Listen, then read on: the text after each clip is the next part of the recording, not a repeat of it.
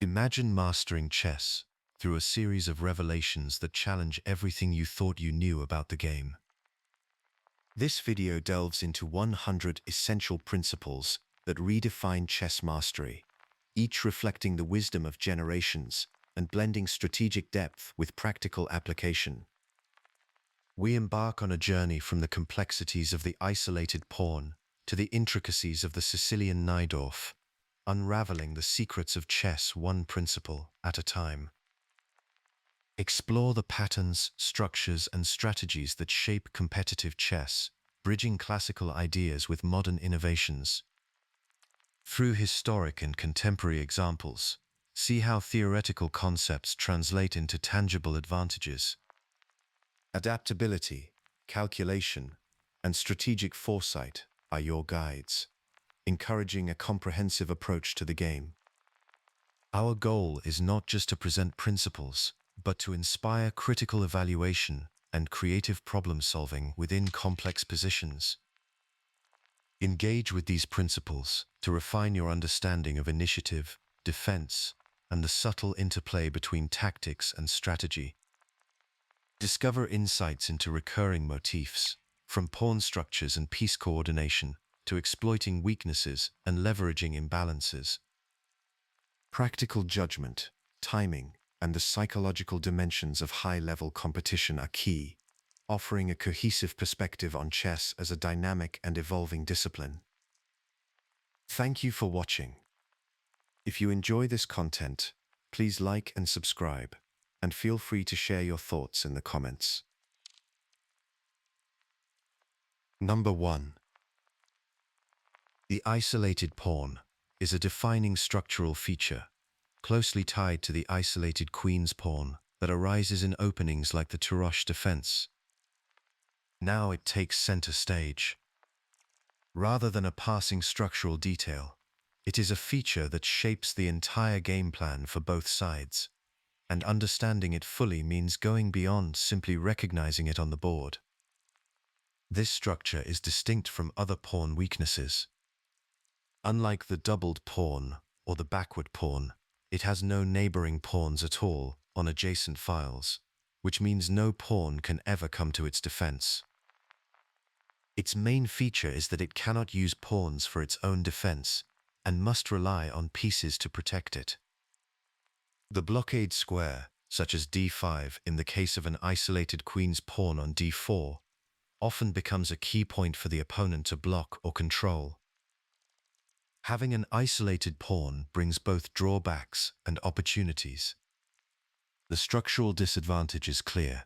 The pawn cannot be defended by other pawns, making it a natural target for your opponent's pieces. That critical square directly ahead also becomes weak, and the opponent can use it as a strong outpost for their pieces. Over time, defending the pawn may tie down your own forces, leading to problems with coordination. On the other hand, it can offer dynamic chances, especially in the middle game. It often controls important central squares and can give its owner more space and open lines for their pieces. If the side with the isolated pawn is active and their pieces are well placed, the extra space can support attacking ideas. For example, the isolated queen's pawn on d4 gives white control over e5 and c5, and can help launch an attack if the pieces coordinate quickly. The balance between these factors shifts as the game moves from middle game to endgame. In the middle game, the initiative and piece activity can outweigh the structural weakness, especially if the side with the isolated pawn can keep the position sharp and avoid trades. As pieces come off the board, though, it becomes a real liability. In endgames, it tends to become harder to defend, and the opponent can frequently coordinate rooks and king to pile pressure on it, often forcing its capture or using it as a distraction to create winning chances elsewhere. The side with the isolated pawn should look for ways to keep the position lively and maximize piece activity. Typical attacking plans include advancing the pawn at the right moment to open lines, especially if it can move forward and break through the opponent's blockade. Using superior development and piece pressure can create threats against the enemy king or on weak squares. It is important to avoid mass exchanges, which would simplify to an endgame where the pawn's weakness is harder to hide. The opponent's main strategy is to block the pawn, often by placing a knight or other piece on the square directly ahead. Once blockaded, the pawn is easier to attack. The next step is to exchange pieces to reduce the defender's chances for counterplay. After that, the attacker can double up rooks or coordinate minor pieces to increase pressure, eventually winning the pawn or forcing other concessions. In many cases, the attacking side uses that critical square as a base for their own pieces, making it both a blockade and a launching pad for further operations. The isolated pawn is not a simple weakness or a simple asset. It is a structural feature that shapes the plans and priorities for both sides. The question to ask, whenever you see this structure, is whether its owner can use the open lines and space for active play, or whether the opponent can block and attack it as the game simplifies.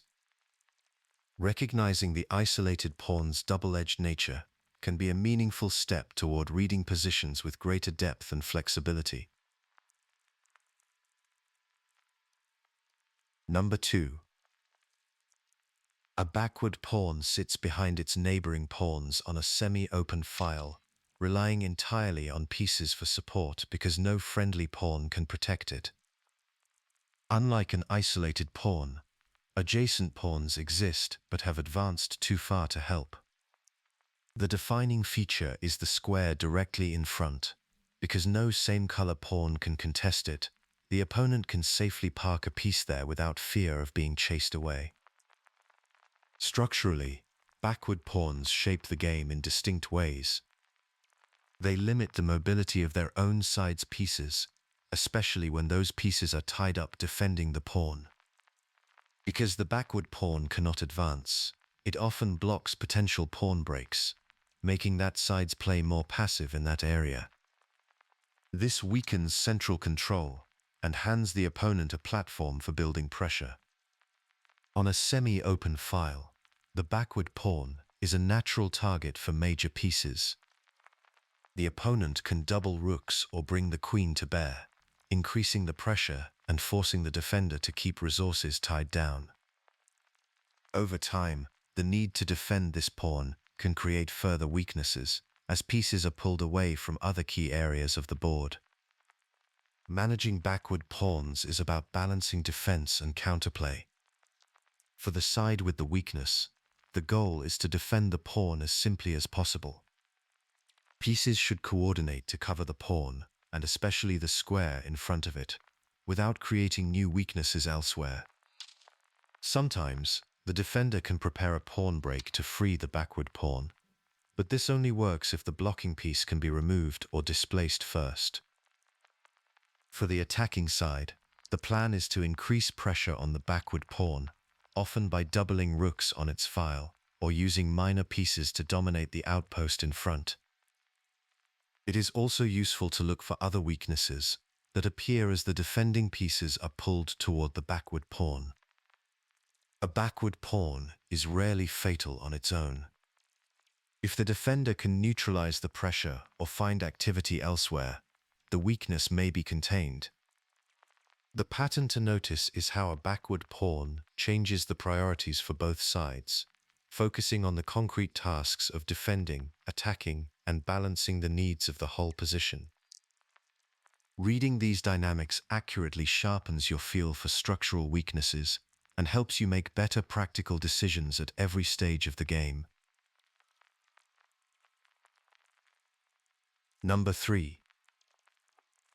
Overloading describes a defender stretched across multiple critical duties at once. The focus here shifts from recognizing the pattern to applying it systematically, both to exploit it in your opponent's position and to prevent it from undermining your own.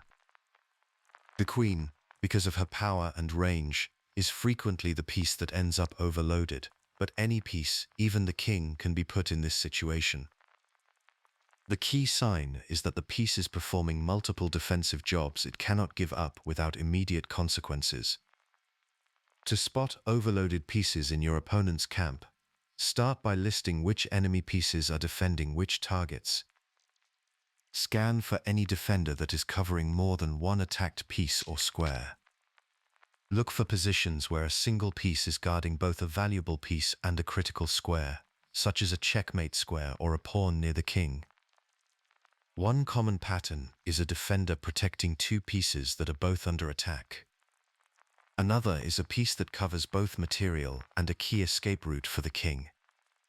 If forcing that piece to move, or capturing it leaves something else hanging, the overload is real and exploitable. Often the tactical blow comes from deflection, a sacrifice or threat that forces the overloaded piece to abandon one of its jobs.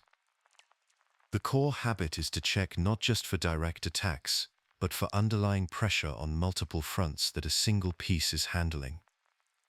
To avoid overloading your own pieces, it is important to distribute defensive tasks across several units instead of piling them onto one. This means planning ahead so that no single piece is left to guard several weaknesses or threats at once. If you notice that one of your pieces is the only piece holding your position together, look for ways to bring in support or relieve the burden. Good coordination and redundancy in defense reduce the risk of overload.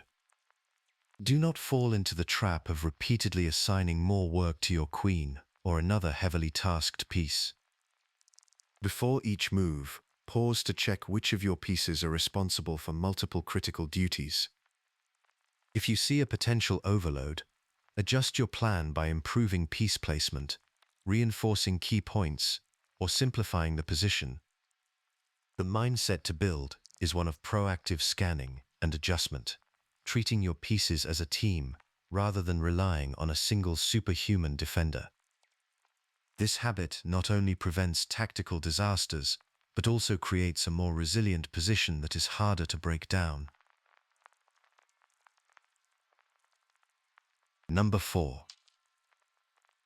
The bishop pair, the advantage of keeping both bishops on the board, earns its place near the top of this list because its influence runs deeper than a simple material count suggests. The reason is simple. Each bishop covers one color complex, and together they can control squares across the entire board.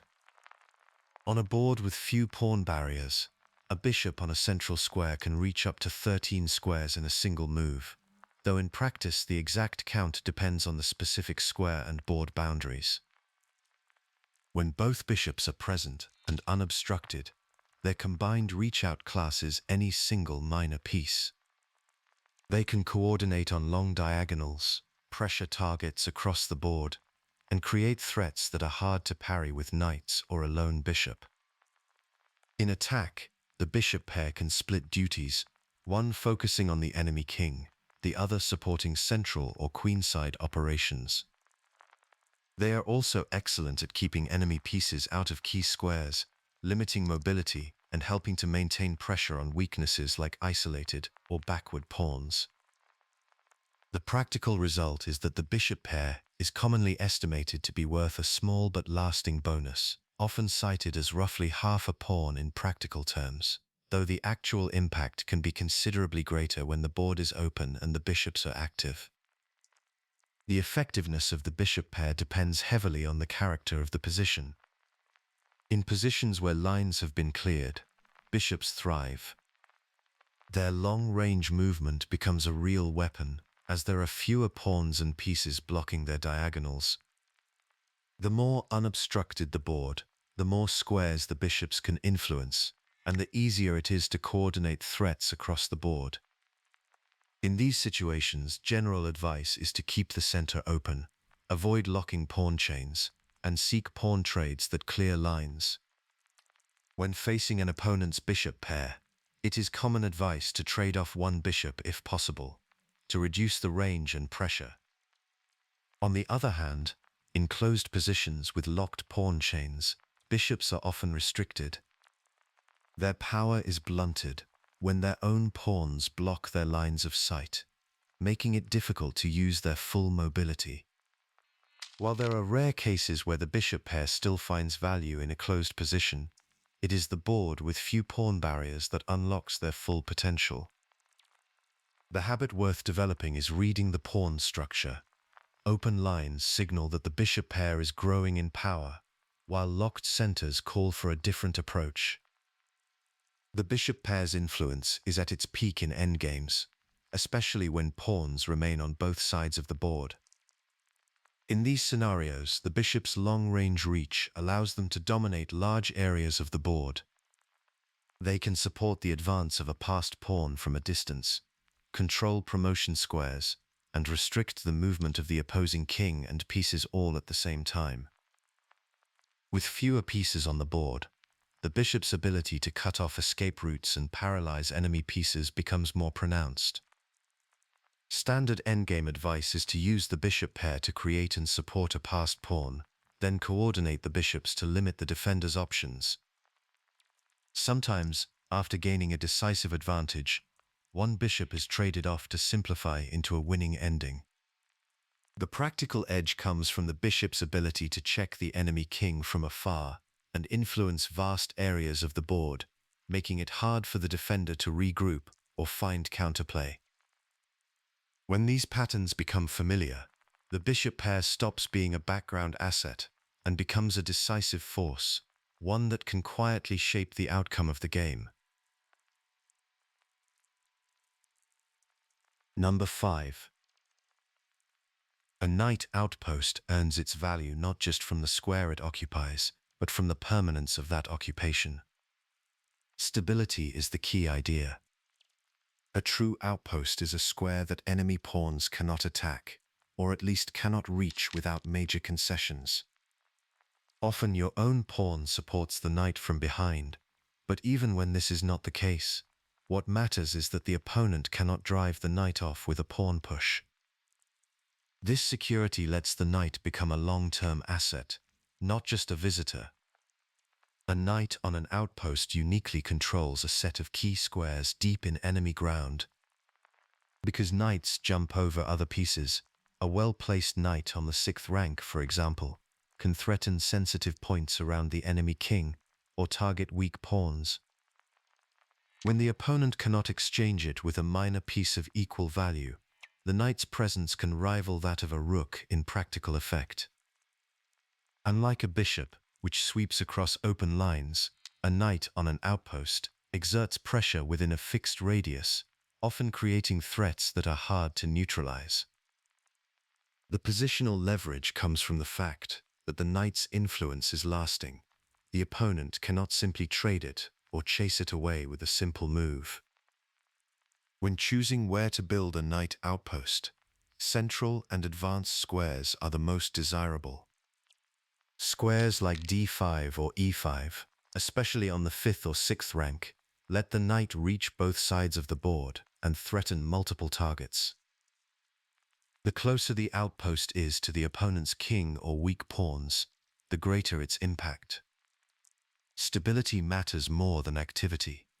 A knight that cannot be pushed away by pawns is far more valuable than one that looks active for only a few moves. Engine evaluations typically assign a meaningful bonus to a knight on a central outpost, reflecting this practical power, especially when the outpost is defended by 1 or even 2 pawns. If the opponent only has a bishop of the opposite color to the outpost square, your knight becomes even harder to challenge, locking in its influence. Recognizing a knight outpost involves understanding that it is not just about the square itself, but about the lasting control and pressure it creates. Consider whether the outpost is secure and whether the knight has targets to influence. In practical play, it's important to scan for central or advanced squares that enemy pawns cannot reach, and to consider how planting a knight there might tilt the balance of the position. Defending against an opponent's knight outpost starts with structure.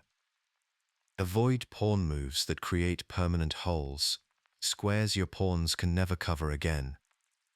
Once a hole exists and you have no pawn that can challenge it, The opponent's knight can occupy the square with little fear of being chased off. If you see your opponent preparing to build an outpost, check whether your pawns can still contest that square, and whether advancing them will create new weaknesses elsewhere. If a knight has already landed on a strong outpost, there are two main ways to fight back. The first is to challenge the knight directly with another minor piece, ideally one of equal value. If your only way to remove the knight is with a bishop of the opposite color to the outpost square, the knight's grip becomes extremely difficult to break. The second is to look for tactical ways to undermine the outpost's support, by attacking the pawn that holds it, or by creating threats elsewhere that force the opponent to defend, possibly weakening the outpost's stability. Always weigh the cost of pawn moves in the area of possible outposts, and be ready to exchange off a dangerous knight if you cannot control the square with your pawns. Every pawn move shapes the landscape for outposts, and each decision can either prevent or invite a powerful knight to settle in. Understanding knight outposts involves seeing board control not just in terms of lines and diagonals, but as a contest for stable, advanced squares. A knight anchored on such a square changes the entire character of the middle game, adding a layer of lasting tension that both sides must respect. Number 6.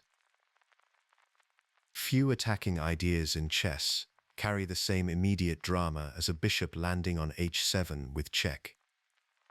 The Greek gift sacrifice, where you give up your bishop on h7 as white or h2 as black, strips away the enemy king's shelter and sets off a precise chain of threats that the defender must navigate perfectly to survive.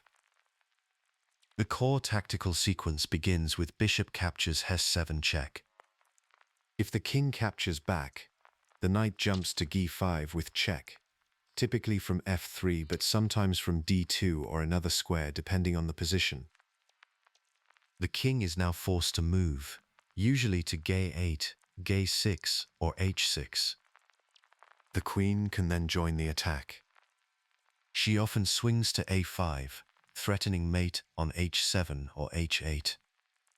Sometimes she shifts to d3 or e2 instead, aiming at the exposed king. The goal is to use the open h-file and the exposed king position to either deliver checkmate or win material. For this sacrifice to work, your attacking pieces, especially the knight and queen, must be ready to join the attack quickly. Timing matters enormously. If your pieces are not well placed, the sacrifice is likely to fail. The Greek gift is most common in early middle game positions after the opponent has castled short. Typical setups include white's knight on f3, ready to jump to g5, and a bishop controlling the diagonal leading to h7. The tactic is most likely to work when you control the g5 square more than your opponent does, and when the defending side cannot easily bring an extra piece to defend h7. In structures like the French defense or certain Queen's Gambit decline positions, these conditions often appear, especially if black's dark squared bishop is blocked or absent and cannot challenge the g5 knight, or if the knight that could defend f6 is not nearby. Warning signs for the defender are a lack of defenders on the king side and open lines near the king. If the knight on g5 can be challenged or exchanged, the initiative fades, so the presence or absence of defenders on e7 or f6 changes everything. Recognizing these patterns and knowing when the position is ripe for the Greek gift sharpens your tactical awareness over time. Defending against the Greek gift takes careful calculation and awareness of resources. If you sense the threat, one practical measure is to play g6 in advance, blocking the bishop's access to h7. If the sacrifice happens and you take the bishop, you must be ready for the knight check on g5. A standard defensive idea is to return the king to g8 if possible, or to interpose a piece on g6 or f6 to trade off attackers. If you can safely play king to g6 after the knight check, and there is no forced mate or decisive material loss, the sacrifice is unsound. Sometimes, bringing a knight to g6 or contesting the b1 to h7 diagonal with a bishop can reinforce the defense. Another common resource is to exchange the attacking knight on g5 as soon as possible, since the pressure dissipates without it. In some cases, giving the king a flight square by advancing the h-pawn to h6 can blunt the attack, but this must be weighed against the weaknesses it creates. The larger point is that the Greek gift works only when the calculation justifies it and the defender lacks the needed resources. Being able to read both sides of this situation strengthens your sense of danger and sharpens your attacking skills. Mastering the Greek gift involves understanding the precise conditions needed for success, enhancing your ability to recognize when to strike and when to hold back. Number 7. Imagine a classic Carlsbad structure. White's 2 queenside pawns advance against black's 3, not to win material or storm the king, but to provoke lasting structural damage. The goal is a backward or isolated pawn in the opponent's camp, a weakness that pieces can target for the rest of the game. This plan is considered positional rather than tactical, and its value comes from the long-term pressure it creates rather than from immediate threats or sacrifices. The minority attack is almost always applied on the queen side, since advancing pawns in front of your own king carries significant risk. The purpose is to create a target for your pieces later, not to rush for an immediate breakthrough. To know when to use a minority attack, look for clear imbalances in pawn structure. The classic sign is a majority of pawns for your opponent on one wing, matched by your own pawn minority that can be advanced. In the Carlsbad structure, for example, White's 2 pawns on A and B face 3 black pawns on A, B, and C, making the queen side the natural focus. Before starting the pawn push, it is important to finish development and line up support, often by placing a rook on the B file so it sits behind the advancing pawn. Doubling the rooks or bringing the queen to pressure the queen side can help. A knight ready to jump into an outpost, such as c5, is also useful. Timing matters. If you start the minority attack too early, before your pieces are ready, your pawns can become weak and overextended. On the other hand, if the defender is active on the same wing, or can quickly launch counterplay in the center or on the king side, your plan can backfire. Not every similar pawn structure justifies a minority attack. The conditions must be right for your plan to produce a real target. When the minority attack lands, it typically leaves a backward or isolated pawn on the C file for black in the Carlsbad structure. That pawn becomes a long-term target, especially when it sits on a half-open file where rooks and the queen can pile on. The pawn exchanges that create this weakness also open lines your heavy pieces can use immediately.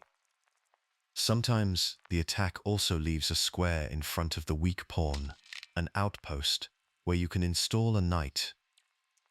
The benefit is that the defender has to use resources to guard a pawn that is hard to move or trade off.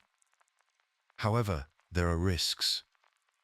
Advancing your minority pawns can weaken your own structure and give your opponent new targets. Sometimes the defender will try to exchange pieces to reduce the pressure, or even use the open files you created for their own counterplay. The real value of the minority attack is not just in creating a weak pawn, but in shaping the board so that your pieces become more active and the opponent's defenses are strained. This is a plan for players who value patience and the slow build-up of pressure, rather than a quick tactical win. Understanding the minority attack changes how you read pawn structures. They become invitations to long-term maneuvering, not just barriers to be broken.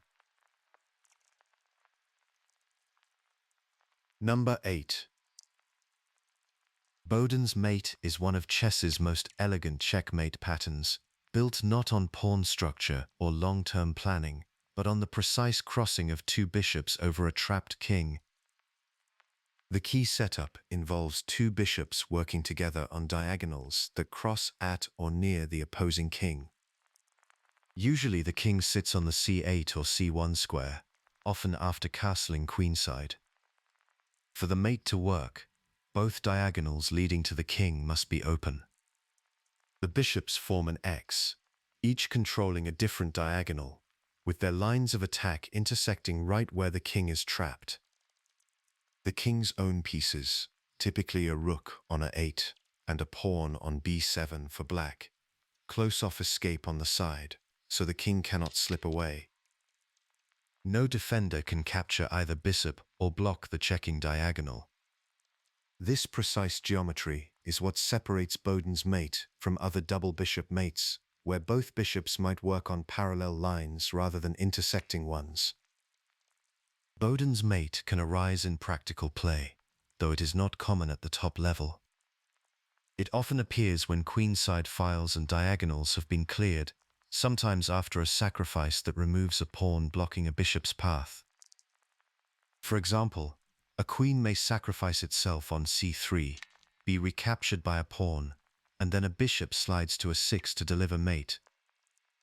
The pattern to watch for is a king stuck on c8 or c1, surrounded by its own rook and pawn, and two enemy bishops with open diagonals converging. In some cases, a defender has advanced queenside pawns, leaving the king hemmed in. The final mate is delivered by one bishop landing on a square such as a 6 or f4, depending on the side and color complex. The critical cue is always the X-shaped bishop coordination and the absence of defenders who can block or capture. Spotting Boden's mate is about more than memorizing the pattern.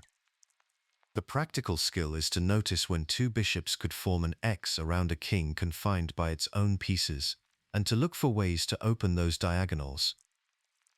This awareness can shape your plans, leading you to consider sacrifices that remove a blocking pawn, or to prioritize keeping the long diagonals clear. For defenders, seeing the threat means finding ways to interpose a knight, bishop, or rook, or to create a flight square for the king. The shift in mindset is to treat the crisscross of bishops as a live possibility, not just a puzzle pattern. With this habit, you start seeing chances for Boden's mate as real tactical resources, hidden in the flow of practical games. Number 9. The Zwischenzug is a tactical tool that interrupts an expected sequence with a new, more urgent threat. This maneuver is not just about the mechanics of chess. It involves advanced timing considerations and a psychological dimension that can unsettle an opponent. The Zwischenzug thrives in sharp positions, where the opponent relies on a series of forced moves and does not expect any interruptions.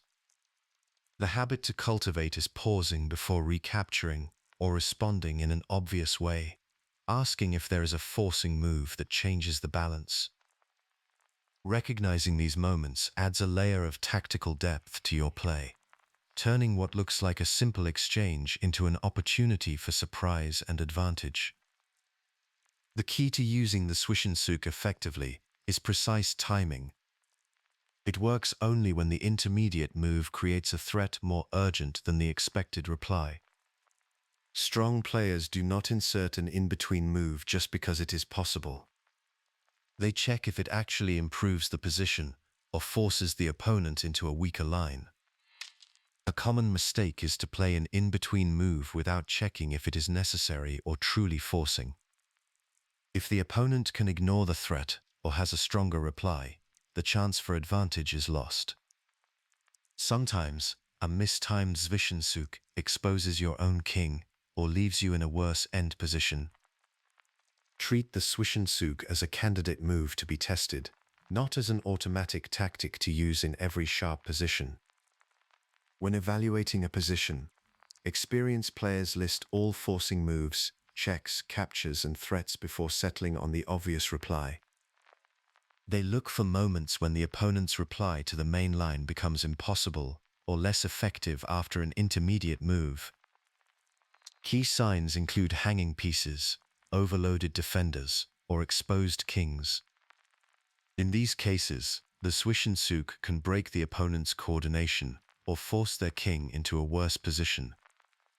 Beyond the tactical impact, the Zwischenzug has a real psychological effect.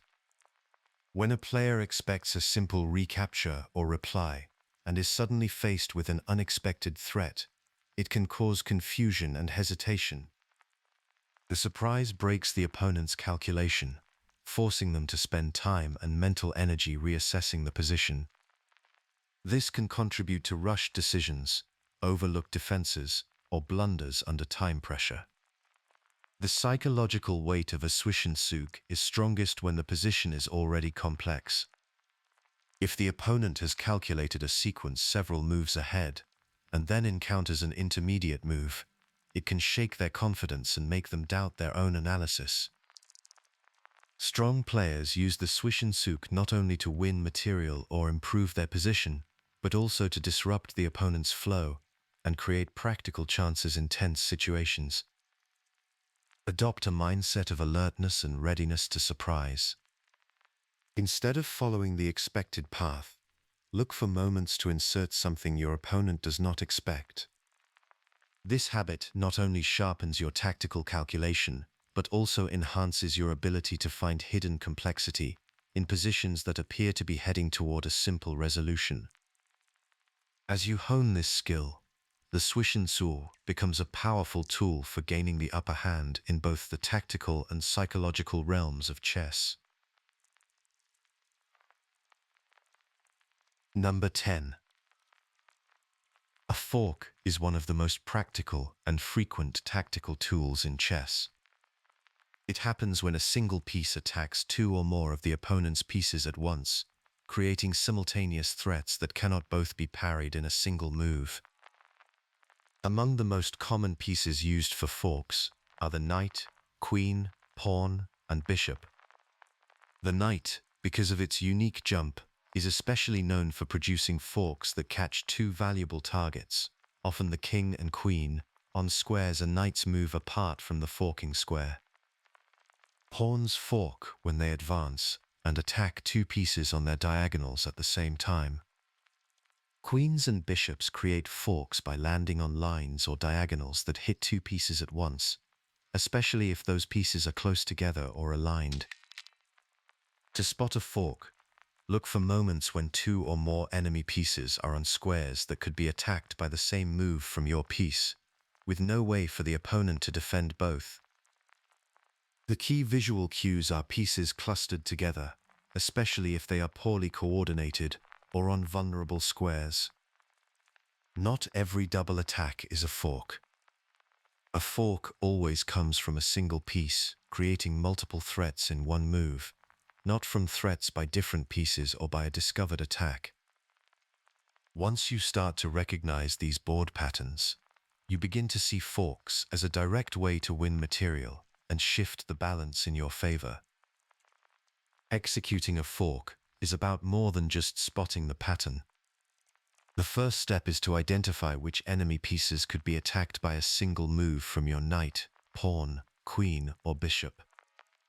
Next, check that the square you want to use for the fork is safe. If your piece can be captured right after, the tactic often fails. Then calculate what happens after the fork. Which piece can you actually capture, and how might your opponent respond? Look for ways to set up the fork by forcing your opponent's pieces onto vulnerable squares, sometimes by making checks or forcing captures that leave pieces close together. Strong players often wait until the opponent's pieces are disorganized or forced onto the same line before playing the forking move. Move order is critical. Sometimes you need to eliminate a defender or play a preparatory move before the fork appears. A common mistake is to rush the fork without checking for counterattacks or missing defensive resources. The habit to build is to pause and check not just the immediate capture, but the whole sequence that follows, making sure you do not leave your own pieces unprotected or walk into a stronger tactic. Defending against forks starts with recognizing the warning signs. When two or more of your pieces are close together, especially if one is a king or queen, pause and check if any of these pieces could reach a square that attacks both. Separate your high-value pieces, avoid lining up king and queen on the same diagonal or file, and keep your pieces protected and coordinated. If you spot a possible fork, move one of the threatened pieces to safety, or interpose another piece if the geometry allows. Sometimes the best defense is to create your own threat, forcing the opponent to abandon their fork plan. If a fork cannot be avoided, consider sacrificing a minor piece rather than losing a major one. The most reliable defenders constantly scan for squares from which the opponent's pieces could launch a fork and adjust their own piece placement to reduce this risk. The mental shift here is from reacting to threats after they appear to anticipating and reshaping your position before forks become possible. When you start to read the board this way, forks become less a surprise and more a pattern you can manage on both sides of the board. Number 11. A skewer is a tactical weapon that relies on forcing the opponent's more valuable piece to move, exposing a weaker target behind it. The core mechanic is simple. A long-range attacker, usually a bishop, rook, or queen, lines up two enemy pieces along a straight line, such as a rank, file, or diagonal. The more valuable piece sits in front, with a less valuable one behind. When the front piece is attacked, it is typically forced to move out of the way to avoid capture. As it steps aside, the piece behind it becomes exposed and often defenseless. The pattern to notice is this. The skewer always pressures the stronger piece first, unlike the pin, which immobilizes a less valuable piece to shield something more important.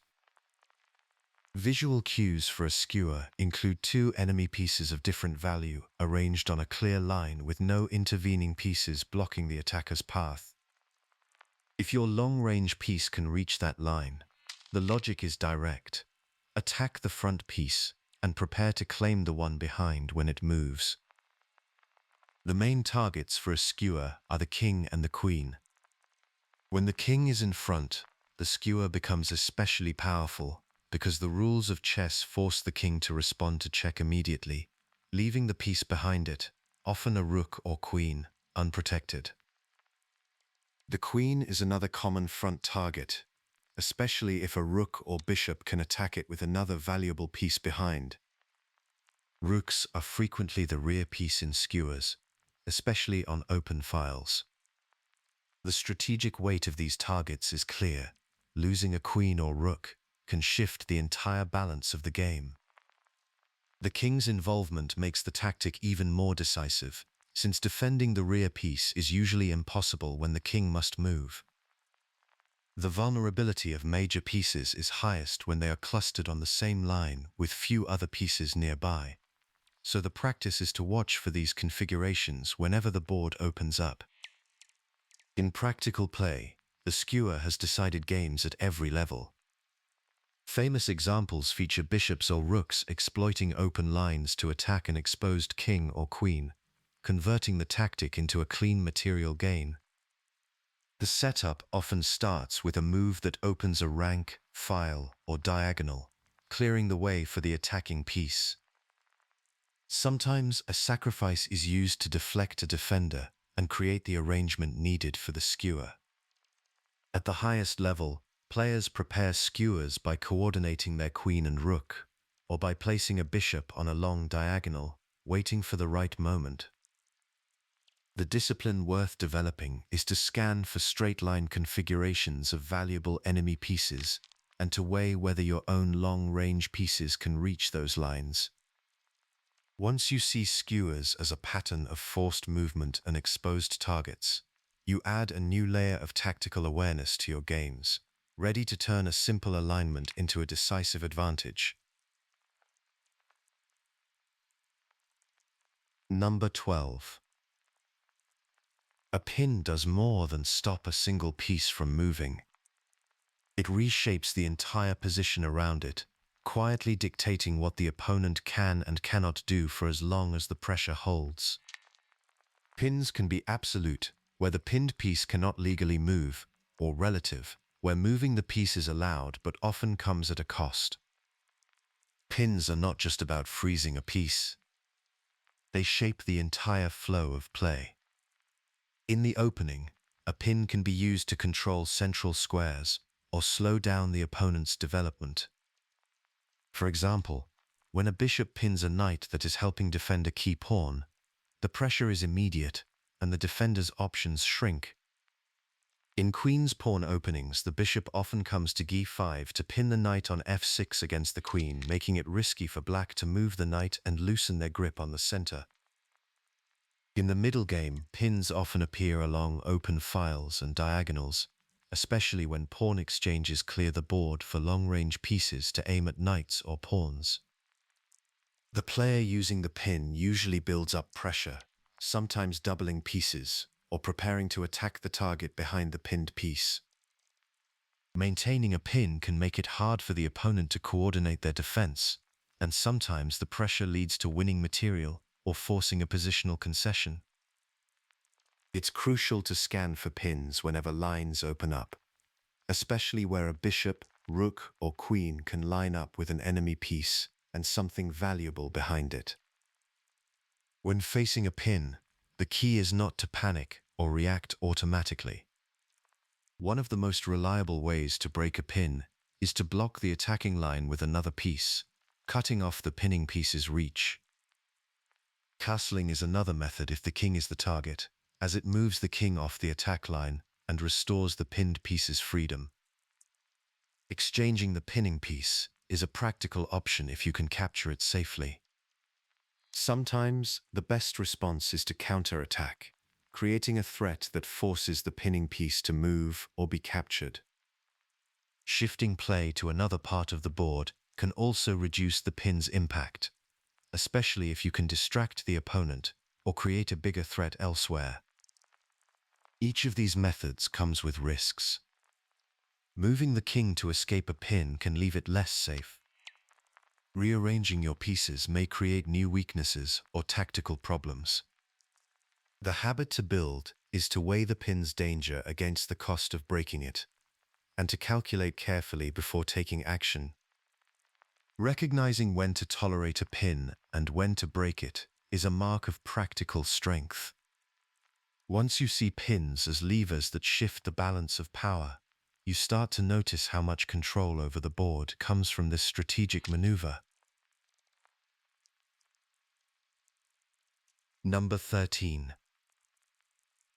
Imagine a scenario where an opponent's piece is lured onto a specific square, only to find itself vulnerable to a new threat. This is the essence of the decoy tactic in chess. What separates a well-executed decoy from a blunder is intent and preparation. The sacrifice is not the end of the sequence, but the setup for what comes next, and the distinction only matters if the follow-up is already in place before the bait is offered. The most frequent targets for decoy tactics tend to be the king and queen, but rooks and minor pieces can also be drawn to awkward or exposed squares. The result is often a follow-up tactic, a fork, skewer, or even checkmate, made possible only because the opponent's piece was lured to that precise spot. Setting up a decoy requires careful planning. The usual process starts by arranging your pieces so that a sacrifice on a key square looks tempting or safe for the opponent. It is important that the sacrifice does not look suspicious or forced. Strong players often disguise their intentions by developing pieces naturally or building quiet pressure on the target square. When the moment is right, you offer a piece, often a bishop or pawn, for capture on the square you want the opponent's piece to occupy. If the opponent captures, your prepared follow-up strikes with precision. Typical board patterns involve alignments of king and rook or king and queen on the same file or diagonal, or weak squares around the king. The effectiveness of the decoy depends on making the bait look attractive, while hiding the real threat until the sequence is set in motion. Using a decoy is not just about spotting the sacrifice, but about predicting how the opponent will respond. A careful player will sometimes refuse the bait or find a defensive move that sidesteps the tactic. Before committing to a decoy, it is important to calculate all plausible replies, including declining the offer, interposing a piece, or launching a counterattack. If the opponent finds a resource you missed, your sacrifice may simply leave you down material. Strong players organize their calculation into clear branches. What happens if the decoy is accepted, and what if it is declined? Flexibility is essential. If the original plan no longer works, shift to a new target, or use the improved piece placement for other threats. The habit worth building is to treat the decoy as a tool for shaping the opponent's choices, rather than forcing them. When you see positions as a web of possible lures and responses, you gain a practical sense for when the decoy will tip the balance. Number 14. A discovered attack is built on a simple but powerful idea. One move, two threats. When a piece steps aside, it opens a line for a long-range piece behind it, and a moving piece can simultaneously strike at a second target. The opponent is left scrambling to answer both at once. A fork concentrates both threats in a single piece, while a discovered attack distributes them across two. And unlike a pin, where a piece is frozen in place, the blocking piece here is the one doing the work. Its movement is the trigger. For a discovered attack to work, the pieces must be lined up on a rank, file, or diagonal with at least one enemy target in sight. The most common pattern is a long-range piece hiding behind a pawn, knight, or another piece, waiting for the right moment to be revealed. Sometimes the discovered piece aims at a key square, rather than a specific piece, such as a mate threat or a block. Executing a discovered attack requires careful setup. The first step is to notice when your own pieces and the opponent's pieces are aligned on the same line of attack. Next, you need to calculate what happens if you move the piece that is blocking your long-range attacker. Ask what new threat the moving piece can create, and what the revealed piece will attack once the line is opened. Timing is critical. If you reveal the attack too soon, the opponent may have a defense ready. If you wait too long, the opportunity may disappear. The most favorable moments tend to arise when the opponent's pieces are already stretched thin, unable to cover both threats at once. Strong players often prepare the discovered attack by slowly improving the positions of both the moving piece and the discovered piece, waiting for the enemy to become vulnerable. Coordination is essential. The moving piece should either create a new threat or move to a safer or more active square, while the revealed piece must have a real target. If the discovered piece is not threatening anything important, the tactic fails. Another common issue is failing to consider the opponent's defensive responses. Sometimes, the opponent can neutralize both threats with a single move, or even counterattack. It is also important not to leave your own pieces hanging, or your king exposed when executing the tactic. The most effective discovered attacks are those where all your pieces remain coordinated and your position stays safe. Experienced players will look for defensive resources and try to anticipate your idea. Discovered attacks appear in many practical games, both old and new. The pattern is not limited to one type of position or opening. It can happen in the middle game when lines are open and both sides have many pieces, or even in quieter positions where an unexpected alignment appears. Classic examples show a pawn or knight stepping off the line of a bishop, rook, or queen, suddenly exposing an unprotected piece or a critical square to attack. Sometimes, the discovered attack wins a queen or rook outright. Other times, it simply forces the opponent to give up a minor piece, or allows your own pieces to become more active, gaining control of an open file or diagonal. Even when it does not win material, the tactic can shift the momentum by forcing awkward defensive moves or improving your own coordination. In real play, the sign of a possible discovered attack is often the quiet alignment of two of your pieces with an enemy target. Developing the ability to recognize these opportunities enhances your tactical vision, turning simple piece movement into a source of dual threats and practical advantage. Number 15. Spotting and removing a critical defender is a central skill in practical chess. Not every active or well-placed piece is truly essential to the defense. What matters is which piece is holding together the opponent's position, either by guarding a key square, protecting an important piece, or preventing a tactical shot. The habit is to start by identifying your main target. This could be the king, a loose rook, or a sensitive square. Then calmly ask which of your opponent's pieces is actually stopping you from reaching that target. Sometimes, several pieces share this job, but often there is one main guardian. Pieces like knights or bishops are common critical defenders because they control key squares, especially near the king. Rooks and queens often serve as back-rank defenders or coordinate to shield the king from checks.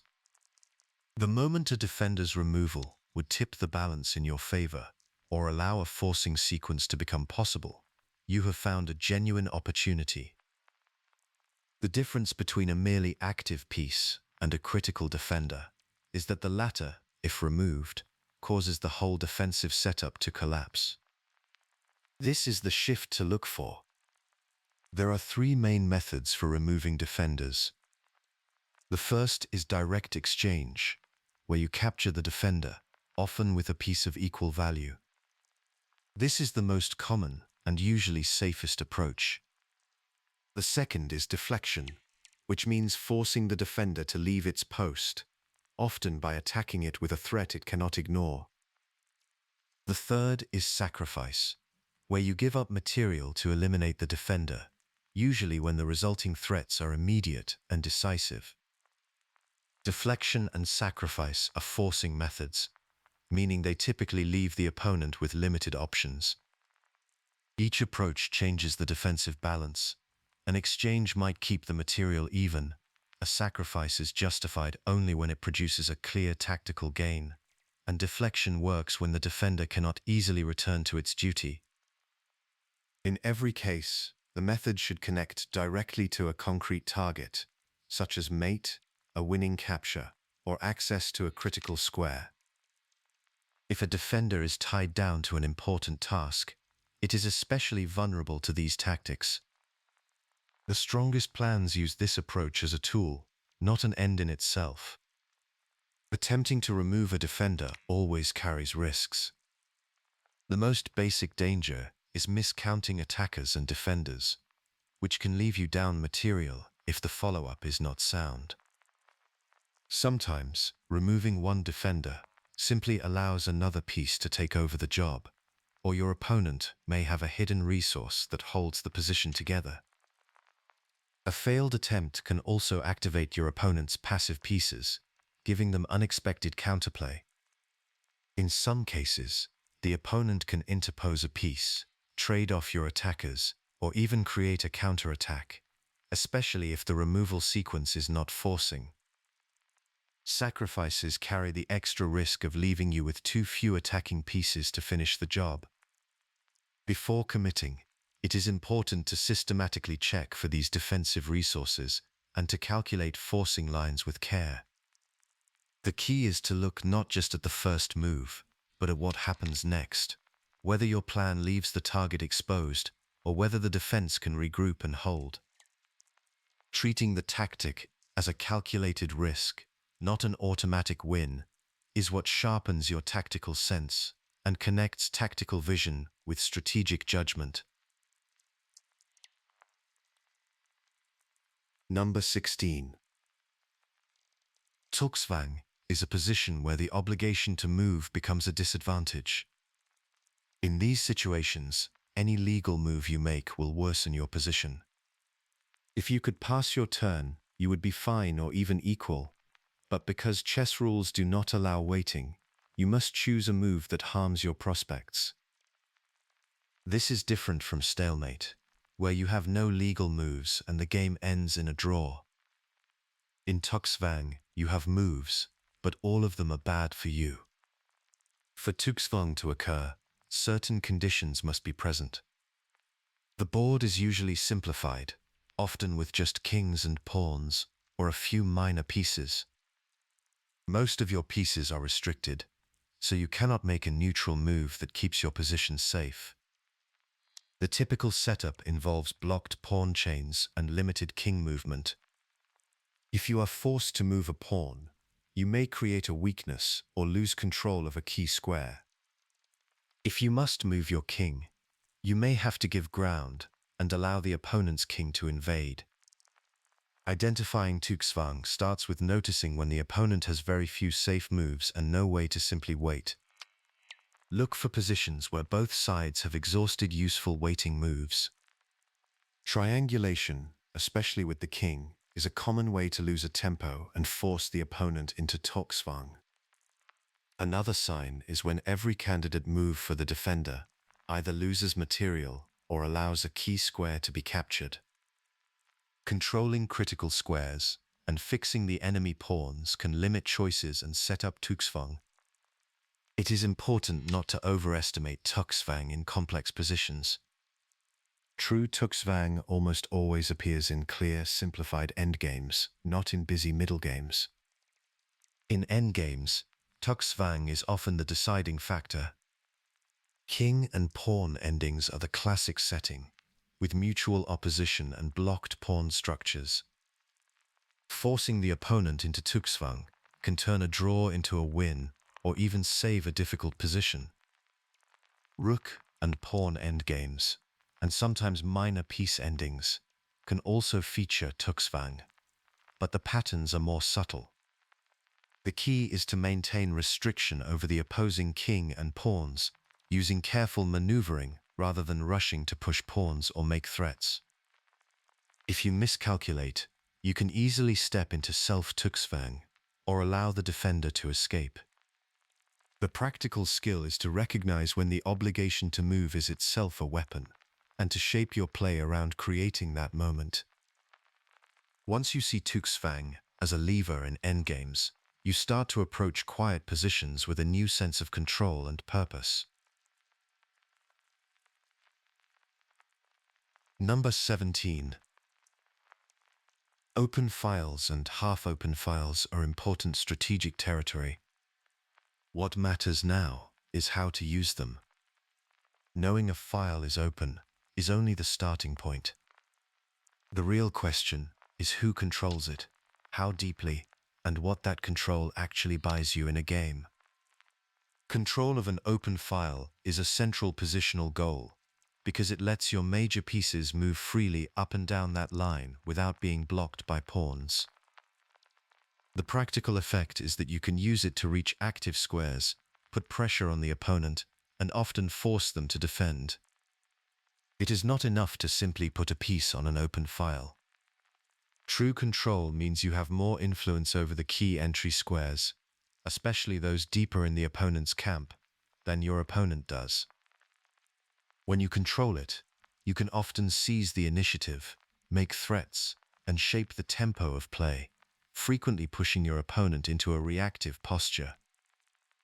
If you lose control, you may find your pieces pushed into passive positions or your defenses stretched as the opponent invades with heavy pieces.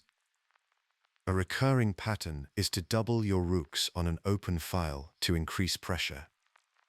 Rooks are particularly well suited to these lines because their range is only limited by obstacles, and with no pawns in the way, they become highly active. The main maneuvers involve placing a rook on the open file, then bringing the second rook behind it to reinforce the pressure. From there, the rook or pair of rooks can penetrate to the 7th rank, attacking multiple pawns or threatening to invade even further. Sustained rook control can tie down the opponent's pieces, limit their mobility, and set up tactical shots or combinations. However, advancing a rook too far without support can backfire, as it may become exposed to attack from enemy minor pieces. The practical skill is to use the open file as a base for coordinated activity, not just as a parking spot. Open files quietly steer much of positional chess. When you train yourself to spot them early and use them as highways for your major pieces, you begin to see the board in terms of dynamic possibilities, not just static shapes. This shift in attention is what turns the open file from a background feature into a central tool for shaping the course of the game. Number 18. A weak square complex forms a zone of connected squares your pawns can no longer contest. Unlike a single isolated hole, a complex covers a broader area of the board. A complex matters more because it forms a zone where your opponent's pieces can operate freely, and defending with pieces alone can stretch your resources thin. You can spot a weak square complex by looking for patterns where multiple adjacent squares lack pawn protection. Common cues include missing pawns on one file, advanced pawns on neighboring files, or overextended pawn chains. For example, when you push your kingside pawns forward around a castled king, the light or dark squares behind them can become a connected group of weak squares. Central complexes often appear after pawn exchanges or in structures with isolated or doubled pawns, especially when no pawn can challenge a group of same-colored squares in the center or on the flank. The key is to scan for clusters, not isolated spots. When you notice enemy pieces repeatedly aiming for the same set of squares, or when you find yourself unable to contest a block of squares with pawns, you are likely facing such a cluster. Recognizing these patterns early helps you understand where the position is at risk and where the battle for control will play out.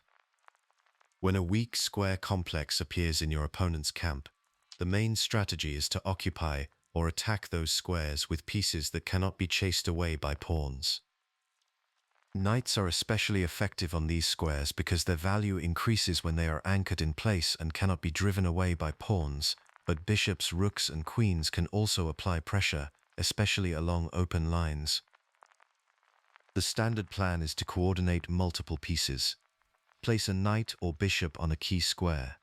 Then line up your heavy pieces to support or attack through files, ranks, or diagonals connected to the complex.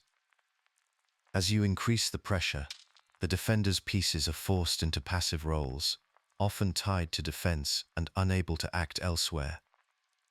This can lead to new tactical chances, such as attacks on weak pawns or threats against the king. It is important to avoid rushing. Immediate occupation is not always best. Often you need to prepare by improving piece placement first, waiting for the moment when your opponent can no longer easily trade off your key attacker or shore up the complex. Sometimes the defender will try to exchange your key attacker or seek pawn breaks nearby to distract your forces. The key habit is to treat these zones as long-term targets, where patient build-up and precise calculation can quietly shift the balance, even if material does not change right away. To avoid creating weak square complexes in your own position, focus on maintaining flexible pawn structures and think carefully before advancing or exchanging pawns. Every pawn move that leaves squares unprotected behind it carries a long-term cost, since pawns cannot move backward. Before pushing a pawn, ask whether the squares it controlled will become permanent holes, and whether your pieces can cover them if needed. Avoid unnecessary pawn advances on the flank, especially in front of your castled king, or in areas where you lack piece support. When trading pawns, make sure you are not opening up a cluster of same-colored squares that your opponent can use. If you have a fianchettoed bishop, be cautious about trading it off, since its absence can leave a color complex weak and hard to defend. Sometimes, you must accept a weak square complex for dynamic reasons, but look for compensation through piece activity or control of open files. The habit to develop is to anticipate the long-term effects of each structural change, using piece coordination and careful planning to prevent weaknesses before they appear. This approach transforms the management of weak square complexes from a reactive core into a proactive part of your overall strategy. Number 19. Imagine a tense middle game where your advanced pawn has crossed into enemy territory, exerting influence and shaping the opponent's plans. Recognizing this shift from simple mobility to a board-shaping force is crucial.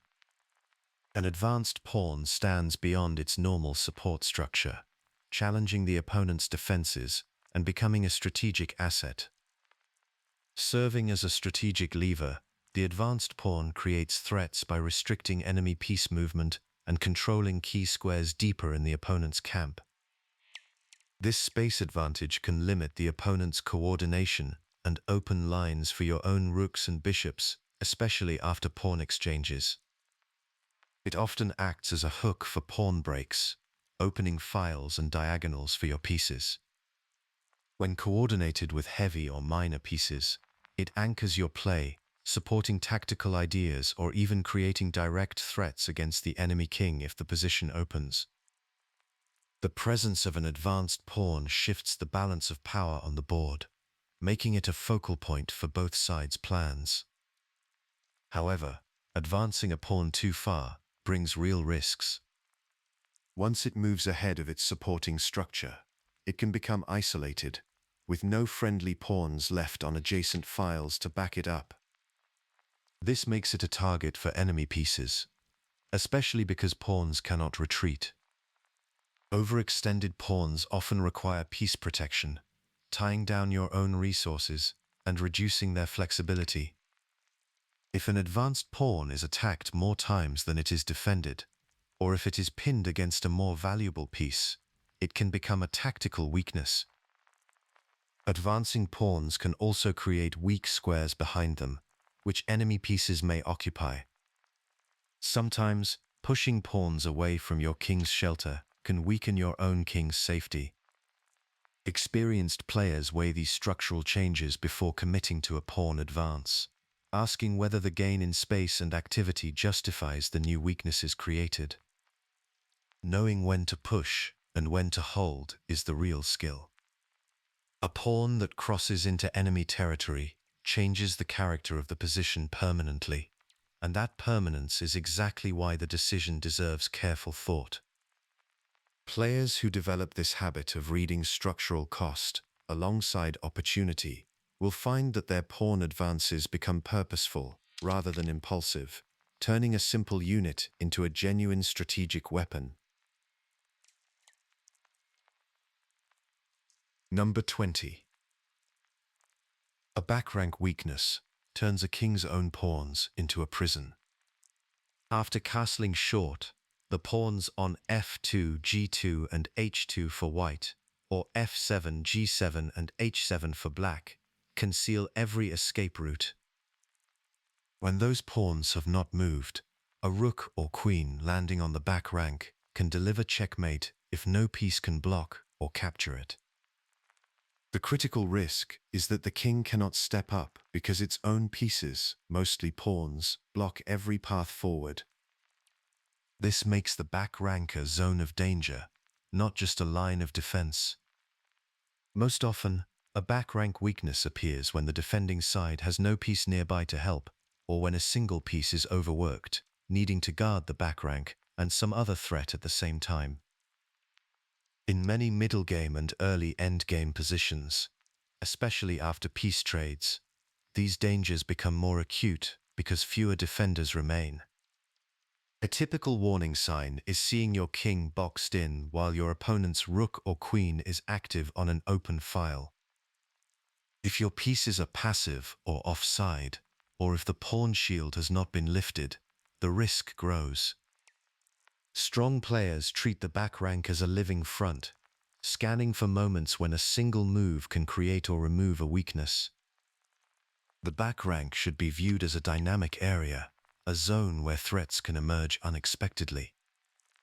Tactical motifs that exploit back rank weaknesses are among the most frequent and decisive in practical chess. The most common is the direct back rank mate, where a rook or queen lands on the back rank and the king, unable to escape because of its own pawns, is checkmated. But even when mate is not possible, the threat of mate can force the defender to give up material. For example, a rook may sacrifice itself to draw a defending piece away, exposing the king to a mate on the next move. Another frequent tactic is overloading. Deflection is another classic theme. If a single piece covers the back rank, an attacker may force it to move away, clearing the path for mate. Sometimes a preparatory pawn advance or capture opens a file, giving a rook or queen access to the back rank. Sequences where a rook invades the 7th rank and then swings over to the back rank are also common, especially when the king is boxed in and defenders are few. These patterns appear in many well-known games, even at the highest levels. The underlying habit is to notice when your own or your opponent's king is locked in with no flight square and to scan for heavy pieces, rooks or queens, that can enter along an open or semi-open file.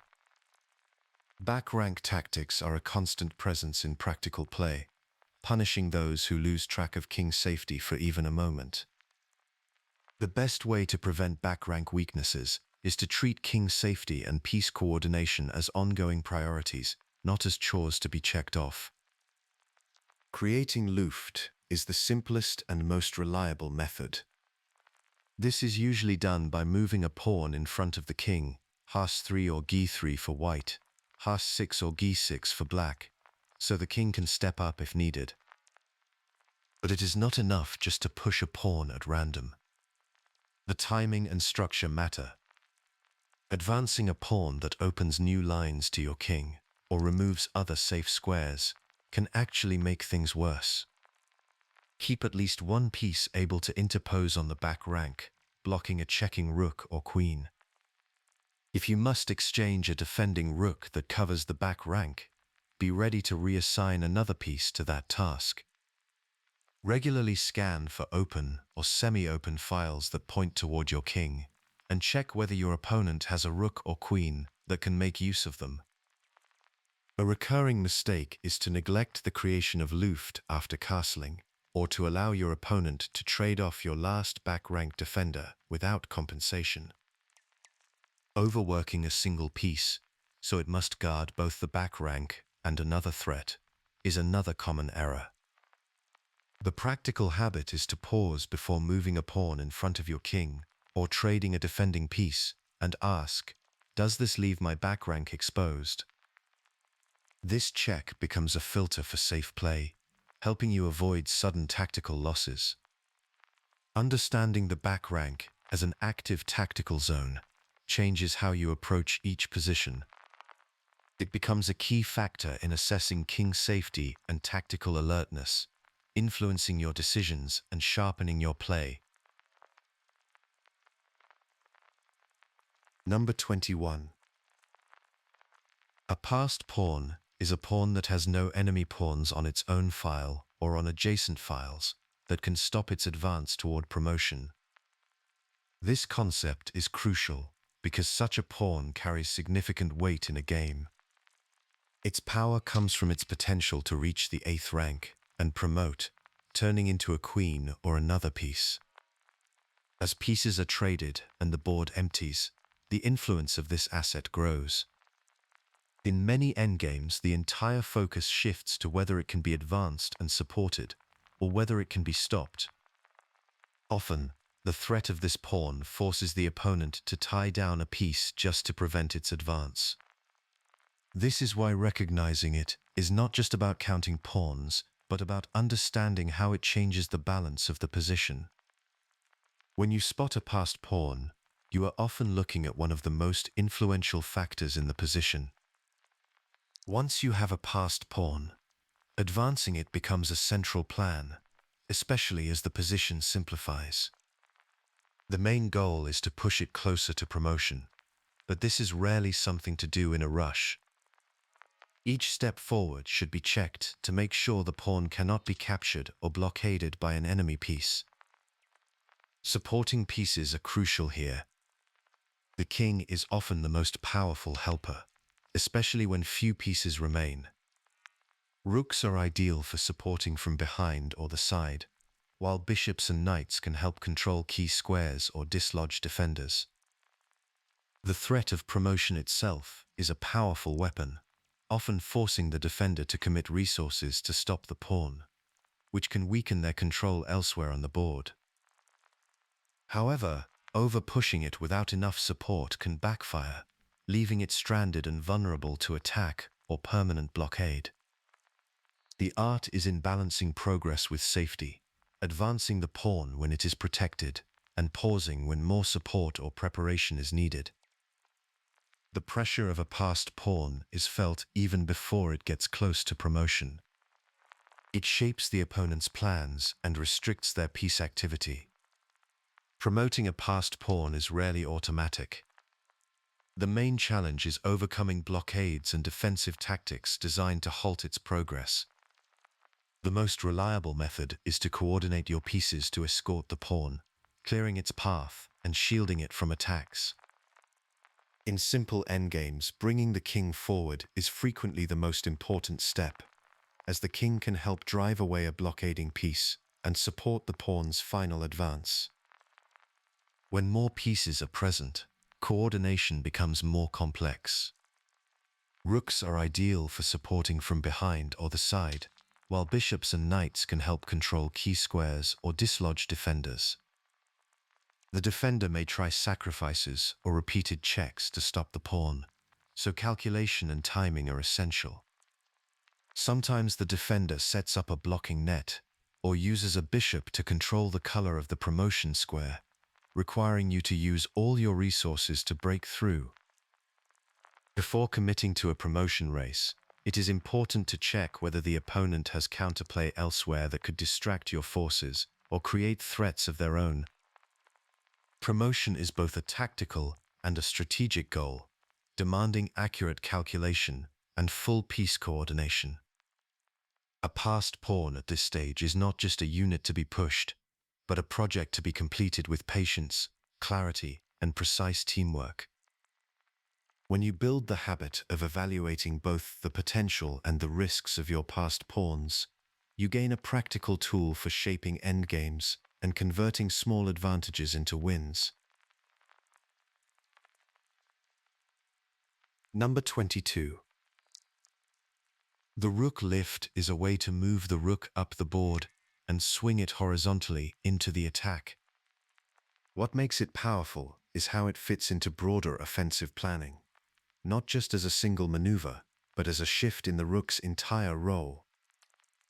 Instead of sitting passively behind its own pawns, the lifted rook becomes a central piece of the attack, ready to pressure the opponent's position or help coordinate an offensive across the board.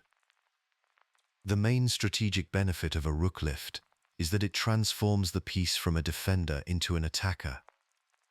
On the back rank, a rook's influence is usually blocked by its own pawns and pieces.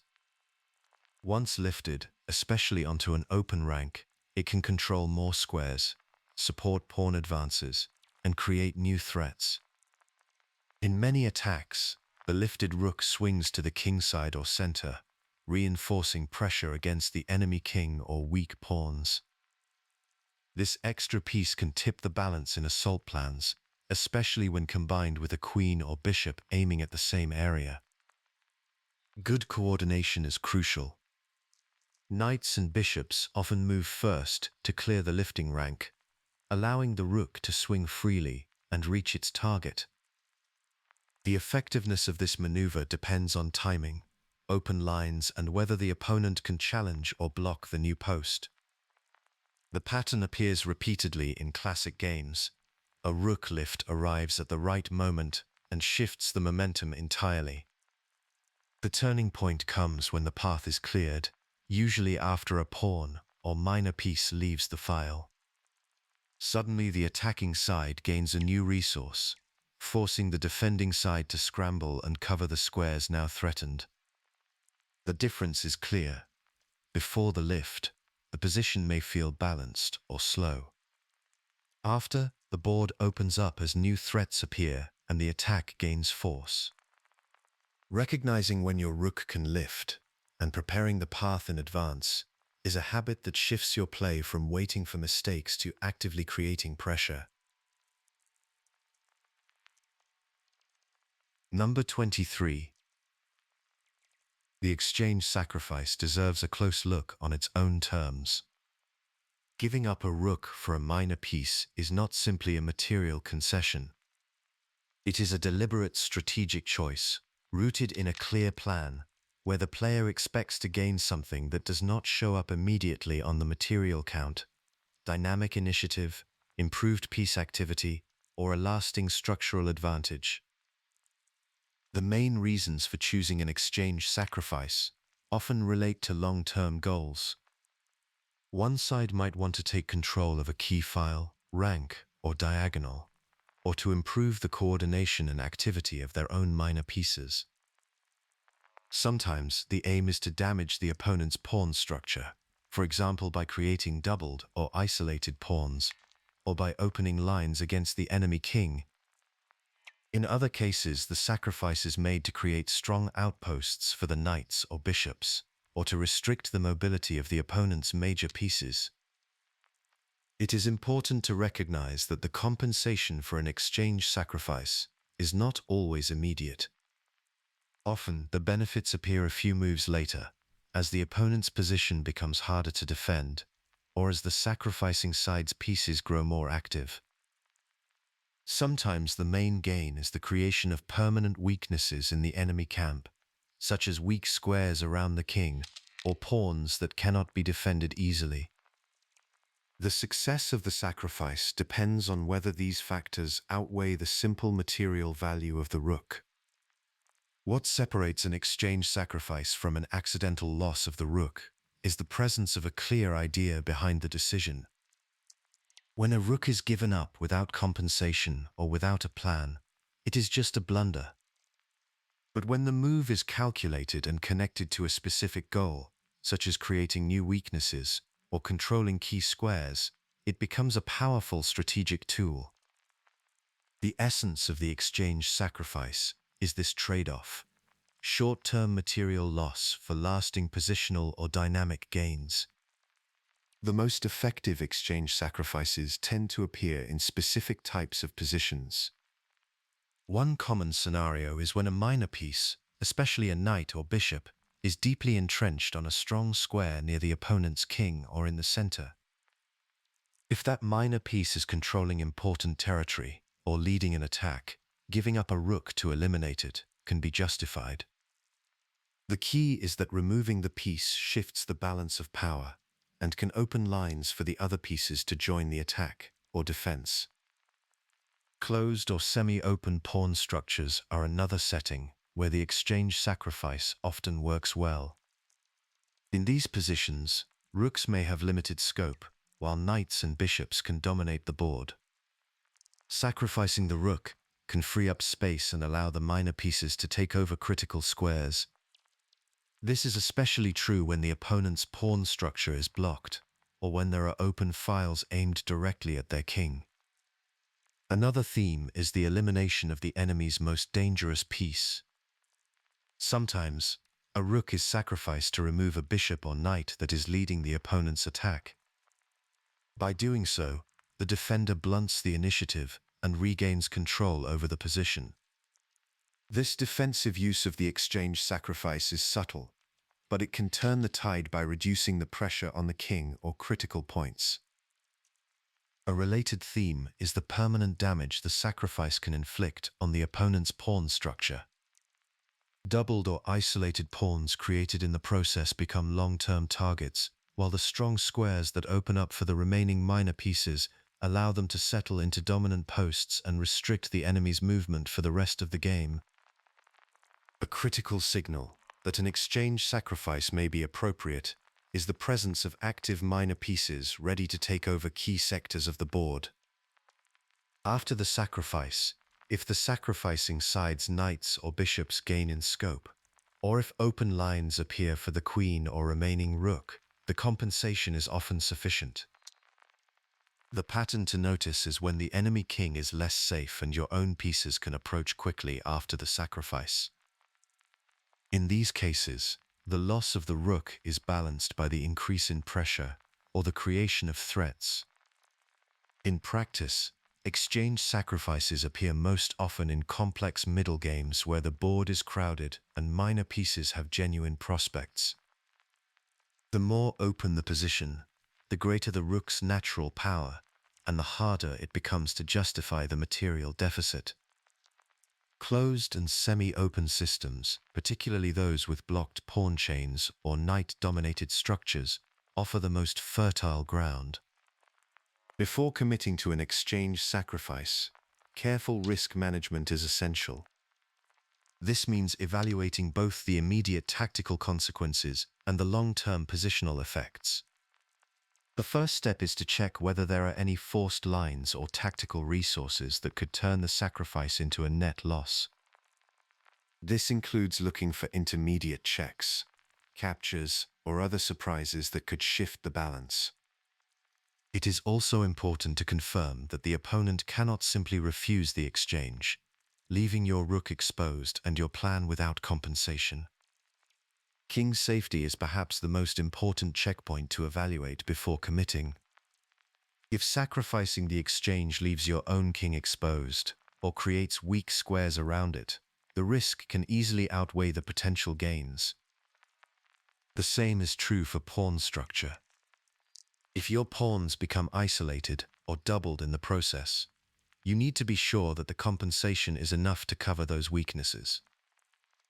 Piece coordination after the sacrifice is another critical factor.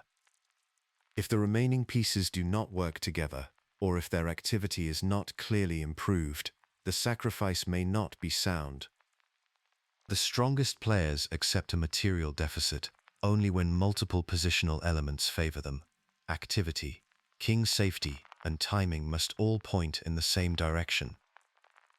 Patience in timing the exchange sacrifice is often the difference between success and failure.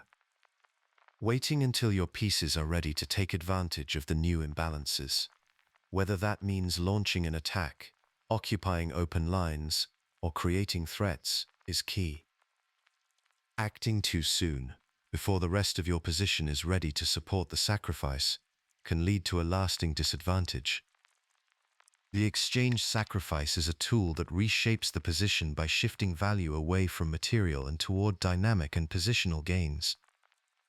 When you recognize the signs that compensation is present, and when you weigh the risks with clear calculation and positional understanding, the exchange sacrifice becomes not just a tactical device, but a strategic resource for changing the balance of the game.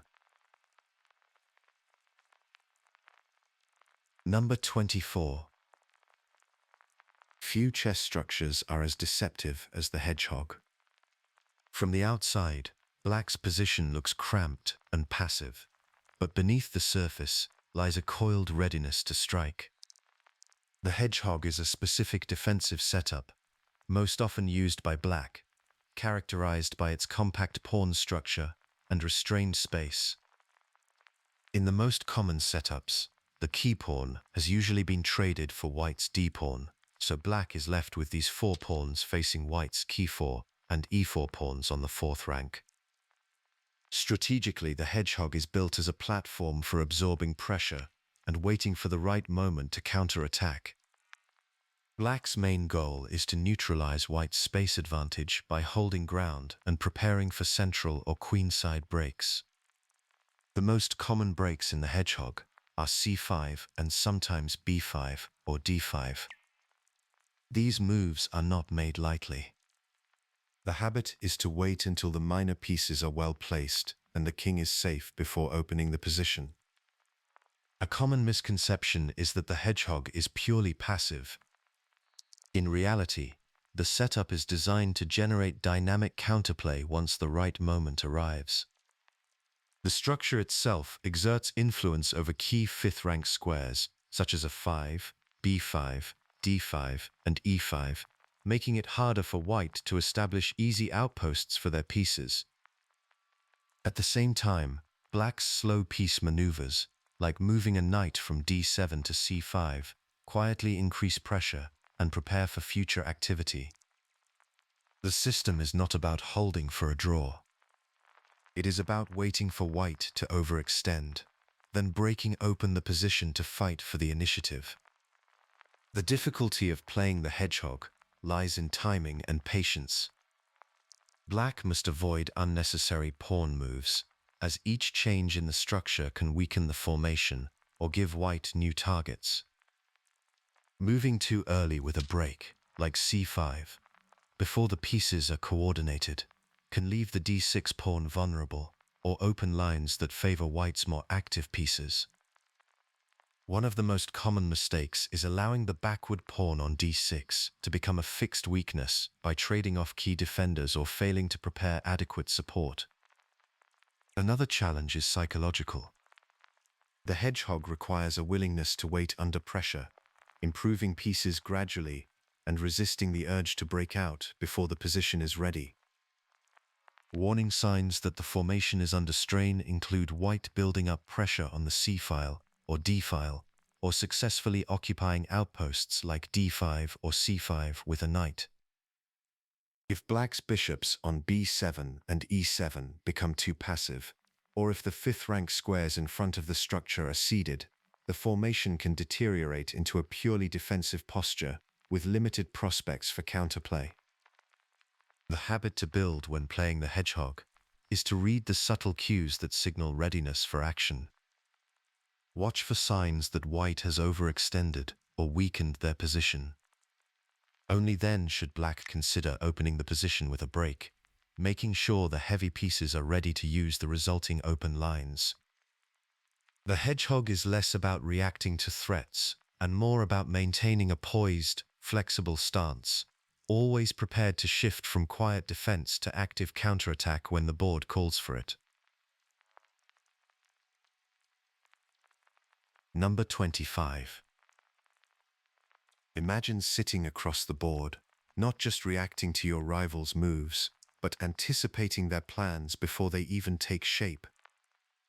The deeper question is not whether to use prophylaxis, but how to consistently cultivate the habit of reading the board this way.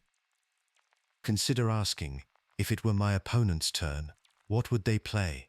Moves like pawn to h3 or r3, which keep enemy knights or bishops from landing on strong squares, are classic examples. The goal is to limit your rival's options, control key squares, and quietly shape the direction of the game before any direct attack begins. To spot threats early, develop the practice of scanning the board for what the other side could do next, not just what they are doing now. Start by reviewing their last move for clues about their intentions. Check for active piece moves, potential pawn breaks, or new pressure points that could appear in a few moves. Look at your own pawn structure and see if there are weaknesses that could be targeted, like squares near your king or isolated pawns. Evaluate both sides' piece activity. If their pieces are improving or maneuvering toward a sector, ask what plan they might be preparing. When you notice a possible threat, update your own plan to include moves that block or limit those ideas, even if that means playing a quiet move instead of something more aggressive. Avoid making useful moves without purpose. Always tie them to a concrete plan you are preventing. The challenge is to separate real, developing threats from vague possibilities that do not require action yet. Patterns that call for prophylactic thinking appear across many positions. If an enemy knight or bishop can jump to a powerful square near your king, such as f4, g5, or e5, consider moves that take away those landing squares. If an open file or diagonal could be used for a pin, like a bishop coming to g4, or a rook to the c-file, a move like h3 or rook to c1 may be needed before the threat is real. When you see your rival preparing a pawn break in the center or on the flank, you might reinforce the area or control the square to prevent the break. More advanced players look for signs in the opponent's piece regrouping or subtle pawn moves that hint at a plan, and they act to restrict those options early. Build a position that quietly limits the other side's choices, making it hard for them to find a clear plan. Prophylactic moves are not a style to be used in every position, but a tool for moments when you can read the rival's intentions and act before their plan can take shape. This approach shifts chess away from pure reaction and toward foresight, where you begin to shape the flow by reading the position one step ahead. Number 26. Imagine a tense moment in a famous game where a pawn storm decides the outcome. A pawn storm is a powerful weapon, especially after opposite side castling. The core idea is not just to gain ground, but to open lines and files, especially for rooks and queens, by trading or advancing pawns in rapid succession. This often leads to weaknesses in the opponent's pawn shelter, creating concrete attacking chances for your other pieces. The value of this approach comes from its ability to disrupt a stable defense and generate tactical opportunities where none existed before. Launching such an assault is most effective when certain conditions are met. The clearest signal is when both players have castled on opposite wings, because it lets you push pawns on the side farthest from your own king, while reducing the immediate risk to your own position. Even so, storms also appear in positions where the kings are on the same side, or when one king remains in the center, provided your pieces are well placed to support the advance. Timing is often the deciding factor. Starting the advance too early, or without proper support, often leads to overextension and creates targets for your opponent. Strong players typically wait until their attacking pieces are developed and ready to exploit the breaches created by the advancing pawns, though the exact moment depends on the specific position. Coordination matters. The advancing pawns act as a battering ram, but it is the heavy pieces that exploit the breaches. The key is to judge whether opening lines will benefit your own forces more than the opponent's, and to ensure that your attack is faster and more dangerous than any counterplay your opponent might generate. The risks of this strategy are real and must be managed carefully.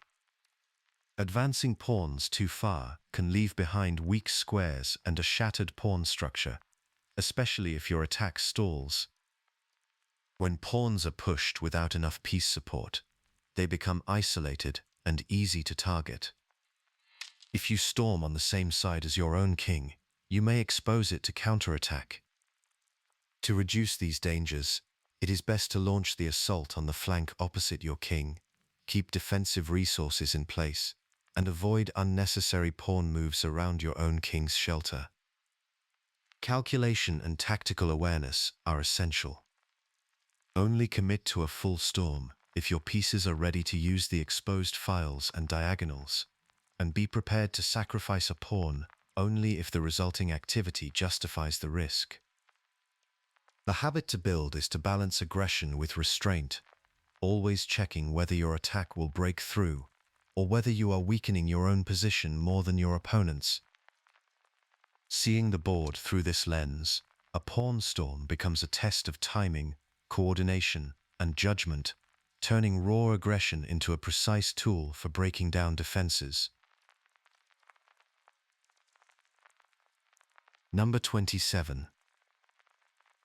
Few moments in chess are as striking as watching a king stride across the board in the middle of a fight, abandoning the safety of its corner and marching toward the action as if daring the opponent to stop it. The king walk, king march, and wandering king name, a rare and advanced maneuver worth examining in detail. The king walk is not just a calculated risk. It is a strategic decision that can redefine the dynamics of a game.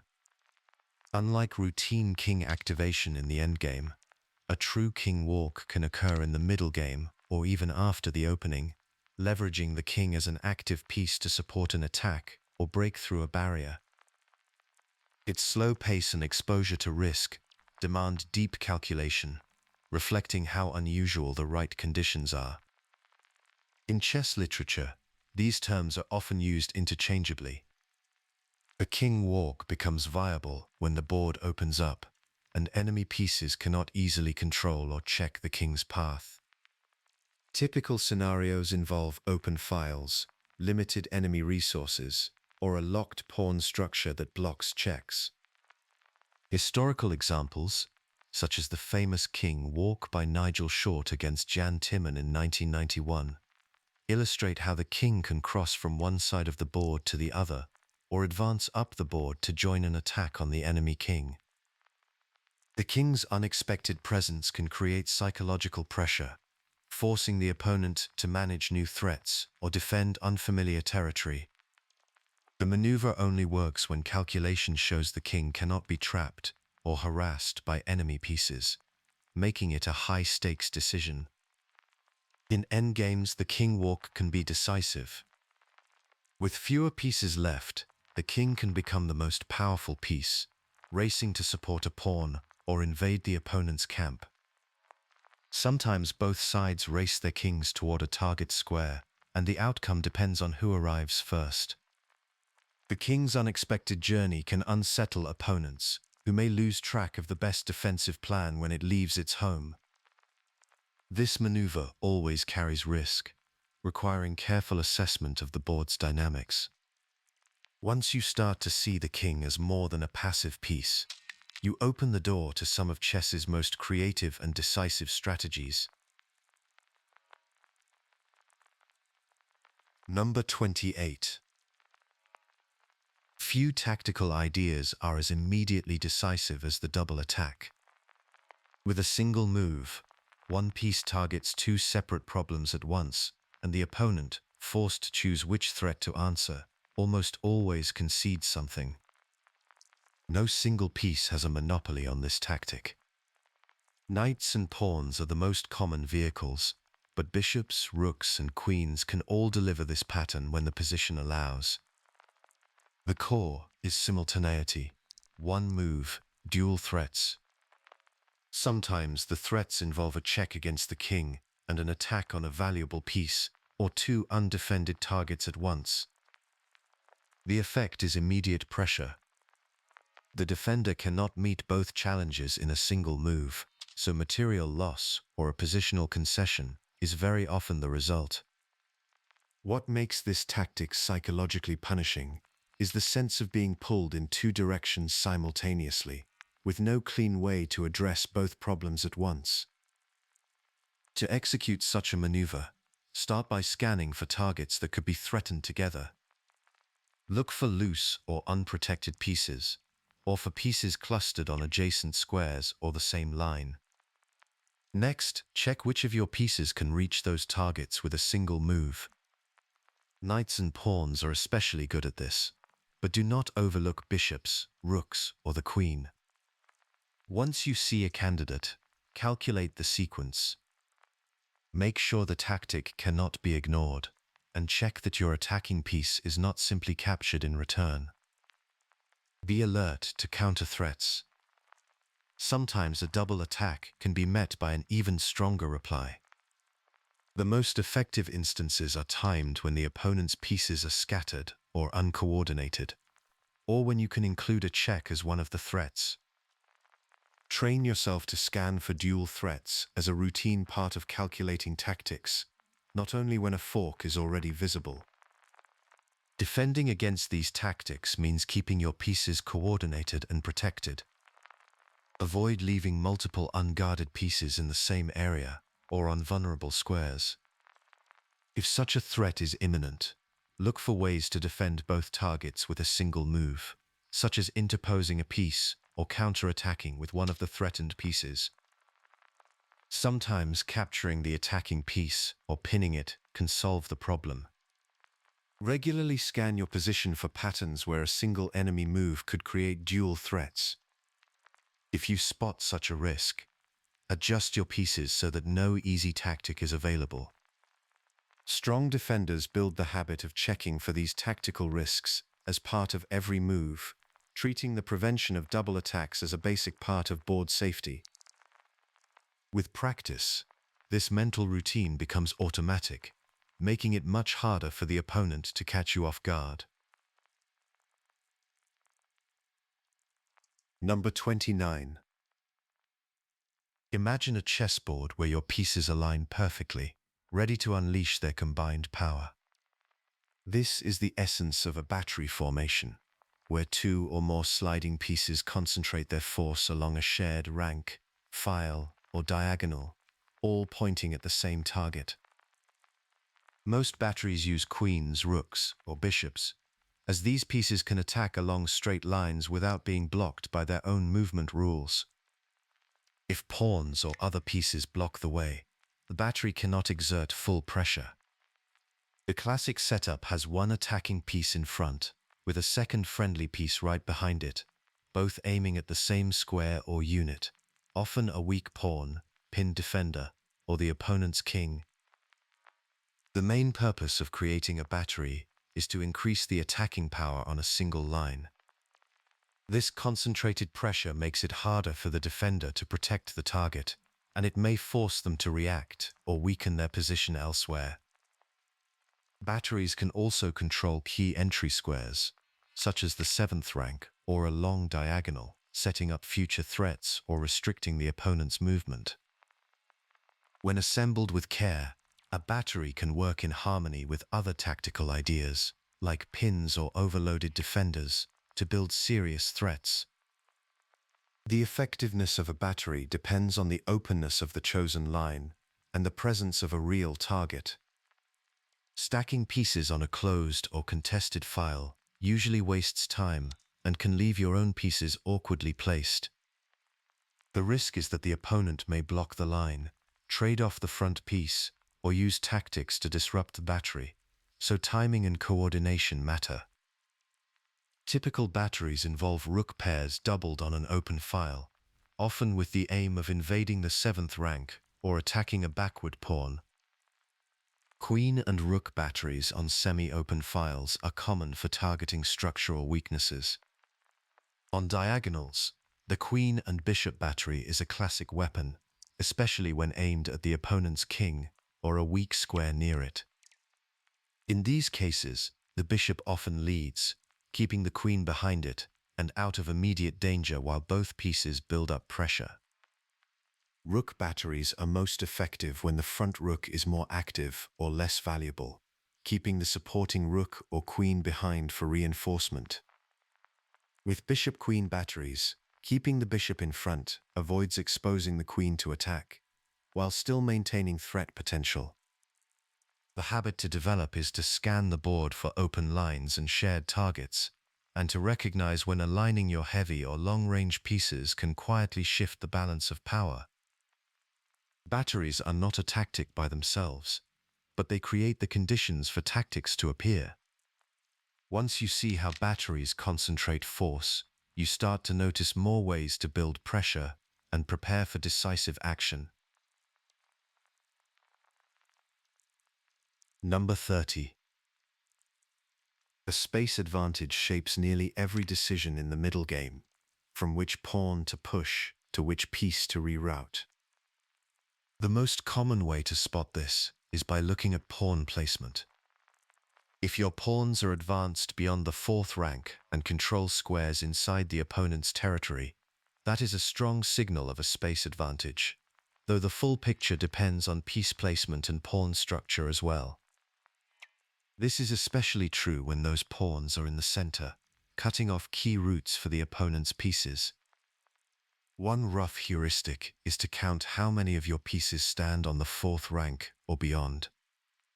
A more precise approach, used in computer evaluation, is to count the total number of squares your pawns and pieces control, compared to your opponent's. The visual cues are concrete. When you have more space, your pieces feel less cramped. Your knights, bishops, rooks, and queen all have more squares to move to and coordinate on. The opponent's pieces, in contrast, look boxed in. They may be stuck behind their own pawns, short on safe squares, or forced to the edge of the board. Another sign is that your advanced pawns restrict where the other side's pieces can go. Sometimes, a further pawn advance can drive an enemy piece off a key square entirely. It is important to keep the distinction clear. Space is about the number and quality of squares your forces can use, not about having more material.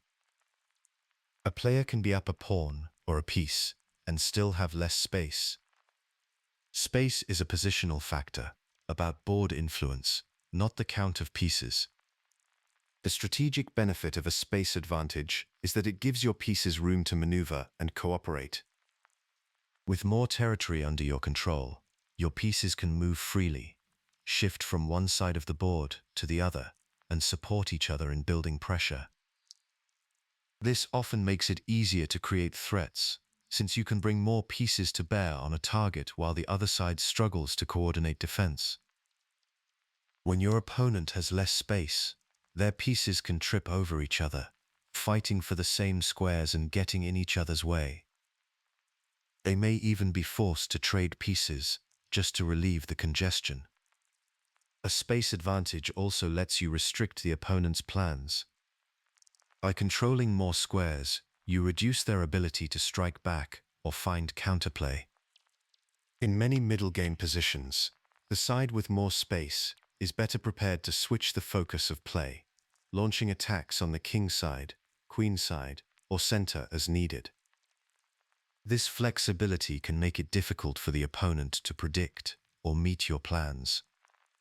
Still, the value of space is not absolute. Its power depends on the position. In closed or semi-open structures, space advantage is often more meaningful, giving more scope for slow build-up and piece maneuvering. In open positions, where lines are clear and pieces can move freely, the benefit of extra space can be less pronounced. There are risks in chasing space without restraint. Advancing pawns too far in search of space can create weaknesses behind them, squares that cannot be defended by other pawns. These holes can become outposts for the opponent's pieces or targets for attack. If the pawn chain stretches too thin, it may be hard to defend all the new territory, especially if your pieces are not well coordinated. Sometimes overextending leaves your own king exposed or splits your forces, making it hard to respond to threats. Another danger is neglecting material or king safety in the pursuit of space. Gaining more squares is not worth it if you lose a pawn or miss a tactical blow. A well-timed piece exchange by the opponent can also neutralize your space advantage, especially if you allow trades that relieve their cramped position. The habit to build is to treat space as one factor among many. Use it to guide your plans, but never as a goal in itself. The strongest positions are those where space, structure, and piece activity work together, where each pawn move is made with an eye on both the territory gained and the risks it leaves behind. This approach leads to a more nuanced sense of when to expand, when to hold, and when to shift your focus to other priorities. Number 31. Imagine a chessboard where each bishop is confined to its own half of the board, creating a unique dynamic that often leads to surprising drawing tendencies. With each bishop restricted to one color complex, they can never capture or block each other directly. When you look at the board in these positions, half the squares fall under one bishop's potential influence while the other half are entirely out of its reach, leaving the opposing set of squares almost untouched.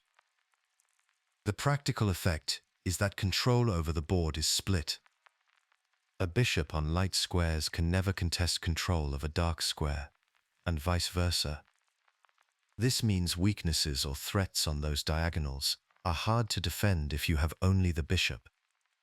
The kings, therefore, become even more important for covering the other color, but even with their help, there are always squares one side cannot reach.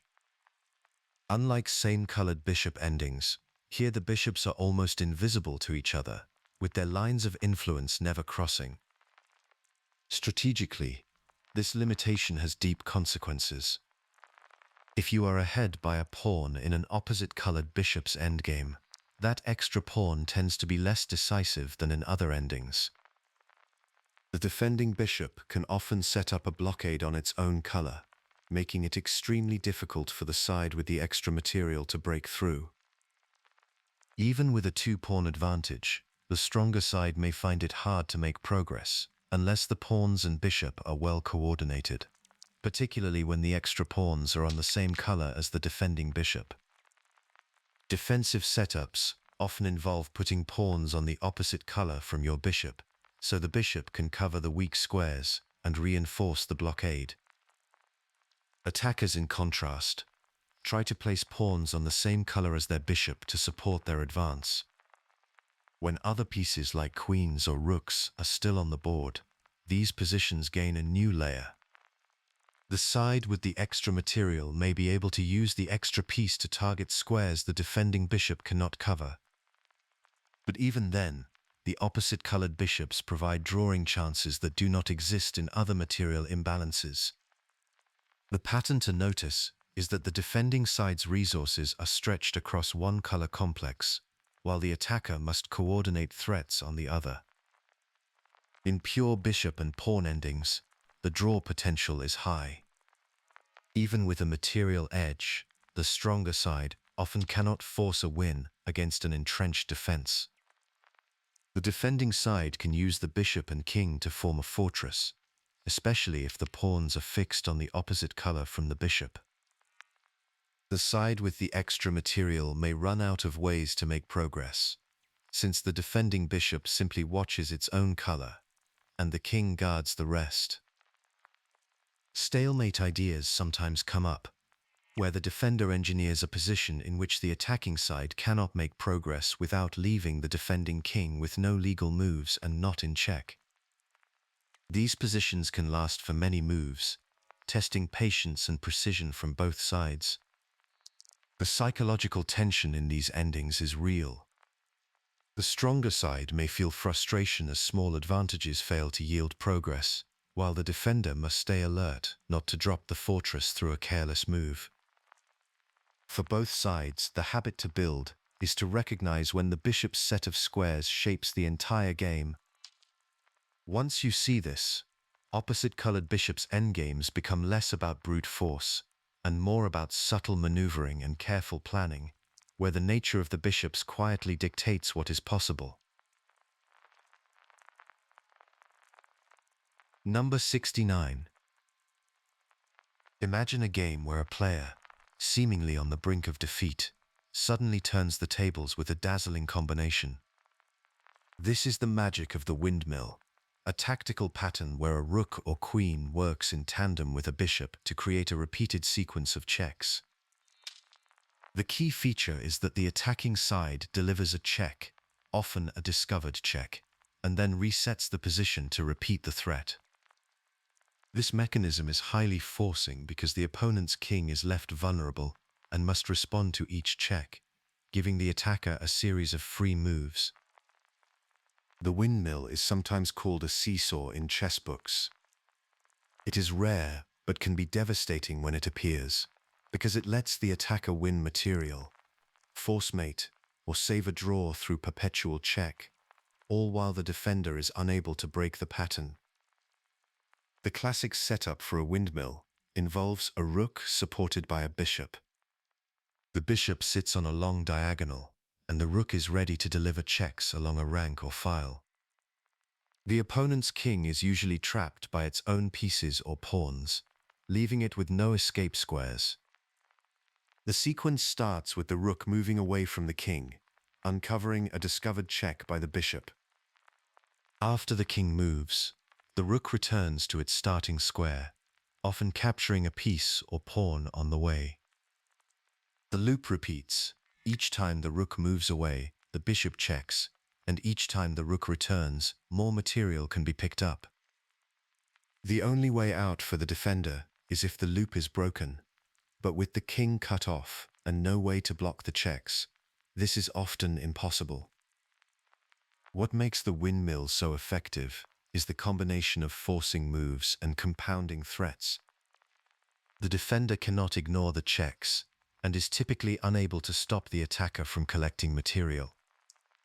The pattern is not just about the immediate tactical gain, but about how piece coordination and board geometry come together to create a mechanism the defender cannot interrupt. Recognizing a windmill is mostly about spotting the conditions: a vulnerable king, a long-range piece ready to give discovered checks, and a checking piece that can return to its starting square to keep the sequence going. Once you see these ingredients, the windmill stands out as a rare but decisive tool in the advanced tactical arsenal. Number 33. Few decisions in chess spark as much disagreement as choosing between a knight and a bishop. Both are called minor pieces and are usually valued at 3 points each, but their real value shifts depending on the position. What sets the knight apart is its L-shaped movement and ability to jump over other pieces. In positions where the board is blocked by pawn chains and files are closed, the knight's ability to reach squares a bishop cannot is a practical advantage. A well-placed knight, especially in the center, can become untouchable and dominate the board. In these closed positions, the knight's short-range reach allows it to create tactical threats like forks and discovered checks, often finding outposts that a bishop cannot contest or challenge. Knights also coordinate well with queens in tight spaces, making them tricky to deal with in congested middle games. Their main limitation appears in open positions, where their short range makes it hard to shift quickly from one side of the board to the other. Bishops, by contrast, thrive when the board opens up. Their long-range diagonal movement means that, with few pawn blockades, a bishop can control wide stretches of the board and switch from one side to the other in a single move. In open or semi-open positions, especially when both bishops are active, they can dominate diagonals, pin pieces, and create threats from a distance. The bishop pair is often a tangible advantage in these settings. However, a single bishop is stuck on its own color and can become passive if its own pawns get in the way, or if there are too many blockades. Choosing between a knight and a bishop is rarely about fixed rules. The best players weigh the details. Are there pawn chains or open lines? Outposts for a knight, or long diagonals for a bishop? The character of the pawn structure, piece placement, and potential for play on both flanks all matter. Strong decision-making tends to come from reading these features rather than relying on blanket advice. The question to ask is not which piece is better in theory, but which piece is better for the board that you have in front of you. This habit, built through experience and careful attention, is the foundation for making sense of the knight versus bishop debate in your own games. Number 34. Most players know how to attack in rook and pawn endgames. Far fewer know how to defend them. This defensive method is the answer to that gap, a precise, proven way to hold a draw when you are down a pawn and facing a coordinated king, rook, and pawn. The defender has a king and rook, the attacker has a king, rook, and a single pawn. The key setup is this. The defender's king stands on or right next to the promotion square for the enemy pawn. The defending rook holds the 6th rank from white's perspective, which is the 3rd rank counting from the defender's back rank when black is defending, cutting off the attacking king from advancing. The attacking pawn must still be on the 5th rank, or further back, for the standard setup to apply. Once the pawn advances to the 6th rank, the defending rook abandons the 6th rank and shifts to the back rank to deliver checks from behind, which is still a drawing method but requires precise execution and a different technique. The logic behind this setup is simple but powerful. By holding the 6th rank, the defending rook prevents the attacking king from sheltering in front of the pawn and advancing into a winning king and pawn coordination. Once the pawn advances to the 6th rank, the defending rook switches to the back rank to deliver harassing checks from behind, exploiting the lack of shelter for the attacking king. The defending rook's control of the 3rd rank is the entire point. As long as the rook stays there and the king covers the queening square, the attacker cannot make progress. This position is not about counterattack or tricks. It is a resource to hold a draw against a stronger side, even when down a pawn. This defensive method is not just a historical curiosity. It is a fixture in every serious endgame curriculum because it works in practical play. If you know what to look for, the rook on the 3rd rank, the king guarding the promotion square, and the pawn not too far advanced, you have a proven method to hold the draw. Recognizing this setup is crucial, especially when contrasted with the Lucena position, as it provides the baseline defensive pattern to internalize for rook and pawn endings. Number 35. Few endgame positions carry as much practical weight as the Lucena, and knowing how to convert it separates players who understand rook endings from those who merely survive them. This arrangement is not just common in theory. It shows up in practical tournament endings again and again. What sets the Lucena position apart is that it leads to a forced win for the side with the extra pawn, as long as technique is correct and the pawn is not a rook pawn. The main reason is the attacking side's control. The pawn is advanced, the king is perfectly placed, and the rook's cutoff prevents the defender from interfering. Recognizing this setup is widely considered a benchmark of endgame competence. Many other rook and pawn endings are decided by whether you can reach the Lucena or prevent your opponent from doing so.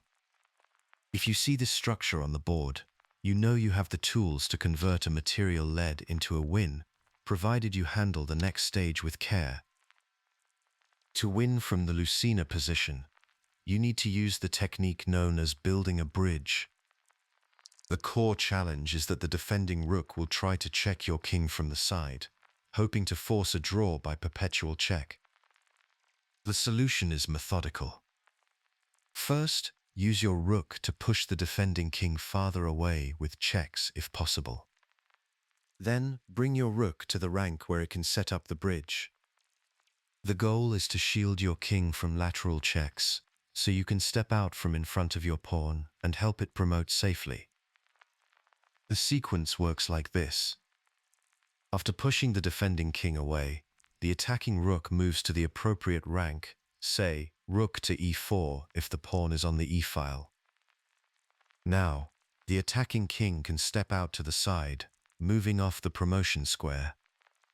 When the defending rook checks, the attacking king walks toward the rook, and the attacking rook interposes on the rank. This blocks the check and lets the king escape the back rank. Once the king is clear, it can support the pawn's promotion.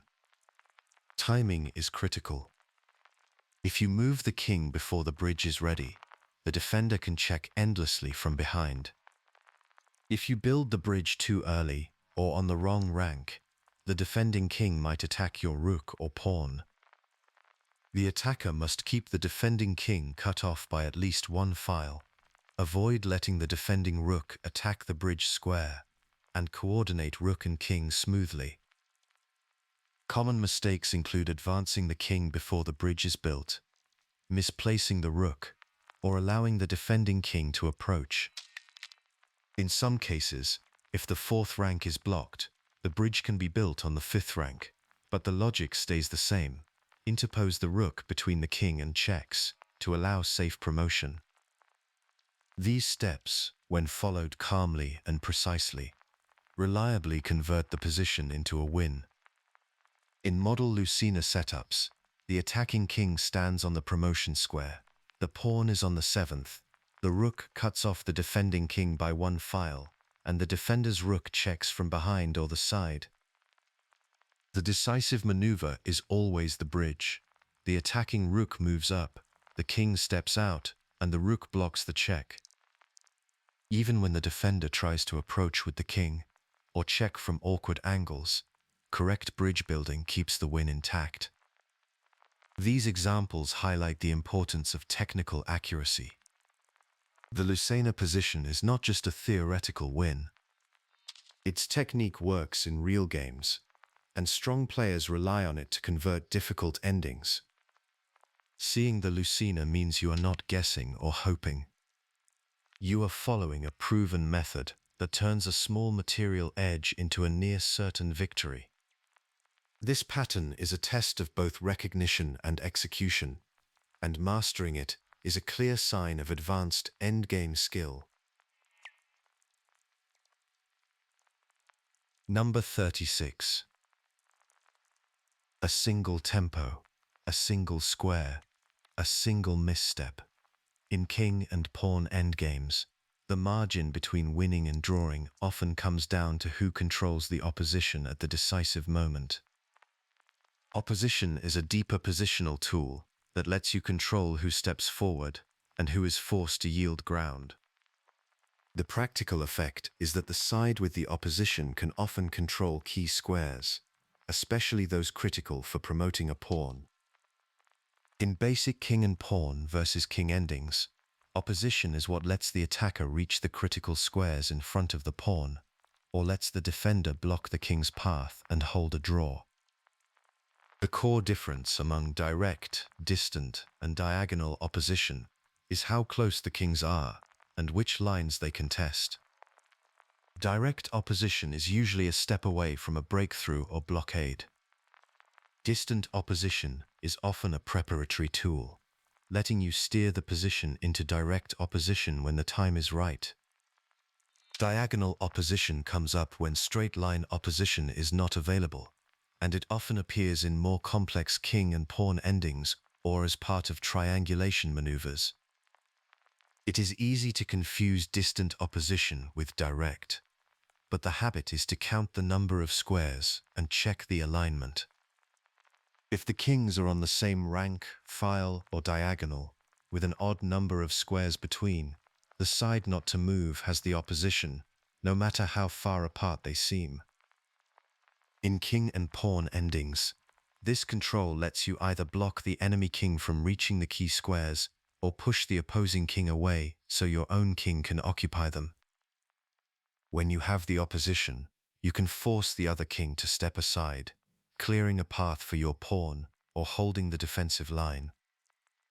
The most common pattern is for the attacker to use opposition to drive the defender back, rank by rank, until the king reaches a critical square in front of the pawn. From there, promoting the pawn becomes possible. The defender, on the other hand, tries to keep the opposition and block the king, often by stepping sideways instead of back to maintain control of the key squares.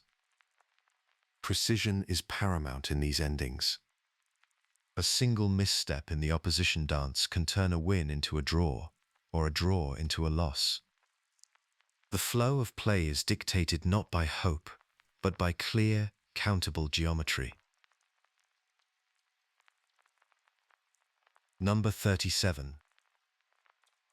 Triangulation is the quiet engine behind some of the most precise king and pawn endgames.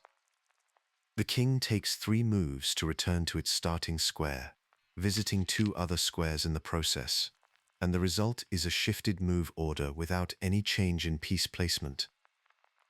When done correctly, this hands the move to the opponent, which can be the difference between winning and drawing in positions where every tempo counts. What matters here is that the king must have access to 3 connected squares forming a loop, while the opponent's king is limited to just 2 squares in the same area. This is not just general king maneuvering. The goal is to lose a tempo and create a situation where the same position is reached, but now the other side has to move. Triangulation is most relevant when the stronger side wants to gain or maintain the opposition, but is currently the one to move. It is especially common when both sides have blocked pawns and king movement is the only way to make progress. A common misconception is that triangulation requires the king to trace a perfect geometric triangle, or that it only appears in composed studies. In practice, it arises regularly in over-the-board play. What you are looking for is not a geometric shape, but any 3-move path that returns your king to the same square with the side to move switched. To see how triangulation works in practice, imagine a position where both kings are fighting for access to the key squares in front of a pawn. If the stronger king has 3 squares available, such as d5, e4, and d4, it can move from d5 to e4, then to d4, and finally back to d5. After these 3 moves, the king is back on d5, but now the opponent must move. This changes who has the opposition, and often forces the defending king to give ground. The key is that the opponent's king cannot mimic the same 3-move cycle, usually because a pawn or the edge of the board blocks access to one of the squares. If both kings could mirror each other in 3 moves, triangulation would not change anything. When a king tries to triangulate without a valid 3-square cycle, it can drift away from critical squares or lose control of promotion squares, sometimes handing the advantage to the defender. The practical test is whether you can complete a 3-move path without letting the opponent do the same. If so, you can shift the move order and seize the opposition at the right moment. The main benefit of triangulation is the ability to lose a tempo on purpose, while keeping your king in the same spot. This lets you force the opponent's king into passive or awkward positions, especially near promotion squares or blockades. When pawns are fixed and no progress can be made with pawn moves, triangulation lets you control the board by dictating who has to move in a given setup. This can turn a drawn position into a win by making the other king abandon a key square or step away from the queening path, and in defensive situations it can save a half point by reaching a move order that holds.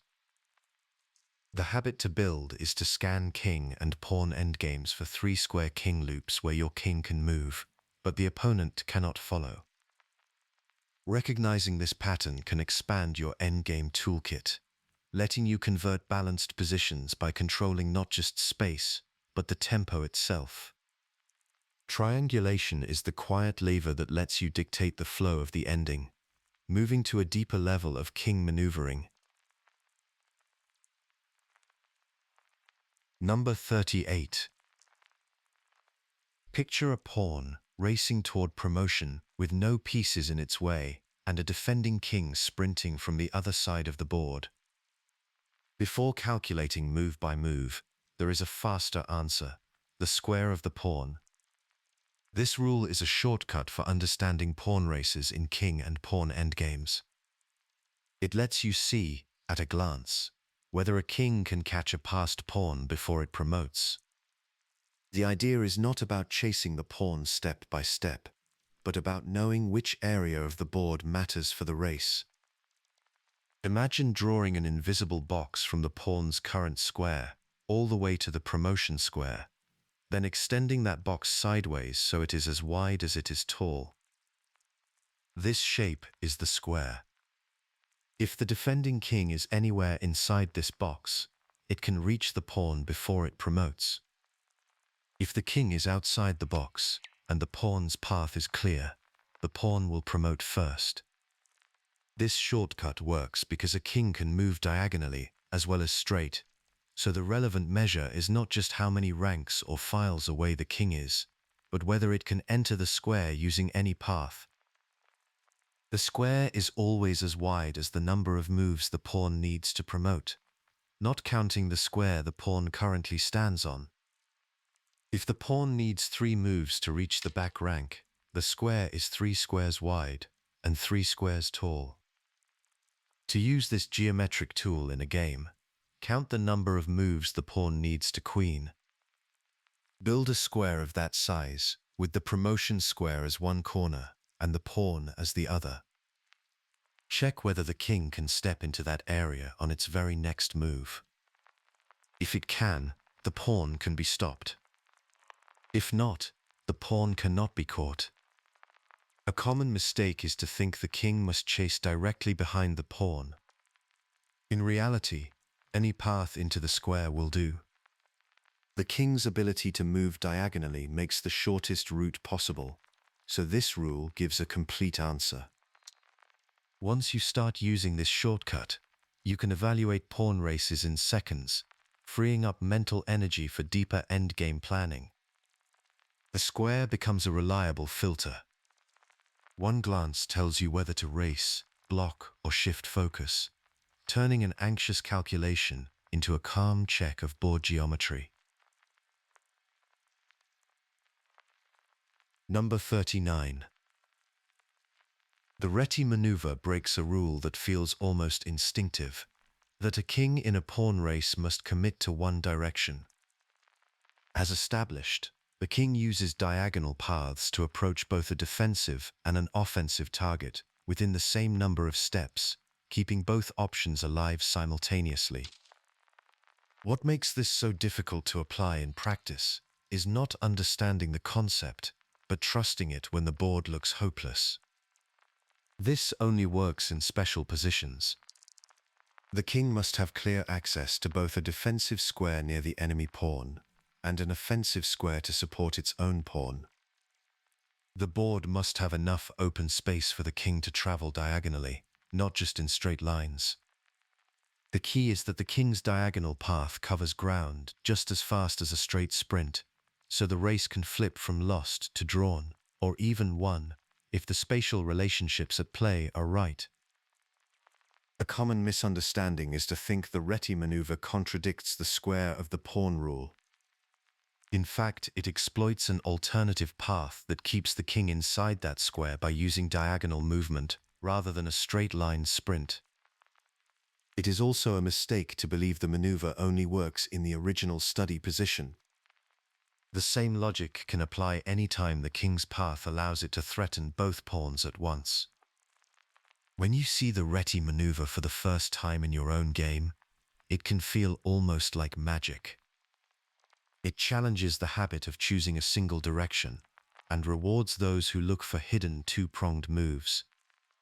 The pattern to notice is that sometimes the shortest path is not a straight line, but the one that keeps every option open. The classic Reti study from 1921 is the model for this idea. In that position, the white king starts far from both pawns, yet finds a route that keeps it within reach of the enemy pawn, while moving closer to its own. At each step, the king's move is calculated to maintain both threats. For example, after the first king moved diagonally, both the defense of the opponent's pawn and the support for the friendly pawn remain possible. When the defending side tries to push its pawn or use the king to approach, the diagonal route allows the king to shift focus without losing time. This maneuver appears in real games whenever how the board is laid out allows the king to match the opponent's pawn race by moving diagonally. In these cases, annotated studies show that the king's path is not just artistic, but a practical way to save half a point or more. A critical detail is that the defending king must always keep both options alive. If it commits too soon to one pawn, or follows only straight-line logic, the chance to use the Reti maneuver disappears. The real skill is in seeing that the king's route can shift goals without wasting time, thanks to the diagonal distances involved. Instructive examples show that the Reti maneuver is not just a theoretical trick, but a method that can change the outcome when both sides have widely separated pawns and the kings are active. The moment where the king's two-pronged movement becomes clear is the turning point, when calculation and geometry combine to save the game. Recognizing the Reti maneuver under real conditions is not easy. Players often miss it because they are used to thinking in straight lines, focusing on one pawn race at a time. In practical play, time pressure makes it tempting to trust the basic square of the pawn rule and overlook less obvious king routes. Mental fatigue can also block the search for creative paths, especially when it feels like the race is hopeless. Another barrier is the belief that the position is already lost, which can stop a player from searching for geometric resources. This is why many trainers recommend practicing the original Reti study and similar positions, not with computer help, but by working out the two-pronged moves step by step. The habit to develop is to scan the whole board for king moves that approach more than one critical square at a time. This way of thinking is what lets you find the Reti maneuver even when the pressure is high. Missing this maneuver in a real game often means resigning too early or playing into a pawn race that cannot be saved. Players who have practiced these patterns are better positioned to keep their composure and check for hidden resources rather than accepting the first evaluation that comes to mind. The discipline is to pause, look for the spatial relationships that might allow a two-pronged move, and only then decide whether the race is truly lost. The shift in mindset here is simple but powerful. Before giving up on a pawn race, ask not just how far each king is from one pawn, but whether the king can reach two targets at once by moving diagonally. This habit opens up a new layer of endgame defense, turning what looks like a simple loss into a position full of hidden possibilities. Number 40. Stalemate is the draw that catches careless winners off guard. The player to move is not in check, but has no legal moves, and the game ends immediately regardless of material. What matters here is not the definition but the practical dimension, specifically how defenders can engineer it deliberately, and how winning players can guard against it. These traps, those precise sequences where the defender engineers a position with no legal reply, are essential for saving half a point in hopeless positions. They often appear in endgames, where one side has only a king or a king and a single pawn. The defender may try to block their own king's escape squares, or even sacrifice their last pawn, so that after the capture, the king cannot move but is not in check. Sometimes the attacker, eager to finish the game, pushes pawns or surrounds the enemy king, without realizing that their next move will leave the defender with no legal reply. These motifs are common in queen versus pawn, rook and pawn versus rook, and king and pawn versus king endings.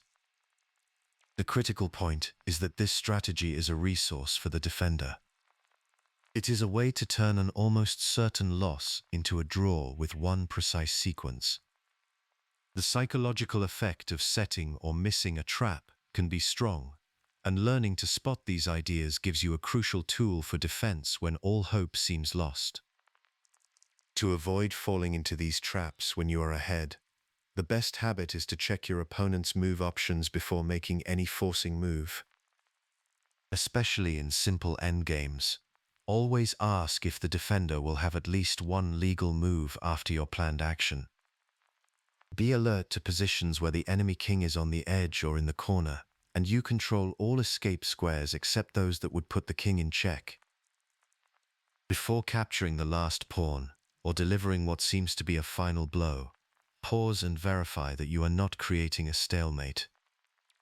Systematic checking of the defender's possible moves should become a routine part of your calculation at the end of a winning sequence. The discipline here is not purely technical. It is a mental habit of vigilance. Even with a large material advantage, a single careless move can throw away the win. This awareness is not just a defensive resource. It is a filter that guards every step as you convert an advantage. As your endgame skill grows, this scenario becomes less a rare accident and more a pattern to watch for, both as a lifeline when defending and a risk when winning. The sharper your sense for when all legal moves might disappear, the more clearly you see chess as a game of hidden resources rather than brute force alone. Number 41. A fortress is one of chess's most counterintuitive defensive resources, a position where the weaker side holds a draw, not through tricks or perpetual check, but through sheer structural impregnability. This distinguishes it from resources like perpetual check or stalemate traps, which rely on the opponent making an error or the position reaching a specific trigger. A fortress does not depend on checks or a king running out of moves. Instead, the defender arranges their pieces and pawns so that the opponent cannot make progress. The stronger side may have extra rooks, queens, or pawns, but if no entry point exists, the game is drawn. Fortress positions most often appear in endgames. The typical pattern is that the weaker side blocks access to their king, forming a barrier with pawns and pieces. Sometimes, the defender can hold the draw with simple waiting moves, just shuffling pieces back and forth inside the fortress. Once established, a fortress is usually stable, but it still takes precision to avoid slipping into a losing position. Building a fortress is about structure and foresight. The most reliable fortresses use pawn chains or blocked pawn structures to limit the attacker's options. For example, a rook pawn near the promotion corner, with the defending king sheltering there, can create a fortress if the attacker's king cannot force the defender away. In queen versus rook or rook and pawn endgames, the defender may use a pawn on the g or b file, with the king and rook coordinated nearby, to hold the draw.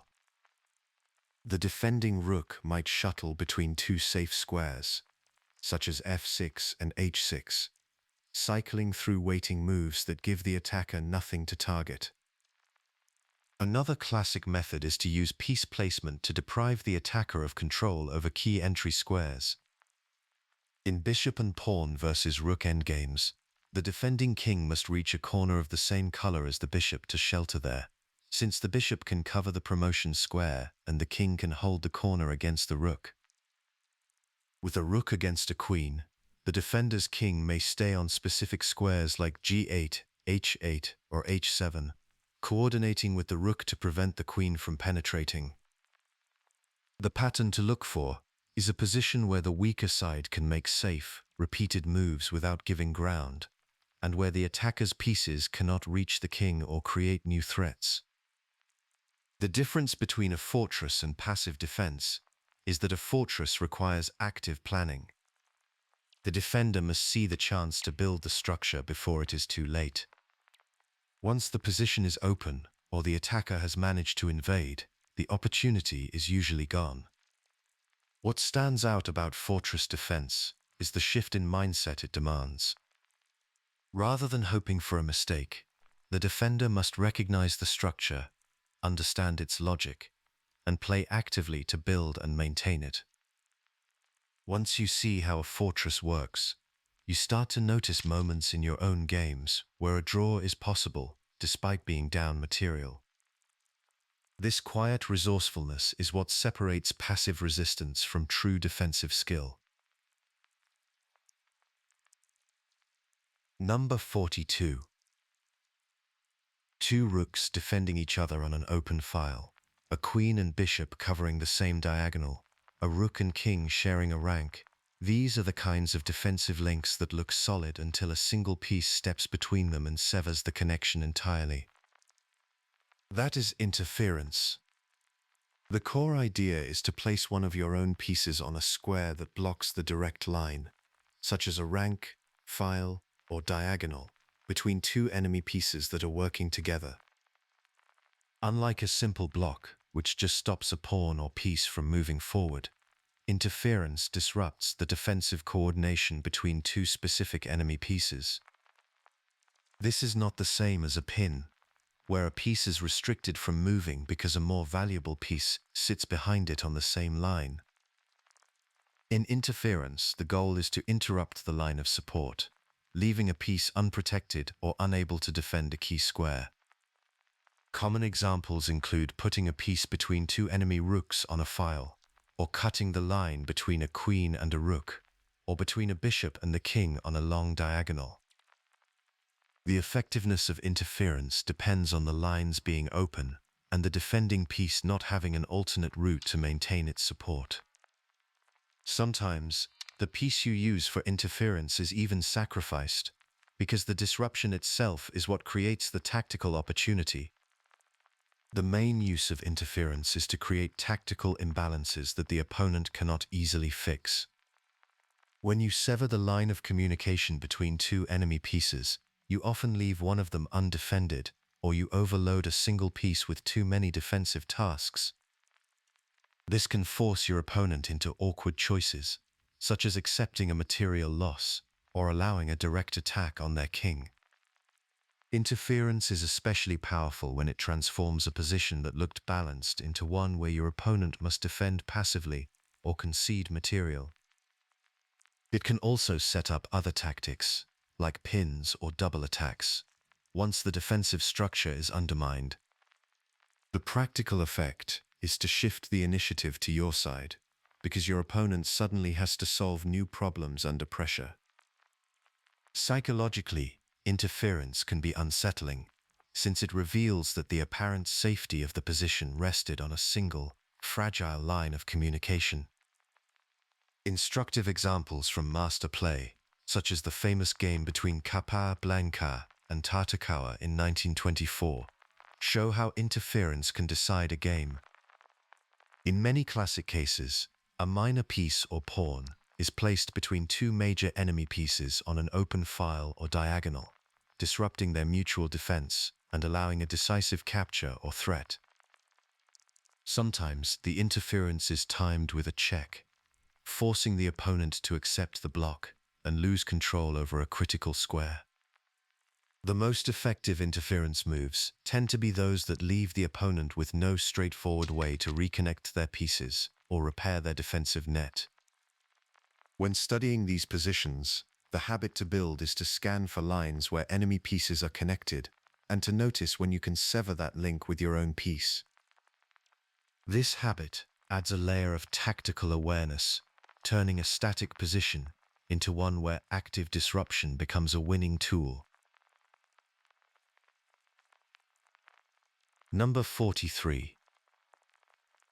An X-ray attack is a tactical pattern where a long-range piece, usually a bishop, rook, or queen, exerts pressure along a line that passes through another piece to reach a target behind it. The key idea is that the attacking piece is not stopped by the first obstacle along its path. Instead, it quietly threatens what lies beyond, an enemy piece, a friendly piece, or a critical square. The pressure is indirect. If the front piece moves, the threat becomes real. This sets the X-ray apart from a pin. In a pin, the front piece cannot move without exposing something valuable behind it. In an X-ray, the front piece is technically free to move, but doing so activates the threat against the target that was previously shielded behind it. The geometry is always the same. 3 pieces, or a piece and a square, aligned on a rank, file, or diagonal. Strategically, X-ray attacks let you control lines that are not fully open. The threat is often not immediate, but shapes the position. For example, A rook may X-ray an opposing rook through a pawn on the same file. Even though the pawn blocks direct contact, the rook behind it cannot move without consequences. The same logic applies to bishops along a diagonal or queens across a rank. This indirect pressure can force your opponent to keep pieces awkwardly placed or commit to defensive moves that concede ground elsewhere. Sometimes the target is not a piece but a square, such as a queening square or a key central point.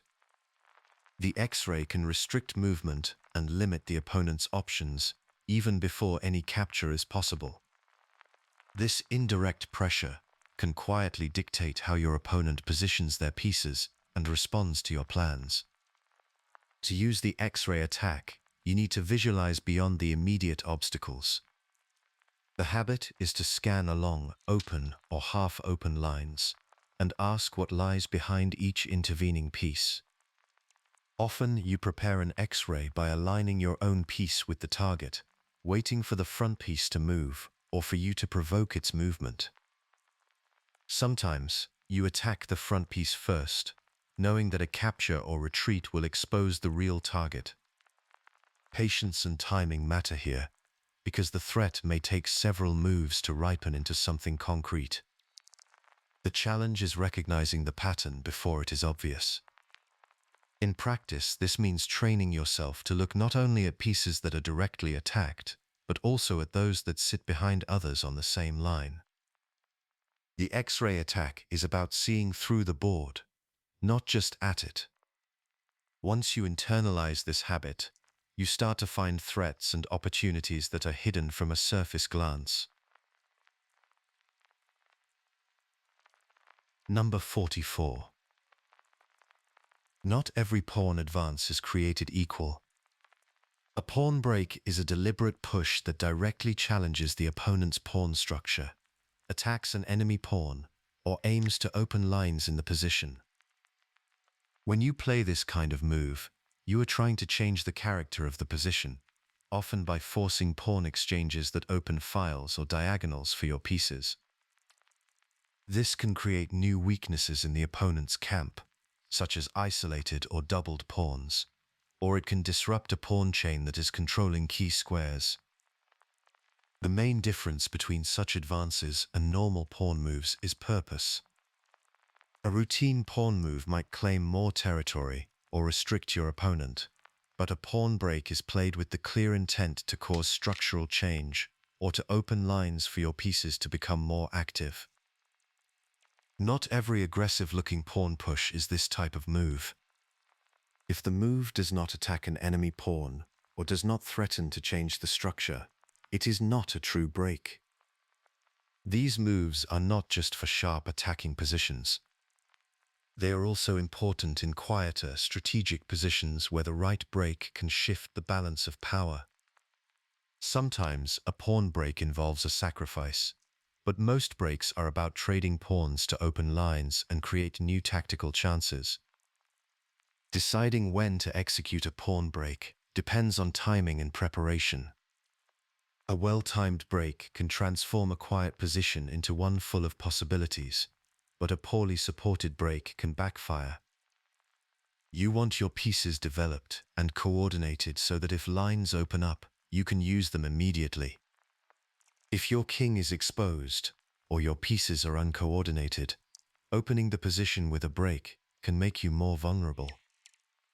As a general guideline, waiting until your development is complete and your rooks and bishops are aligned with the files and diagonals that may open after the break tends to improve the break's effectiveness. Another factor is central control. If you have better control over the center, and your pieces have more freedom, your pawn break is more likely to succeed. On the other hand, if your opponent's pieces are ready to occupy new open lines, the break may help them more than you. You should also watch for potential weaknesses. A mistimed break can leave you with isolated or backward pawns, or create weak squares that your opponent's pieces can use as outposts. Sometimes the opponent may respond to your break by reinforcing the attacked pawn, capturing, or even starting counterplay elsewhere. Before committing, it is important to weigh the risks and rewards. Ask what will change if pawns are exchanged, and whether your pieces are ready to take advantage of the new structure. The strongest players prepare their pawn breaks carefully, sometimes repositioning pieces or making prophylactic moves to prevent the opponent from launching a break of their own. There are typical pawn breaks that appear again and again in practical play. Central breaks like pushing the e-pawn to e5 or the d-pawn to d5 are some of the most important. For example, in Sicilian defense positions, white pushes the e-pawn from e4 onto e5. This is a classic way to challenge black's knight on f6 and put pressure on the pawn on d6. Its success depends heavily on whether white has enough support for the advanced pawn. This kind of break can force the opponent's pieces to move, open the e-file, or create weaknesses on d6 or f5. Wing breaks, like advancing the a-pawn to a 5 or pushing the h-pawn up to h5, are common ways to open files on the flanks, often creating open lines for the rook or exposing the opponent's king. After a successful break, open files and diagonals can become available for your rooks and bishops. This can lead to tactical motifs like pins, discovered attacks, or direct threats to the king. Recognizing these opportunities allows you to actively shape the game, creating chances for your pieces and sometimes generating weaknesses in the opponent's camp. Once you start to recognize these patterns, you will see such advances as a way to actively shape the game, not just react to your opponent's plans. Number 45. Before the bishop could sweep across the board, there was the alfil, a piece whose strict two-square diagonal jump defined the tempo and limitations of chess for centuries. The alfil's movement is simple in description, but strict in its limits. It moves by jumping exactly 2 squares diagonally in any direction. If you place an alfil on the C1 square of an 8x8 board, it can jump to a 3 or E3, but it cannot reach D2 or D3. It makes this jump without regard for what sits between its starting and destination squares. Intervening pieces are ignored. The alfil does not slide or step. It moves directly, and it captures in the same manner. What matters most is how this unique jump confines the alfil's activity. On a standard board, each alfil can reach at most 8 squares across the entire game, though the exact count depends on its starting position and the board geometry. In practice, most starting positions mean it can visit even fewer squares, especially when near the board's edge. The alfil is not just color-bound in the way a modern bishop is. Its jump distance locks it to a sparse subset of squares within a single color, a far stricter confinement than color-boundness alone implies. It cannot maneuver to adjacent diagonals or change color complexes. The result is a piece whose attacking and defending options are sharply limited, making it far less flexible than the modern minor pieces that replaced it. The alfil's roots go back to the earliest Indian and Persian chess variants. In early Chaturanga, the elephant, referred to in Sanskrit sources by terms such as hasti or gaja, occupied a place on the first rank beside the king and counselor. As the game moved to Persia, the elephant became the pill, then the fil in Arabic chess, and eventually alfil in medieval Spanish sources. Each variant kept the same 2-square diagonal movement, with the piece placed on the first rank beside the central figures.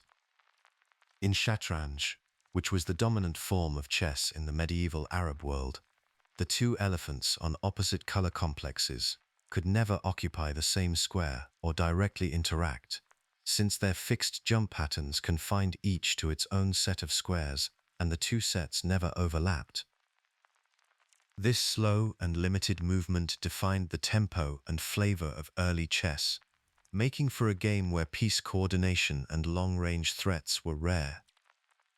The alfil appears to have been a standard, rather than purely regional piece, widely associated with the military theme of chaturanga, and often interpreted as representing strength and battlefield presence. The alfil's movement, with its sharp restrictions, stands as a lesson in how piece design shapes the entire game. Modern chess educators sometimes use the alfil to demonstrate the concept of colorboundness and the impact of movement limits on both attacking and defending plans. Its inability to influence most of the board is a clear example of how a piece can be present but nearly powerless.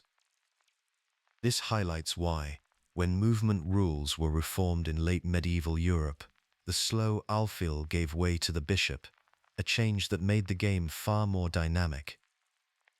Studying the alfil's movement now can sharpen your sense for what makes a piece active or passive, and how mobility translates into practical board control. Seeing the effect of such strict limitations on strategy builds a habit of evaluating every piece, past or present, by what it can truly reach and influence. Number 46. Two bishops and a king against a lone king looks like an overwhelming advantage, yet many players have let this endgame slip into a draw.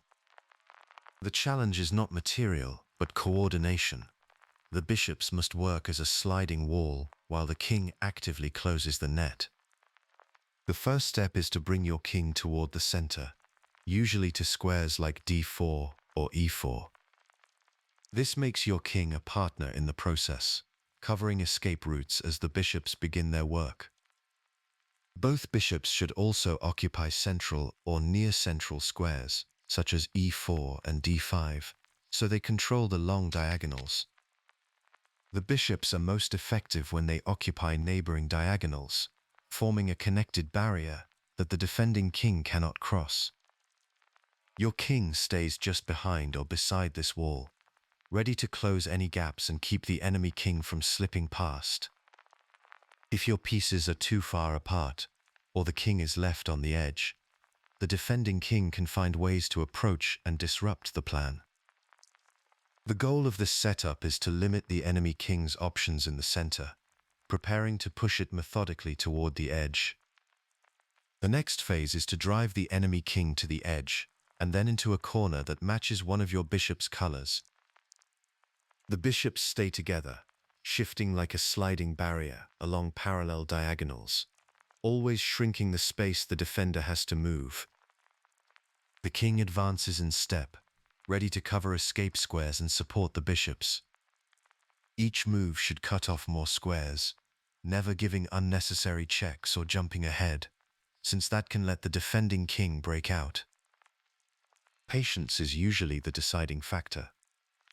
When the defender reaches the board edge, this trio continues to work together, pushing the king toward a corner that matches the color of one of your bishops, since the checkmate can only be delivered in a corner controlled by one of them. In the final phase, the bishops take up positions on diagonals close to the corner, and the king blocks remaining flight squares. The mate is delivered when the attacking side confines the enemy king to the corner, with one bishop delivering check on the long diagonal and the other cutting off the adjacent diagonal, while the king covers any remaining flight squares. Common pitfalls in this process come from losing coordination. If the bishops are separated and no longer form a connected wall, the defending king can find a gap and escape. Advancing the bishops too far ahead of your king is another mistake, since the defender can sometimes approach and attack a bishop directly, forcing you to waste moves regaining control. Premature checks with a bishop that do not restrict the enemy king's movement often allow the defender to slip out of the mating net. Another issue is making waiting moves with the bishops that do not actually shrink the box around the king. If you notice your bishops are no longer supporting each other, or your moves are not reducing the defender's space, pause and reset. Bring the bishops back to adjacent lines, let your king catch up, and only then resume the process. If too many moves are wasted without progress, the 50-move rule can result in a draw. The deeper lesson from this checkmate is a habit of mind. Always ask whether your pieces are genuinely coordinating and whether each move is shrinking the opponent's options. That discipline carries over into every endgame where material is minimal and precision is everything. Number 47. Rook and pawn endgames with a single extra pawn are a step up in both technical detail and practical challenge. Unlike pure king and pawn endings, these positions are shaped less by classical opposition and more by the relationship between the rook, the kings, and the passed pawn. The main ideas to keep in focus are cutting off the king, activating the rook, and keeping the pieces working in harmony. Cutting off the king is crucial, especially if the defending king is kept far from the action. The active rook is a cornerstone of these endings. The difference between a passive rook, stuck defending and unable to create threats, and an active rook often outweighs a small material advantage. In practice, the best attacking plan is to put the rook behind the passed pawn, push the king forward, and keep the enemy king cut off. For the defender, the goal is activity. Centralize the king, counter-attack with the rook if possible, and avoid getting boxed in. These dynamics mean that even a single extra pawn can be enough to win or draw, depending on how these factors play out. The key is to treat rook activity and king restriction as the real currency in these endgames, shifting your focus from counting pawns to weighing the freedom and effectiveness of your major pieces. The most reliable techniques in these positions are modeled by the Lucena and Philidor positions. The Lucena position is the classic winning setup. The pawn stands on the 7th rank. The attacking king is in front of it, and the defending rook checks from the side. The key maneuver is building a bridge. The attacking rook moves up to the 4th rank, then shifts across to shield the king from side checks. Once the king steps away from the pawn's file, the rook interposes and the pawn can promote. The Philidor position is the main defensive method. Here the defending rook sits on the 6th rank, blocking the enemy king's advance, while the defending king stands in front of the pawn. As long as the rook holds the 6th rank, the attacker cannot make progress. If the pawn moves to the 6th rank, the defending rook drops back and checks from behind, using the open board to keep the enemy king at bay. Lucena is about converting a winning advantage when you have the right setup. Philidor is about holding the draw by denying the attacker access to critical squares. Knowing these techniques is not just about memorizing move orders, but about recognizing when the conditions for each are present and understanding which side of the barrier you are playing from. The most common mistakes in rook and pawn endgames come from misplacing the rook or king and losing synergy. Allowing your rook to become passive, stuck behind your own king or pawn, unable to check or attack, gives away the initiative. Failing to put your rook behind the passed pawn or keeping it too close to a locked pawn structure limits its power. Another frequent error is letting the defending king slip in front of the passed pawn. Once this happens, many winning chances disappear. Moving the pawn forward too soon, without support from the king and rook, can also turn a win into a draw. The warning signs are clear.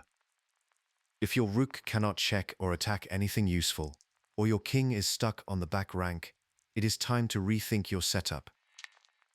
The practical approach is to pause before each move and ask whether the rook and king are working together, whether the defending king is cut off, and whether the pawn is ready to advance safely. These mental checkpoints help you avoid drifting into drawn positions or missing the opportunity to convert your advantage. What sets strong rook endgame play apart is this discipline of checking piece activity and effectiveness at every step, treating every move as a test of whether your pieces are doing their maximum work. Number 48. The principle of two weaknesses is a strategy for dividing the defender's resources across two separate long-term targets. The practical mechanics matter most: how to identify which weaknesses qualify, how to sequence the pressure, and what the process looks like in real games. What matters most is that the second weakness changes the equation. Defending 1 point is manageable, but 2 points of pressure stretch the defense until it breaks. The process is often not tactical or fast. It is a patient build-up, where the attacker fixes the first defect, then quietly maneuvers to provoke a new target somewhere else. Each defensive move toward one side tends to weaken the other. As this pressure grows, the defender's coordination suffers, and a breakthrough becomes increasingly likely. As established, the principle does not require a material advantage, only that the targets are long-term and cannot be easily repaired. In practical play, most weaknesses fall into a few categories. The most common are weak pawns, such as isolated, backward, or doubled pawns that need constant protection. Vulnerable squares that cannot be covered by pawns are another frequent target, especially if an enemy piece can occupy them. An exposed king, lacking a full pawn shield or sitting on open lines, is a classic form of defect. Poorly placed pieces, like a knight stuck on the rim, a rook trapped behind its own pawns, or a bishop blocked by its own pawn chain, also count, especially if they cannot be improved easily. Often, these pressure points appear together. For example, a backward pawn on an open file may have a weak square in front of it. A damaged pawn structure around the king may create both a weak king and open files for attack. The pattern to notice is that permanent, structural defects are more valuable targets for the two weaknesses approach than short-term, tactical flaws.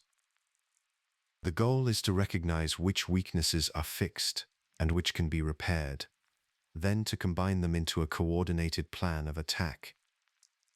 Strategically, the application of the principle is well illustrated in the games of players like Anatoly Karpov or Akiba Rubinstein. Their approach is systematic. First, they restrain the opponent's counterplay and fix an existing target. Next, they improve their own worst-placed piece, making sure all attackers are ready to switch fronts. Only then do they provoke or create a second defect, often on the opposite wing or in a different sector of the board. For example, in Karpov's game against Unzicker in 1974, he methodically fixed a pawn weakness on the queen side before shifting his focus to create pressure on the king side. The pressure alternates between both targets, forcing the defender's pieces to shuttle back and forth until they can no longer keep up. The practical sequence is to fix one target, improve your own coordination, then shift play to induce a new defect. Typical moves include centralizing the king in endgames, bringing rooks to open files, or placing minor pieces where they can influence multiple areas. The defender, lacking enough mobile pieces, is eventually forced to give ground, either by losing a pawn, allowing an invasion, or trading a key defender. The mindset to carry forward is to always scan for chances to create a second, long-term target. This habit shifts your thinking from single-target attacks to dynamic, multi-front strategies that quietly overwhelm even the most careful defense. Number 49. In practical endgames, Capablanca's rule comes into play after heavy pieces are exchanged and the game reduces to bishops and pawns. The key decision is whether to move a pawn onto or off the bishop's color. For example, if you have a light squared bishop, advancing a pawn from a light to a dark square frees the bishop and can make it harder for your opponent's bishop to create a blockade. However, if your opponent has a bishop, the rule changes. You want to keep your pawns on the same color as that bishop, so their bishop cannot attack them easily. A common pitfall is following the rule mechanically, ignoring concrete threats, or failing to notice that a pawn moved to a safe square becomes a target for other enemy pieces. The rule is a guideline, not a law. Sometimes the demands of the position mean you must break it to protect a passed pawn, or create a decisive breakthrough. Strategically, Capablanca's rule streamlines your thinking in endgames by giving you a default structure to aim for. Placing pawns on opposite-colored squares from your own bishop generally increases its mobility and tends to make it harder for the defender to build a fortress. This can reduce the need for deep calculation and makes your plan more consistent. When you use this rule, you are not just simplifying. You are shaping the endgame so that your bishop stays active and your opponent's resources are stretched thin. The habit to cultivate is to treat this rule as a filter for your pawn moves in bishop endings, always checking whether a pawn placement helps or hinders your bishop's reach. This focus on purposeful simplification is what turns a technical advantage into a practical win. Number 51. The Berlin defense arises out of the Ruy Lopez. White opens by pushing the king's pawn to e4. Black mirrors it with a pawn to e5. Then white develops a knight to f3, and black brings a knight out to c6. White slides the bishop to b5. Black replies by developing the other knight to f6, and that quiet move gives the Berlin its name. Its reputation at the highest levels rests on a deceptively simple idea. By inviting an early queen exchange, black strips away white's attacking potential and steers the game toward a resilient, hard-to-crack structure. The main positions in the open Berlin often feature white pawns on e4 and d4 against black's pawns on e5 and d6, arising after the early queen exchange and central recaptures. Black's pieces, especially the knights and bishops, are developed toward the center, and an early queen exchange is common. This setup is known for being resilient and hard to break. At the highest levels, the Berlin gained popularity in part because it tends to offer black solid drawing chances and can reduce white's attacking potential by simplifying the board early. The main challenge for white is to find ways to break through or create winning chances without overextending, since the Berlin's structure is tough to undermine directly. To counter the Berlin, white has developed several anti-Berlin strategies. The most common is to avoid the main line altogether, with moves like pawn to d3 on the fourth move. This keeps queens on the board and maintains more pieces, sidestepping the early queenless middle game. Another approach is to play knight to c3 on move 4, which can lead to four knight structures, or to play rook to e1 after black captures on e4, aiming to put pressure on the e4 knight and avoid the standard Berlin endgame. The goals behind these strategies are clear: maintain a dynamic position and keep the initiative. Tactically, white often looks to pin the knight on f6, target the e5 pawn, or prepare kingside pawn breaks like f4. The central plan is to claim space, create imbalances, and keep options open while making it harder for black to reach a comfortable, balanced endgame. The trade-off is that by dodging the main line, white may give up some claim to a lasting advantage if black responds accurately. But the practical value is in keeping the game alive and dynamic. The effectiveness of these anti-Berlin ideas is seen in many games at the top level. For example, when white chooses pawn to d3 instead of d4, the result is a richer middle game with queens and more pieces on the board. This gives more chances to create pressure and avoid the dry, simplified positions that the Berlin is known for. In practice, moves like rook to e1 or knight to c3 let white develop naturally, sometimes shifting into four knight setups or keeping up the pressure on the e-file. The critical moments in these games usually come when white prepares to push c3 and d4, or when black is unable to exchange queens early.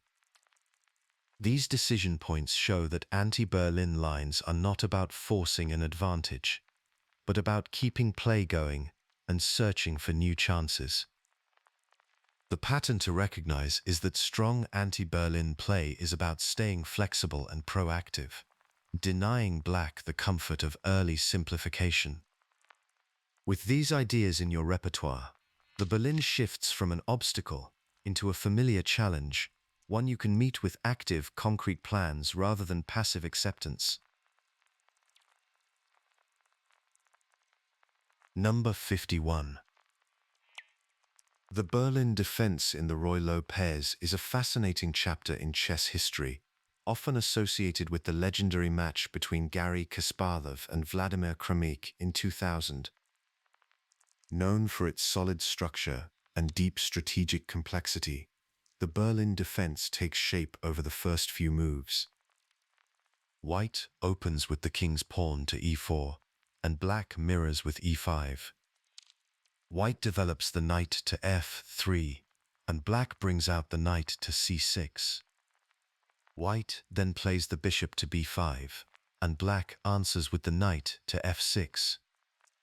That last move challenges white's center and prepares for a quick exchange of pieces, leading to a simplified yet rich middle game. One of the key features of the Berlin defense is the early exchange of queens, which can lead to an endgame-like structure right from the opening. This approach was famously utilized by Kramnik to neutralize Kasparov's aggressive style, showcasing the Berlin's potential to transform the game into a battle of subtle maneuvers and deep positional understanding. The Berlin Wall, as it's often called, is not just about defense. It's about creating a fortress that can withstand white's attempts to break through. As we delve into the strategic intricacies of the Berlin defense, consider how its principles of solid pawn structure, piece activity, and endgame readiness can be applied to your own games. The Berlin defense contrasts with more aggressive defenses, offering a different perspective on controlling the game from the outset. Number 52. Picture a chessboard where white builds a seemingly impregnable center, only to face a sudden storm. This is the essence of the King's Indian defense, a hyper-modern strategy that invites white to overextend before striking with precision. Popularized by Soviet grandmasters like Bronstein and Boleslavsky in the mid-20th century, it has since become a favorite of world champions and elite players like Kasparov and Fischer, as well as creative players who crave sharp, double-edged battles. The King's Indian courts complexity from the outset, creating tense middle games where the initiative can shift rapidly. It attracts ambitious players because it does not lock either side into a fixed plan. Instead, it rewards adaptability, resourcefulness, and the ability to navigate uncertain positions. Mastering the King's Indian requires a keen understanding of its dynamic strategy.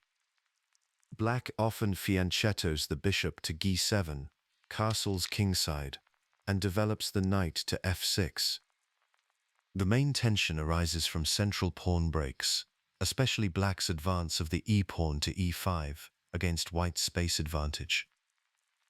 Black must balance patience with readiness to strike, poised to counter-attack in the center, or launch a kingside offensive. The position is rarely static. Black's king is usually safe behind the pawns on f7, g6 and h7, but these same pawns can become part of the attack, advancing to support piece activity and open lines on the kingside. White, meanwhile, aims to leverage central space and expand on the queenside, often advancing the b-pawn to b4 and the c-pawn to c5. The timing of each advance is critical. If white pushes on the queenside before the center is secure, black's attack can break through before the advantage materializes.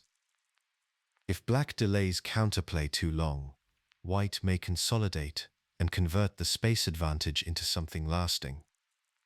The structure often locks in the center, setting up a race between black's kingside push and white's queenside advance.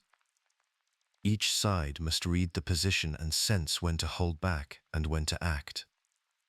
The King's Indian defense is not about defending passively. It is about shaping a battle where both sides have chances, and the initiative can pass back and forth. A key quality in King's Indian players is the ability to navigate these shifting patterns, using structure as a springboard for dynamic play.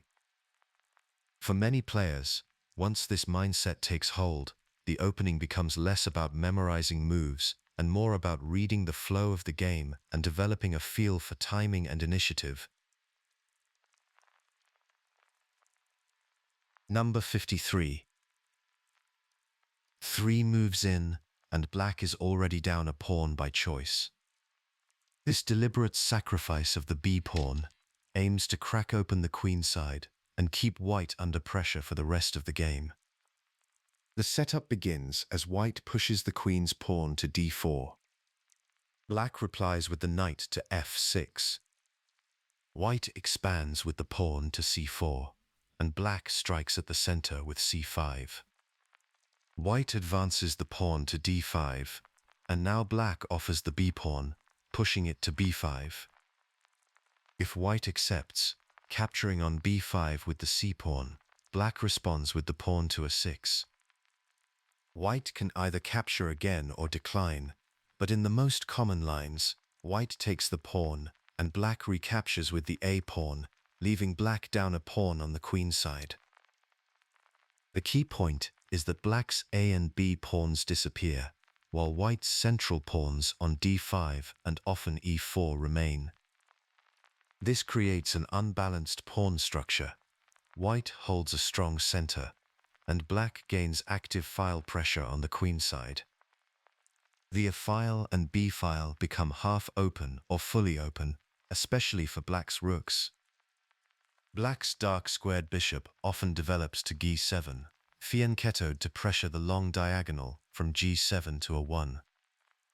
In some lines, white tries to keep the extra pawn with b6, but most often the main features are the exposed queenside and the asymmetrical pawn structure. This dynamic shape gives both sides a clear sense of what they are playing for. The main strategic benefit for black is the lasting initiative on the queen side. By sacrificing the pawn, black opens the a and b files and looks to place rooks on these lines as soon as development allows. The pressure is not just about quick tactics, but about keeping white on the defensive for a long time. The bishop on g7 is a central piece in this plan, controlling the long diagonal and targeting white's queenside pawns, especially b2 and sometimes a2. Black's rooks and queen coordinate to attack these pawns, while knights and the light-squared bishop often support from behind. The compensation for the pawn is not immediate material, but the activity of the pieces and the threat of breaking through on the queen side. Many sources describe this as positional compensation. Black's pieces are more active, and white must spend time and energy to neutralize the pressure. Even if queens are exchanged, black can sometimes maintain pressure in the endgame, with active rooks and the bishop targeting open ranks. Players who choose this gambit want to fight for the initiative from the very first moves, turning a small material deficit into a lasting source of counterplay. The main risk is the permanent pawn deficit. If white manages to block or neutralize the active file pressure, black may find that the compensation fades and the extra pawn becomes decisive. White has several ways to avoid or sidestep the gambit, such as declining with the pawn to f3, or simply not accepting the b-pawn and instead continuing development, keeping the queenside closed. Even if white accepts, accurate defense can limit black's piece activity, especially if white covers the b2 pawn and trades off key attackers. In some lines, white advances the pawn to b6, creating a passed pawn deep in black's camp and changing the balance of the usual Benko structure. The challenge for black is to remember precise move orders and maintain pressure. A single slow or inaccurate move can leave black simply a pawn down. On the other hand, white must be careful not to underestimate the pressure. If development lags or the queen side is neglected, black's pieces can become very difficult to contain. Advanced texts note that at the very highest level, improvements in defensive technique have made the gambit riskier, but it remains a practical weapon in many settings because of the persistent, dynamic imbalance it creates. This gambit is a clear lesson in trading material for activity. It asks both sides to judge whether the open lines and piece play are enough to outweigh the missing pawn. This habit of weighing material against initiative is the mindset it builds, and it becomes a lens for understanding other complex asymmetrical openings. Number 54. The Grunfeld defense is a hyper-modern opening that begins after white plays pawn to d4, and black responds with knight to f6, pawn to c4, then black plays pawn to g6 and, after knight to c3, pawn to d5. The defining feature is that black does not fight for the center right away with pawns, but instead invites white to build a broad center with pawns on d4 and e4. Black's plan is to let white gain space and then challenge it with piece activity and specific pawn breaks. The typical structure features white's pawns on d4 and e4, often joined by c4, while black has a fianchettoed bishop on g7 and aims to strike back at the center with moves like c5 and sometimes e6. The main theme in the Grunfeld is the battle between white's central pawn mass and black's efforts to undermine it from a distance. Tactically, the Grunfeld is rich with ideas. The g7 bishop is a central figure, exerting pressure along the long diagonal, especially targeting the d4 pawn. This bishop often becomes the most active piece in black's camp, coordinating with the queen and knights to attack white's center. A standard pawn break for black is c5, which directly challenges the d4 pawn and opens lines for the pieces. If black can play c5 and follow up with captures or exchanges, the position can quickly become sharp, with open lines and tactical chances. Black's bishop on g7 often works together with a queen on a 5 or c7 to increase the pressure. In some lines, black develops a bishop to g4, prompting white to play pawn to f3 or bishop to f4 or d3, each move leading to different tactical possibilities and shifts in the balance of control. The recurring pattern is that white's central pawns are both a strength and a target, and black's piece activity is aimed at making that center unstable. Strategically, the Grunfeld is about timing and balance. Black's goal is to undermine and counterattack white's center, not to hold ground in a classical way, but to disrupt and create imbalances. The sharpness of the opening comes from the tension between white's space and black's active pieces. Black must coordinate quickly, using all available resources to challenge the center before white consolidates. Control of the d5 square is especially important. If black can maintain pressure there, equality or even the initiative is possible. For white, the challenge is to use the central space for a lasting advantage before black's pieces break through. Both sides have to weigh the value of central control against the need for piece mobility and readiness for sharp play. When you approach the Grunfeld, the habit is to scan for moments when activity can shift the balance, turning central tension into practical chances for either side. Seeing the Grunfeld in this light, it becomes a model of how dynamic counterplay can stand up to even the strongest-looking central structures. Number 55. The Sicilian Dragon is a sharp, double-edged system, and here we look at the plans, the risks, and the moments that define how the dragon actually plays out. The dragon's name reflects the shape of that pawn structure, with the bishop on g7 as its anchor, controlling the long diagonal from h8 down to a 1. Piece placement follows a clear pattern. Black's knights go to f6 and c6. The bishop on g7 is the anchor of the defense and counterattack. The light squared bishop develops to e6 in most main lines, sometimes to b7 if black pushes b5 and opens the b-file. The king castles short, completing the kingside fianchetto. White's setup in the main lines has pawns on e4 and d4, sometimes adding f3 or f4 depending on the plan. White's pieces usually aim for rapid development, with the bishop to e3 or e2 and the queen to d2 as typical steps. This structure is not just a collection of moves, but a platform for a specific kind of battle. Black's kingside is solid but exposed, with the bishop both defending and eyeing the queenside. White's center is broad and flexible, with options for direct attack or slow build-up.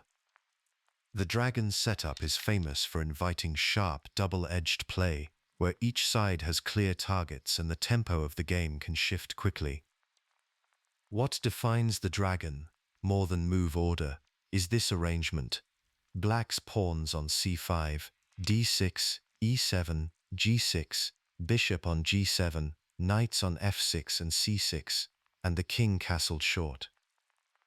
Once you can picture this, you have the foundation for understanding every plan and risk that follows. The key idea in the Sicilian Dragon is dynamic, mutual aggression. Both sides usually castle on opposite wings. White often castles long, then pushes the h and g pawns toward Black's king, aiming for a direct attack. Black responds by expanding on the queen side, starting with pawn to a 6 or b5, and building pressure against White's king with rooks, pawns, and the bishop on g7. For White, the Yugoslav attack remains the sharpest option.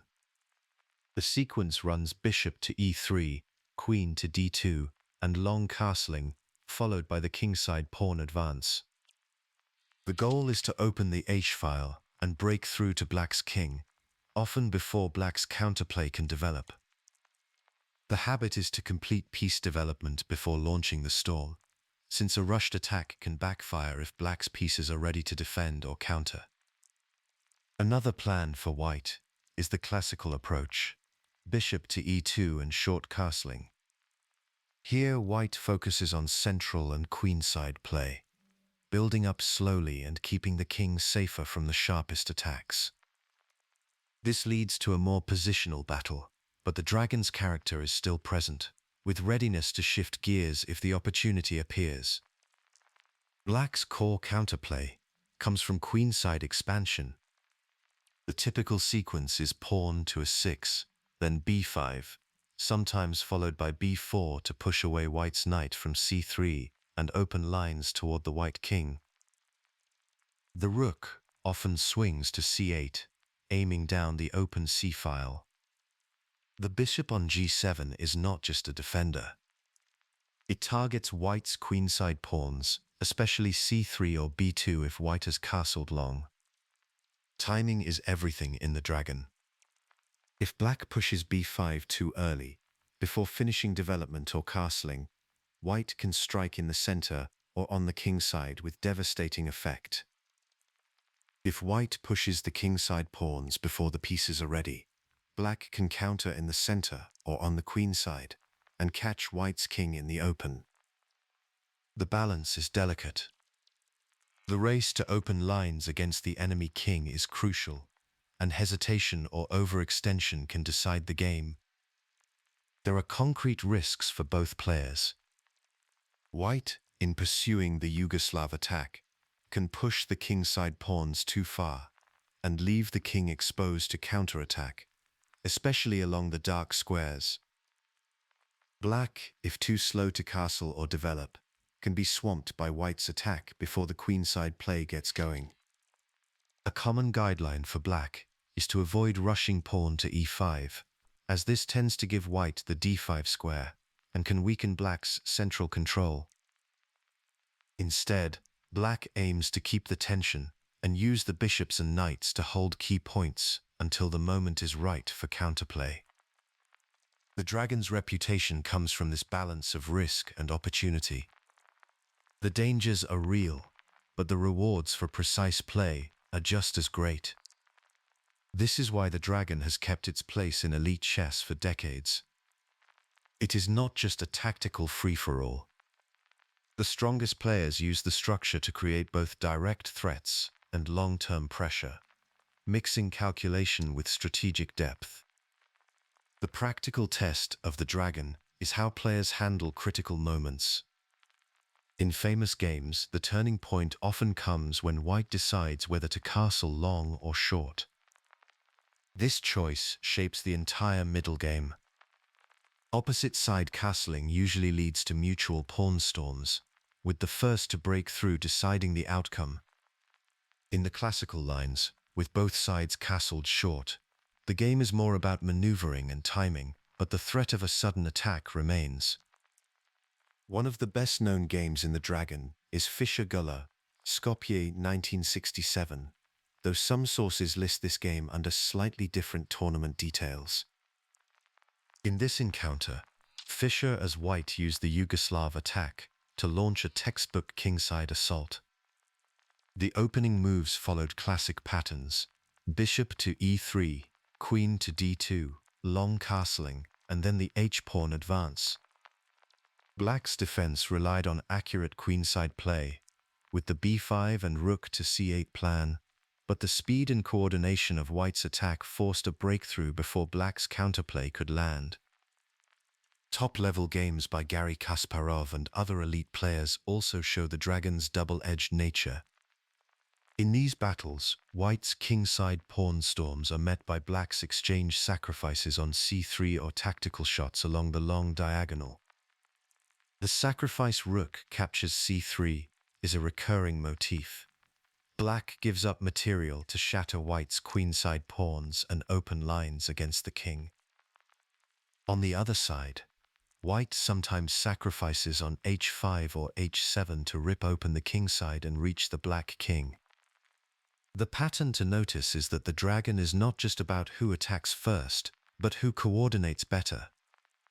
Black's main resources include the bishop on g7, the rook on c8, and the queenside pawns.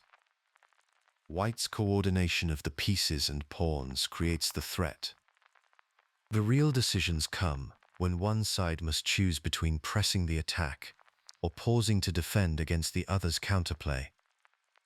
Once you see these positions, you start to recognize that the dragon is a test of timing, calculation, and nerve.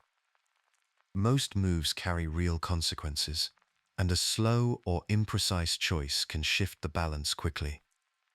The habit to build is to look for moments when the initiative can shift, to notice when a kingside push is safe or when the queenside play is ready to break through.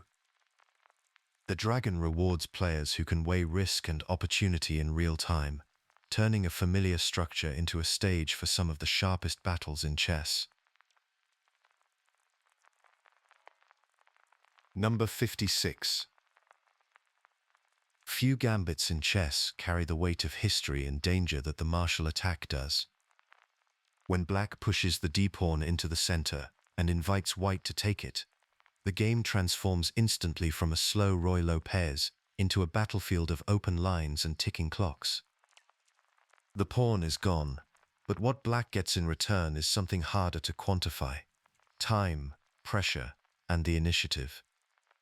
The typical move sequence leading to the martial attack begins in the closed Ruy Lopez, with both sides developing pieces behind their central pawns. The defining moment comes when black pushes the pawn to d5, offering a pawn in the center. White accepts the challenge, capturing with the e-pawn on d5. Black recaptures there with the knight, removing the d-pawn from the board and opening the d-file. At this stage, black is down a pawn, but the structure is far from passive. In the main line, just before the critical exchange, black's pawns are spread across the queenside and kingside, with an advanced spearhead on b5 and the central pawns on d5 and e5. White's pawns hold a solid block, with the c-pawn advanced to c3. After white captures on d5 and black recaptures with the knight, the e-file and d-file both become key battlegrounds. White's rook often comes to e1 early in the closed Ruy Lopez, and after the exchange on e5, it lands there, occupying a dominant central square and threatening activity along the e-file. The pawn on c3, a hallmark of this structure, blocks the natural development square for white's queenside knight, which usually has to reroute through d2 instead. This detail shapes the pace and coordination of white's development on the queenside. Black's pawn on b5 signals a queenside presence and supports expansion there, while the missing d-pawn creates an asymmetrical structure. Black's light-squared bishop often remains on e7 or finds an active post, while white's bishop on b3 eyes the f7 square, adding tension. The main idea is that after the dust settles, black is a pawn down, but has open lines, active pieces, and immediate pressure, especially along the e-file and against white's king. The key to the martial attack is the logic behind the pawn sacrifice. Black gives up the d5 pawn, not for vague hopes, but for concrete compensation. The main benefit is increased piece activity. With the center opened, black's bishops and knights find strong posts, and the rooks quickly enter play, often doubling on the e-file. The black light-squared bishop is especially important, sometimes coming to d6 or g4 to join threats against white's king. Black's compensation is not about recovering the pawn right away. Instead, it is about seizing the initiative and forcing white to respond to threats. A knight on d5 or e5 can coordinate with the queen and bishops to pressure squares like f4 and g3, supporting attacks on the kingside. The e-file serves as a highway for black's rooks, which can swing into action quickly. The open d-file also plays a role, but the e-file is the main focus for direct pressure. The attacking motifs in the martial attack have been studied extensively over decades of high-level play. Black builds up threats against the white king by lining up pieces toward the kingside, often aiming at f2 and g3. The pressure is maintained by keeping pieces actively coordinated and by creating threats that white must answer, buying black time to bring more pieces into the attack. This is the heart of the compensation: time and activity in exchange for a pawn. The trade-off, though, is sharp. If black's initiative fades, the extra pawn can become a long-term problem. White's extra pawn and central structure can become a lasting asset in a quieter middle game if black's attack is blunted. That is why precision is required from black. Each move must either create a new threat or sustain enough pressure to prevent white from consolidating. If black mishandles the attack, the risk is not just being a pawn down, but also facing a central steamroller from white as the game moves forward. From white's perspective, defending against the martial attack is a serious test. The first task is to recognize that black's threats are real, and that casual play can quickly lead to disaster. The most effective defensive plan is rapid development and centralization. White should bring pieces toward the center, especially the queen and rooks, to reinforce the king's position and to keep the extra pawn defended. One practical defensive resource is queen to f1, a move that brings the queen back to help cover key squares around the king. This move is popular because it allows white to defend without giving up the initiative entirely. The goal is not just to hold the pawn, but to coordinate the pieces so that black's attack loses steam. Another principle is to exchange attacking pieces whenever possible.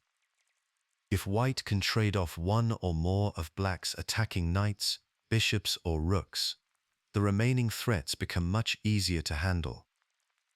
The fewer attacking pieces black has, the less dangerous the initiative becomes. This is why black is often careful to avoid unnecessary exchanges and keeps the pressure up as long as possible. Defending the marshal also requires precise knowledge of theory, because the lines are sharp and forcing. Many players prefer to avoid accepting the pawn if they are not prepared for the complications. If white does accept, the challenge is to balance between defending against immediate threats and completing development. Time pressure can make this difficult, and a common pitfall is to focus only on defense, missing chances to activate pieces or challenge black's coordination. When white does succeed in neutralizing black's attack, the extra pawn and the central structure become lasting advantages. The right moment to shift from pure defense to active counterplay is when the king's position is safe and black's pieces have retreated or lost coordination. At that point, white can use the central majority to push for an advantage in the middle game. The marshal attack is a model of calculated risk. Black gives up a pawn, but in return gets open lines and the initiative. White, if prepared and coordinated, can hold the extra pawn and even push for more once the pressure fades. The pattern to notice is the constant weighing of initiative against material. Every move is a test of whether activity or solidity will decide the battle. Recognizing this balance is what turns the martial attack from a theoretical curiosity into a real weapon or a practical challenge, offering a dynamic battlefield for those who dare to engage. Number 57. The Windmill variation of the French defense is a fascinating battleground of strategic tension and historical significance.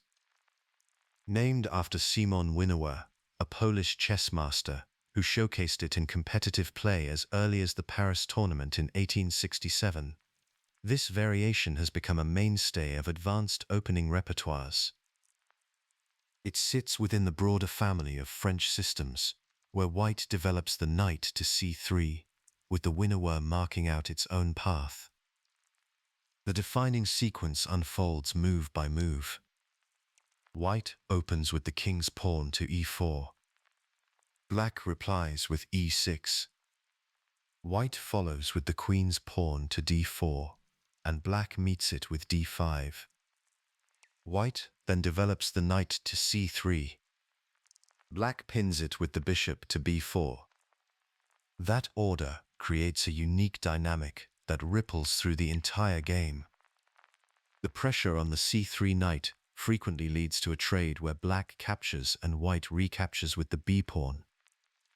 This results in a structure with white carrying doubled pawns on c3 and c4 against black's solid chain on e6 and d5. White gains the bishop pair and central space, but at the cost of long-term pawn weaknesses on the queen side. Black, meanwhile, gives up the dark squared bishop early but maintains a stable pawn formation seeking counterplay on the queen side or in the center.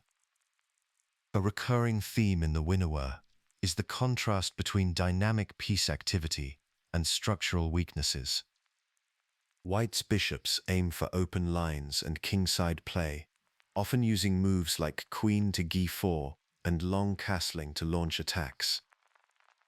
Black must manage the light-squared bishop, often trapped behind the pawn chain, and decide whether to castle short, risking a kingside attack, or stay in the center to support counterplay. The strategic imbalance shapes every plan, with opportunities for sharp play and highly tactical middle games, where kingside attack and queenside defense are in constant tension. Mistakes in the Windmill often stem from misunderstanding these demands. Black's common error is to castle kingside too soon, walking into a direct assault from white's bishops and queen. Another practical problem for black is leaving the c8 bishop undeveloped, leading to a cramped position. For white, the temptation to grab material with queen to g7 or to attack prematurely can backfire, as black's counterplay in the center or on the queen side becomes dangerous. Respecting the long-term consequences of structural decisions is crucial. Neglecting the doubled c-pawns or underestimating dark square weaknesses can quickly swing the advantage. The winnower is a variation that demands precision and a clear sense of direction from the earliest moves. Recognizing the balance between activity and structure, weighing the risk of each pawn move or piece trade, and staying alert to tactical shots are essential skills. Mastering these patterns reveals the winnower's unique character and its role as a proving ground for advanced opening play. Number 58. Black's first move in the Pirc defense is not a challenge but a concession, at least on the surface. Rather than contesting the center immediately, black plays pawn to d6, then knight to f6, and soon pawn to g6, inviting white to build a broad pawn center before dismantling it from the inside. The main feature is that black does not rush to occupy the center with pawns. Instead, black allows white to build a broad center with pawns on e4 and d4. Black's d-pawn sits on d6, not d5, which keeps options open. The kingside bishop is developed to g7, supported by the pawn on g6. The result is a structure where black's pawns on d6 and g6 and white's pawns on e4 and d4 face each other in a standoff, with neither side fully committed to a central clash right away. This setup gives black flexibility. By holding back the e-pawn and waiting to see how white arranges their pieces, black can choose when and how to challenge the center. Sometimes black plays e5 or c5 as a pawn break, but only after completing development and seeing what white is aiming for. The knight on f6 pressures e4, and the dark-squared bishop on g7 eyes the long diagonal, ready to become active if the center opens. Black usually castles kingside early, forming a compact pawn shield with pawns on f7, g6 and h7, so the king is safe before taking risks in the center. The core strategic plan in the Pirc is to control the center from a distance and strike at the right moment.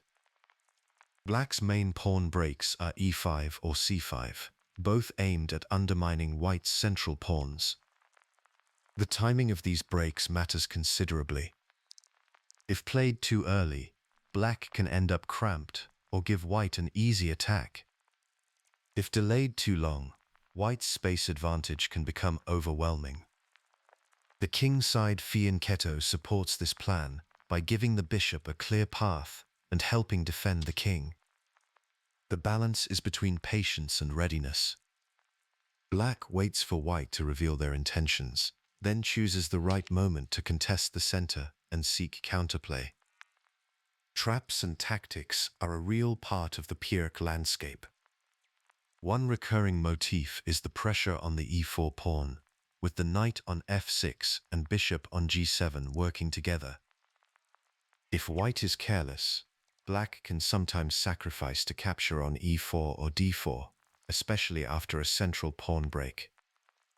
The long diagonal from h8 to a1 is a constant source of pressure. If white opens the center without enough support, the bishop on g7 can target loose pieces or even create threats deep into white's position along that diagonal. A common mistake for black is allowing white to push e5 too soon, which can lead to lines where the pawn advances further to e6 or an exchange on d6 opens up black's position before development is complete. For both sides, moving the same piece repeatedly in the opening or neglecting king safety can lead to swift punishment, as open lines and diagonals make tactical shots especially effective. Small lapses in coordination can turn a flexible setup into a target, while alert play can transform the same structure into a springboard for counterattack. Number 59. Pawn to c4. One move, and already white is playing a different kind of game, one built on pressure from the flank, rather than a direct claim on the center.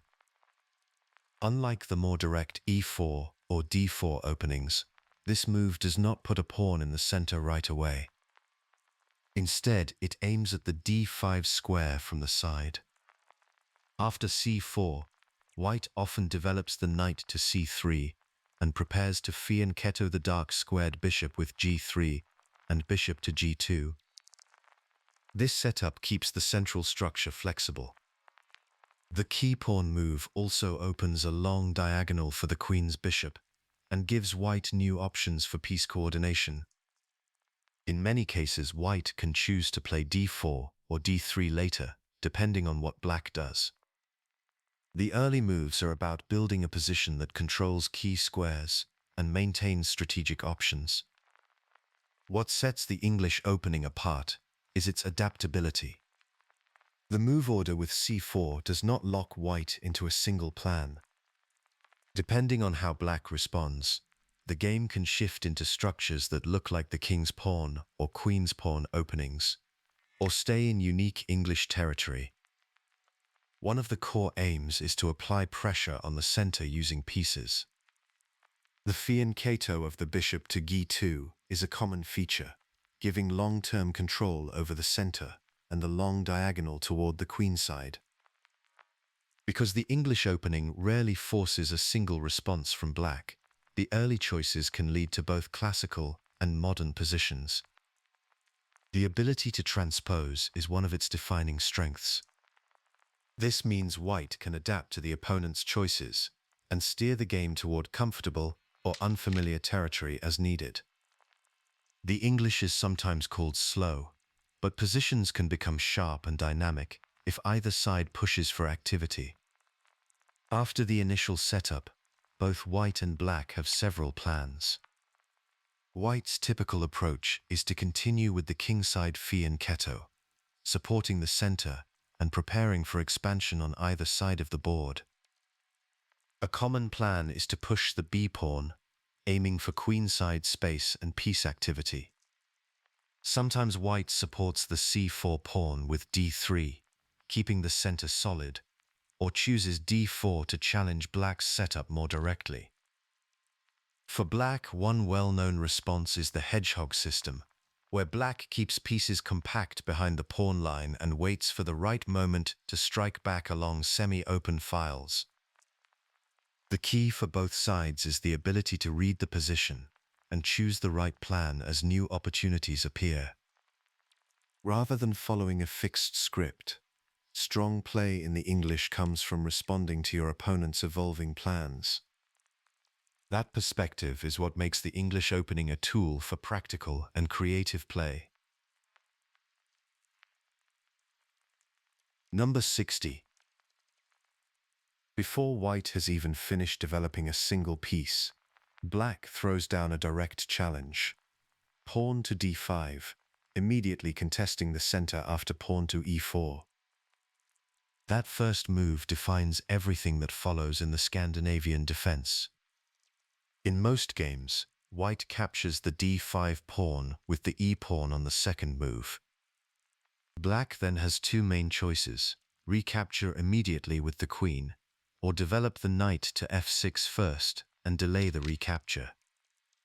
In the knight recapture line, black typically follows up by taking back on d5 with the knight after white plays c4, or allows white to keep the pawn temporarily. The most common line sees black recapturing with the queen, then often retreating the queen to f5 after white develops a knight to c3. This setup creates a clear pawn structure. Black often supports the queen on a5 and the center with pawns on c6 and sometimes e6, while white holds a central pawn on d4. These moves set a tone of early central tension and clarity. Piece development in the Scandinavian is straightforward but has its own character. Black's light-squared bishop is often developed early, commonly to g4 or f5, before black commits to kingside castling. The kingside knight usually comes to f6, reinforcing the center and preparing for natural development. A common misconception is that black's queen is permanently a liability. While the queen can be chased by white's knight to t3, this is not always a problem if black develops smoothly and supports the center. The strategic goals in the Scandinavian defense focus on controlling the center and developing pieces efficiently. Black's pawn on d5 immediately contests white's e4 pawn, breaking symmetry and forcing the game into open territory. The aim is to build a solid pawn structure, which resembles the Caro-Kann defense, and gives black a sturdy base against direct attacks. Black usually brings the light-squared bishop out before closing the pawn structure, then develops the knight to f6. The queen's early development does cost a tempo, but black uses this time to reorganize and create a resilient position. Castling kingside is most common, though queenside castling is sometimes considered, especially if black wants to place a rook on the semi-open d-file. A common misconception is that the Scandinavian always leads to passive play for black. In reality, black's main plans are active.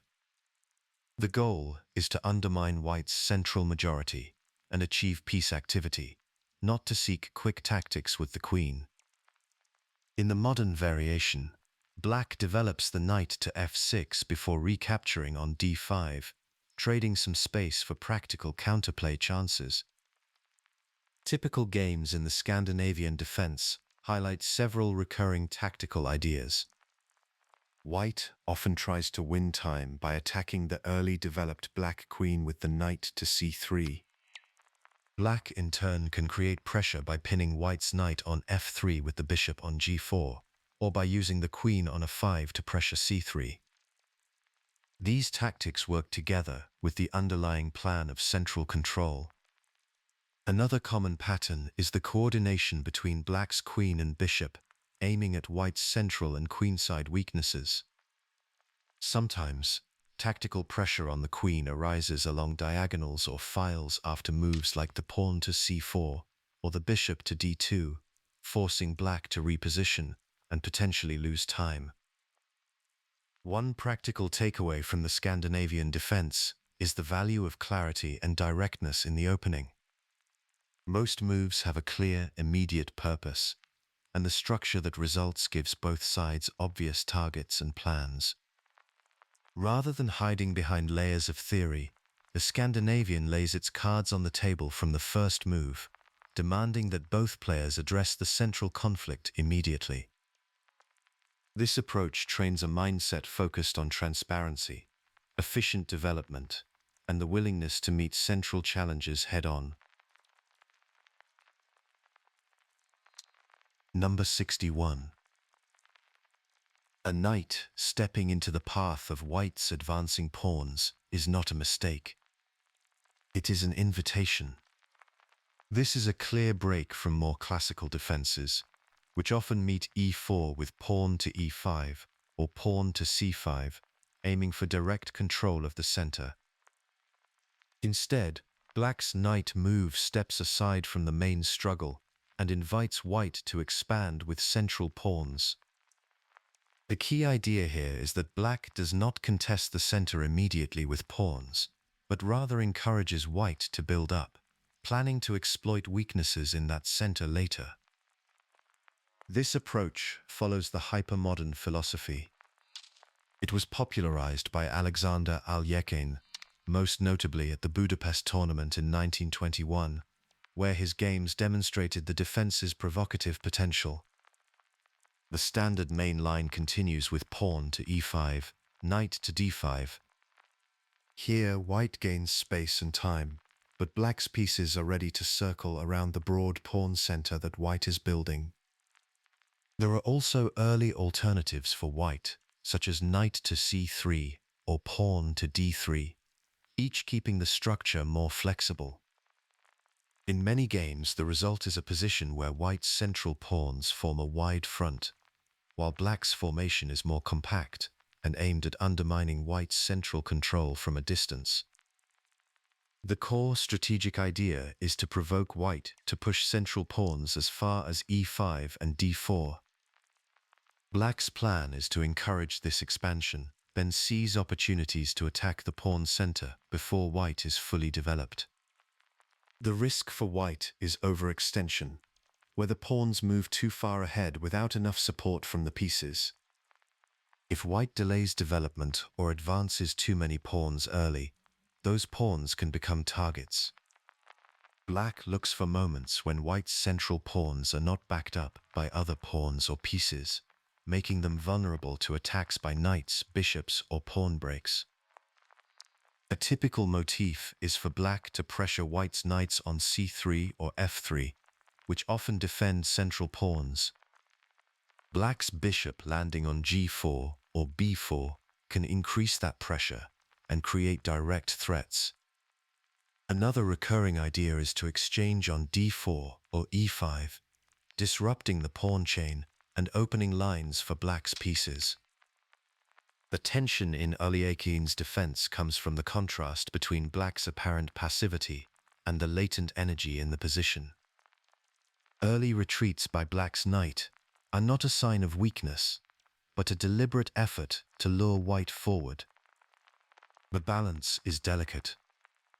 If black's counterattack is mistimed or too slow, white's space advantage can become very difficult to handle. But if white overreaches, black's pieces can spring to life, often with tempo-gaining threats against the exposed pawns. The most effective plans for black focus on undermining white's pawn center. After the early knight maneuvers, black typically develops the dark squared bishop to g4 or f5, aiming to pin a defending knight or increase pressure on the d4 square. Rapid kingside castling is a common plan, connecting the rooks and making it easier to bring them to central files like e8 or d8. Black often seeks to exchange central pawns, trading activity for space, and looking to activate the pieces as the position opens. Timing is crucial. Black wants to avoid launching pawn breaks or exchanges before development is complete, as premature action can leave black cramped with little compensation. Another guideline is to retreat pieces actively, keeping pressure on the center rather than falling back passively. Tactical opportunities for black often appear if white has advanced pawns to e5 and d4, especially after an extra space-gaining move like c4 or f4. When these pawns lack support, black's knights and bishops can coordinate threats, sometimes winning a pawn or creating weaknesses that last into the endgame. Knight forks are common, especially after central exchanges that leave white's pieces scattered. The pattern to recognize in Ulyakin's defense is the dynamic imbalance that emerges from the opening moves. Black gives up early space with the intention of provoking weaknesses, then relies on precise timing and coordination to challenge the center effectively. The mindset to adopt is one of patience and readiness. Rather than rushing to occupy the center, black waits for the right moment to strike, turning apparent passivity into sharp, practical chances. Number 62. Few openings have built a reputation as quietly formidable as the Caro-Kann. With just 2 moves, c6 followed by d5, black stakes a claim in the center without the tactical fireworks that define sharper responses to 1e4. This setup immediately challenges white's central grip, while giving black a flexible, dependable structure. A key feature is the pawn formation.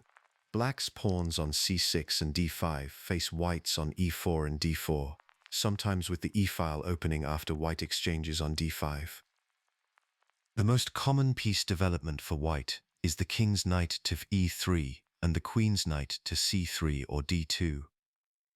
Black's queen's knight usually goes to d7, supporting the center and preparing for kingside plans. This structure forms the foundation from which all the major variations branch out. The main strategic idea behind the Caro-Kann is to control the center with a resilient pawn chain while keeping development easy. Black's setup does not block in the bishops, which helps get the pieces out quickly.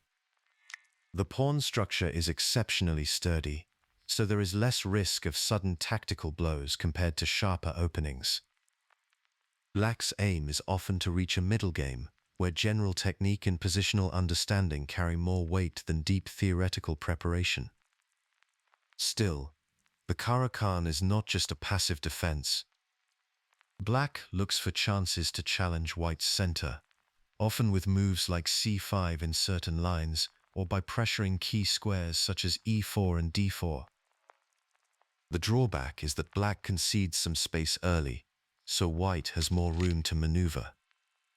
This means Black must be patient and avoid drifting into passivity. In certain lines, White can end up with an isolated queen's pawn, which offers Black clear targets but also creates dynamic chances for both sides. In practical play, the Caro-Kann has been used at the highest level, with Anatoly Karpov being one of its most celebrated practitioners, and his games serving as model examples of how Black's patient setup can withstand early pressure. These encounters highlight how Black's patient setup can withstand early pressure and then turn the tables through well-timed counterplay. Tournament guides often recommend focusing on natural, logical development moves, rather than memorizing long sequences. A recurring mistake for White, especially in the advanced variation, is to push pawns too far without enough support, creating weaknesses that Black can target later. The Caro-Kann's defining character is the balance between a firm defensive posture and readiness for active operations as the position opens. For players who invest time in understanding its structures, the Caro-Kann offers a dependable foundation for navigating complex positions. Number 63. Few openings in chess history have divided opinion as sharply as the King's Gambit, a line that asks White to throw a pawn into the fire on move 2 and trust that the resulting chaos will favor the attacker. After the initial moves, White usually develops the King's knight to f3. The bishop may go to c4 in some lines, though other setups such as bishop to b5 or d3 are also common depending on the variation.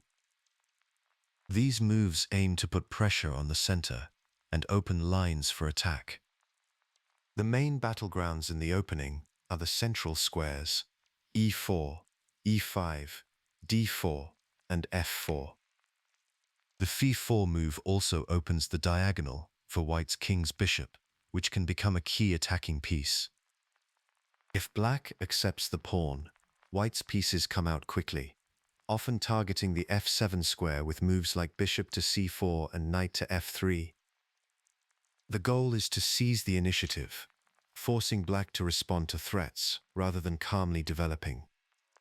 White may also play d4 to build a strong pawn center. The pressure is on Black to prove that the extra pawn is worth the risk of falling behind in development or facing an early attack.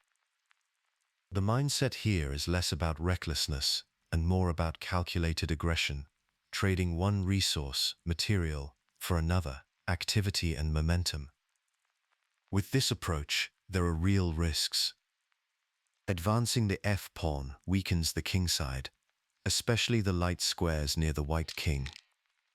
The diagonal from e1 to h4 can become exposed, and the king's safety is more difficult to maintain. This is especially true if white delays castling, or if the kingside pawns become further weakened. If white is careless, black can use these weaknesses to launch a direct attack, or consolidate and keep the extra pawn. To manage these dangers, white needs to coordinate development quickly, and usually castle sooner rather than later. Avoiding extra pawn moves on the king's side helps limit further weaknesses. The key takeaway is that the King's Gambit rewards players who can balance boldness with awareness, recognizing when the momentum is on your side and when caution is needed to avoid letting short-term activity turn into long-term vulnerability. Number 64. The Tarrasch Defense grew out of late 19th century debates about how black should meet the Queen's Gambit. Siegbert Tarrasch, one of the era's most influential grandmasters, helped shape its theory by arguing that dynamism and piece play could outweigh a structural weakness. The defining move order starts with d4, d5, c4, e6, knight to c3, c5, and after white captures or plays knight to f3, black recaptures or develops accordingly. This early c5 is the signature of the Tarrasch defense. The central idea is that black willingly accepts an isolated pawn on d5 in exchange for freer piece development and central space, a trade-off that defines the defense's character. At the time, this was seen as a bold break from the more solid Queen's Gambit decline setups. The defense became a staple among ambitious players who preferred counterplay and initiative over pure structural safety. The main strategic aim in the Tarrasch defense is to use piece mobility to balance out the long-term weakness of the isolated d5 pawn. Black's typical pawn structure features pawns on d5 and e6, with the c-pawn already advanced and gone. This leaves d5 isolated, but also opens lines for the bishops and creates room for the knights. The critical central squares are d4 and e5. Both sides fight for control here, with black often placing a knight on e5, and white blockading d5 with a knight on d4. Black's kingside knight goes to f6, the queenside knight to c6, and the bishop usually develops to e7 or sometimes d6, depending on the plan. Castling kingside is standard. The key tension is between black's ability to generate counterplay and white's plan to blockade and attack the weakness. A common misconception is that the defense is too passive. When used well, it is anything but. Typical move sequences in the Tarrasch defense lead to middle game positions where black's rooks are often lined up behind the d5 pawn, ready to support central and kingside play. White's pieces focus on d4, applying a blockade strategy and building pressure along the c-file.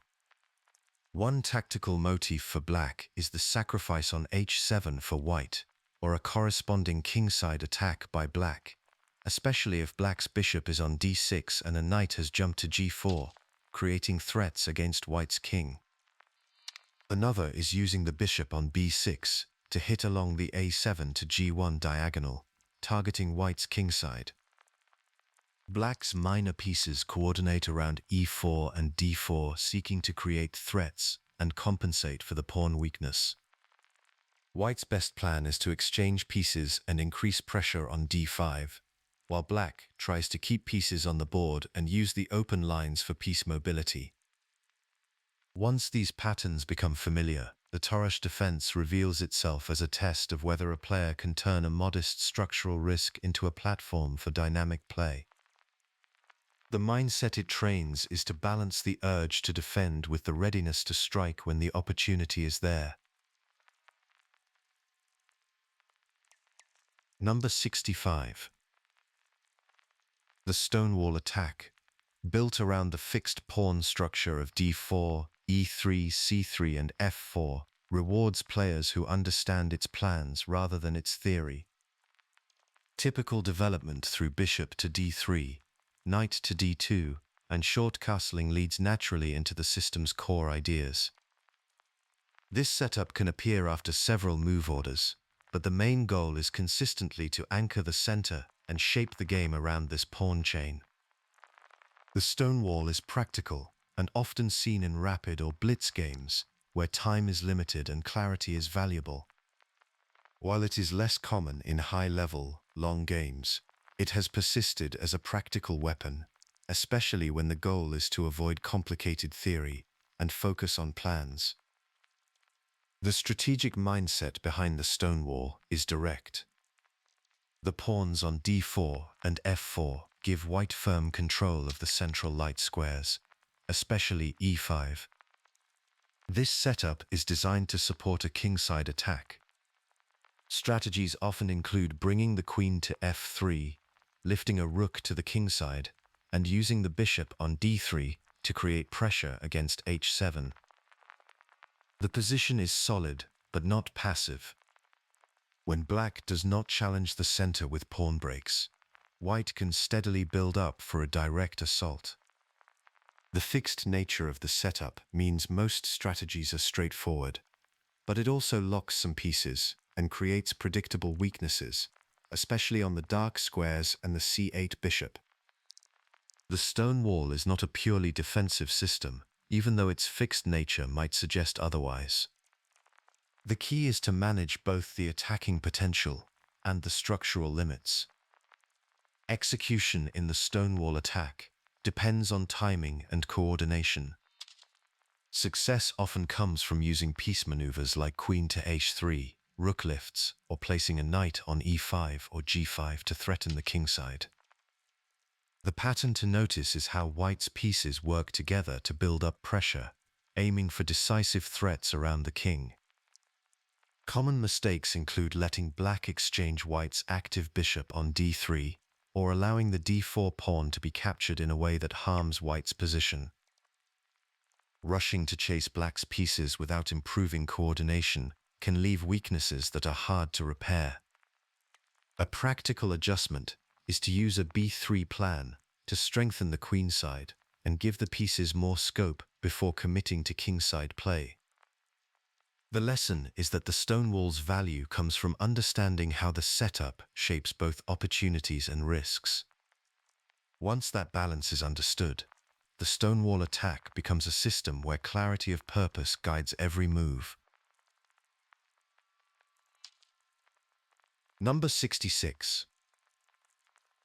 Pawn to f4.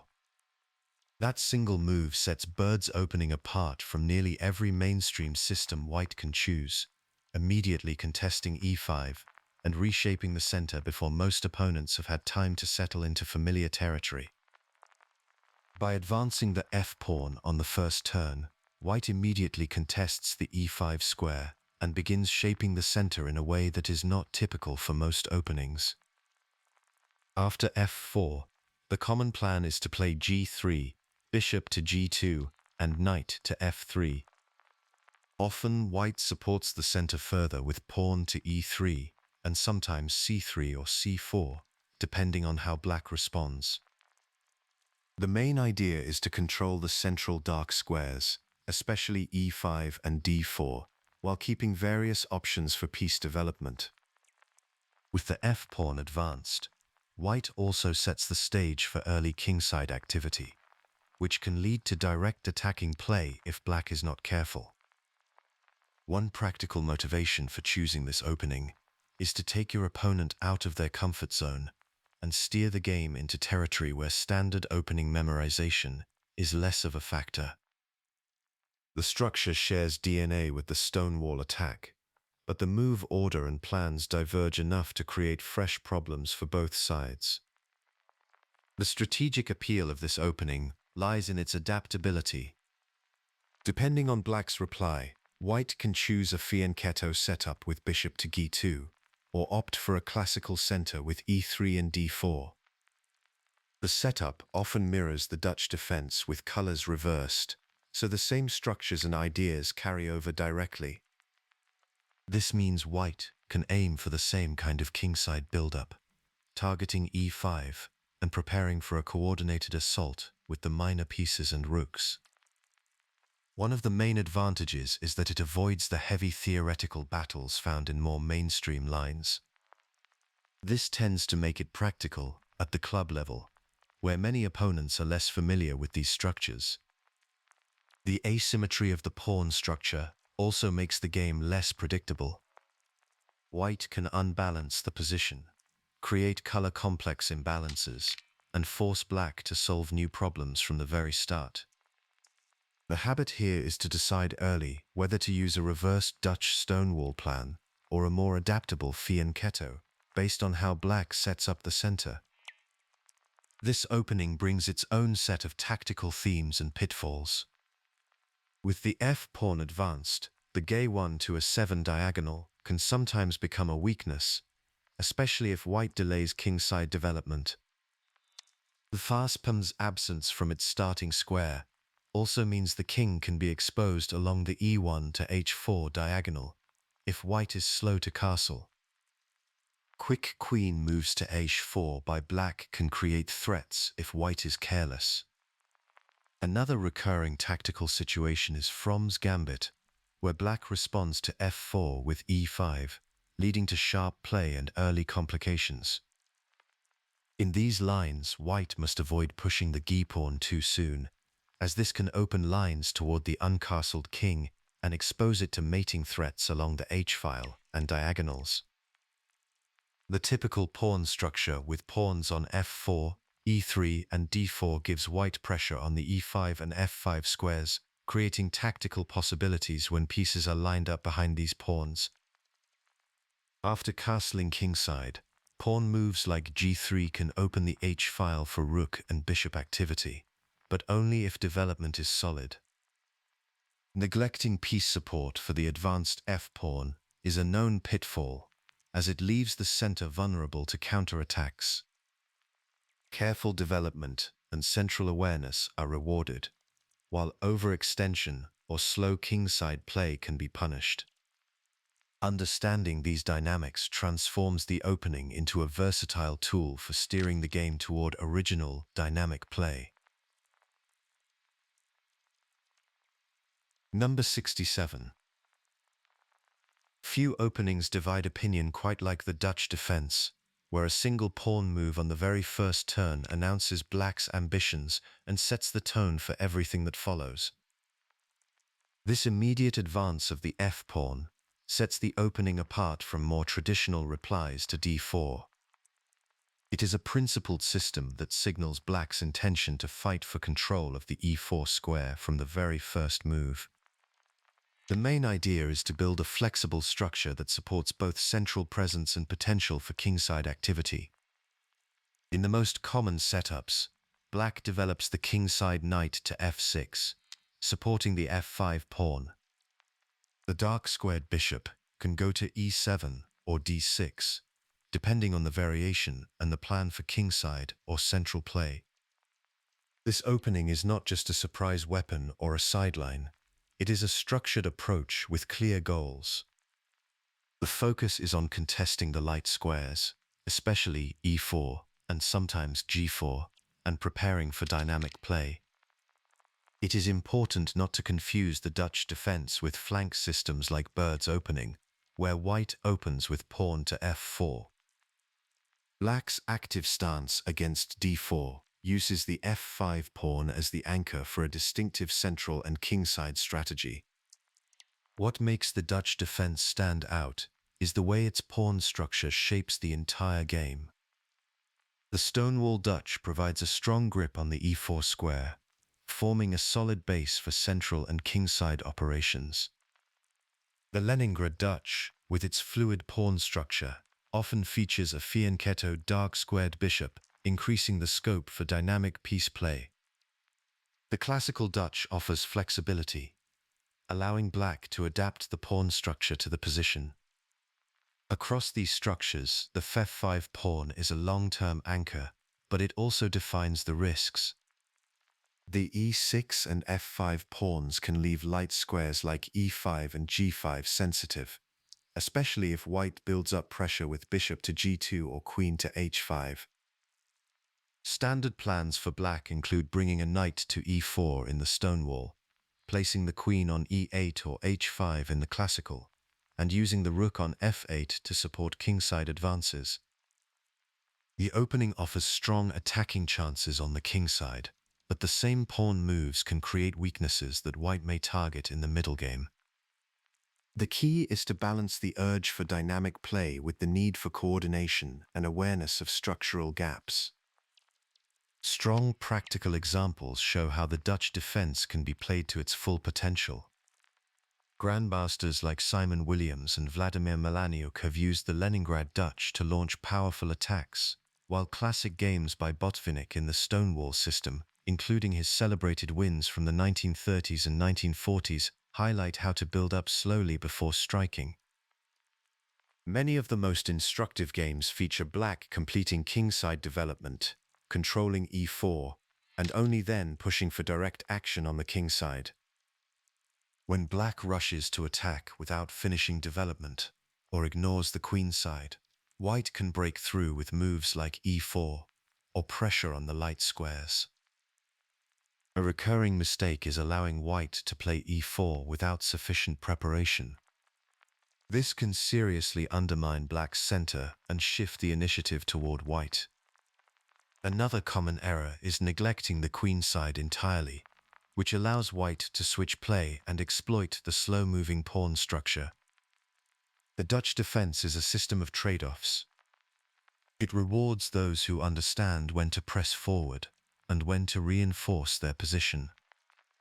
Each game is a reminder that the Dutch is not just about launching an attack, but about shaping the middle game with a mix of boldness, structure, and a clear sense of timing. Recognizing these dynamics transforms the Dutch defense into a practical tool for ambitious play. Number 68. The Trompowsky attack, as established, opens with pawn to d4, knight to f6, and bishop to g5, with white immediately deploying the bishop to pressure black's knight, rather than building a classical center. Unlike the Queen's Gambit, which usually continues with c4 or classical e4 openings like the Ruy Lopez and Sicilian Defense, the Trompowsky signals right away that white is not interested in standard theory battles. The bishop on g5 immediately asks black to make decisions. Some players choose the Trompowsky to avoid deep preparation and to create uncharted positions. The plan is direct and easy to understand. White develops a piece with a threat, keeping the center flexible and open to several plans.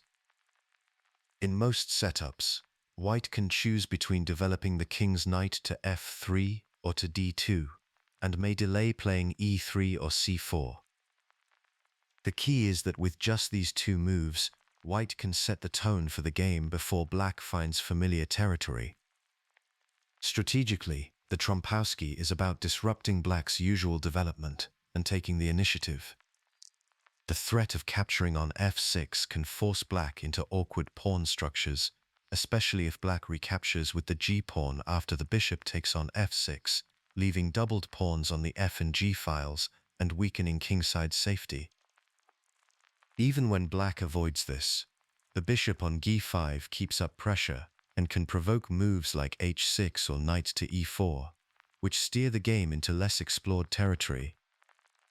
White's goal is to steer the game away from comfortable setups like the King's Indian or Queen's Indian, where black's development is well rehearsed and theoretical knowledge runs deep. This often leads to positions that are unbalanced and unfamiliar, where unfamiliar middle game play becomes possible.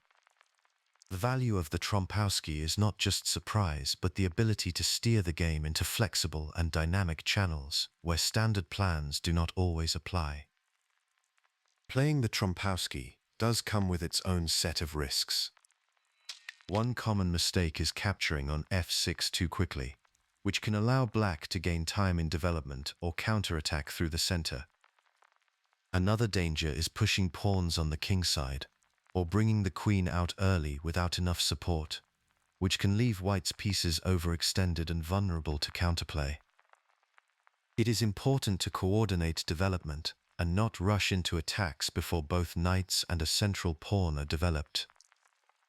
If the bishop retreats to h4 and black responds with h6 and g5, white's bishop and center can come under pressure if development lags. The habit worth developing is balancing aggression with support, watching for signs of overextension, and staying ready to adjust as the position shifts. Mastering the Trompowsky means adopting a mindset of experimentation and adaptability, using the opening as a way to test both your opponent's preparation and your own ability to navigate the doubled pawn structures and dynamic positions it creates. Number 69. In the midst of a tense middle game, imagine black has just traded a knight for white's knight on c3, leaving white with doubled pawns. This is the heart of the Nimzo-Indian Defense, where strategic depth and long-term planning come to the forefront. The exchange isn't merely about gaining the bishop pair or compromising pawn structure. It's about how each player navigates the resulting complexities. The struggle between piece activity and structural integrity defines the challenge of the Nimzo-Indian, demanding foresight and adaptability from both sides. With the groundwork of the Nimzo-Indian established, we turn our attention to how each side maneuvers through the aftermath of the bishop exchange. When black captures on c3, the decision is layered with strategic implications. Black concedes the bishop pair, but gains potential targets in white's pawn structure. Conversely, white must balance the advantages of the bishop pair against the vulnerabilities of doubled pawns. Some variations see white avoiding the doubled pawns, while others embrace them for the sake of dynamic bishop activity. The interplay between piece mobility and structural considerations distinguishes the Nimzo-Indian from more static defenses. Black's strategic choice to exchange the bishop for structural tension, and white's pursuit of space or bishop activity, create a battlefield where long-term strategy eclipses immediate tactics. Strong players approach this position by evaluating each move not only for its immediate impact, but for its influence on the evolving game. Consider a typical scenario. White accepts the doubled pawns, and black targets these weaknesses with moves like c5 or d5, applying pressure on c3 and c4. White, in turn, leverages the bishop pair to exploit open lines, especially if the center becomes fluid.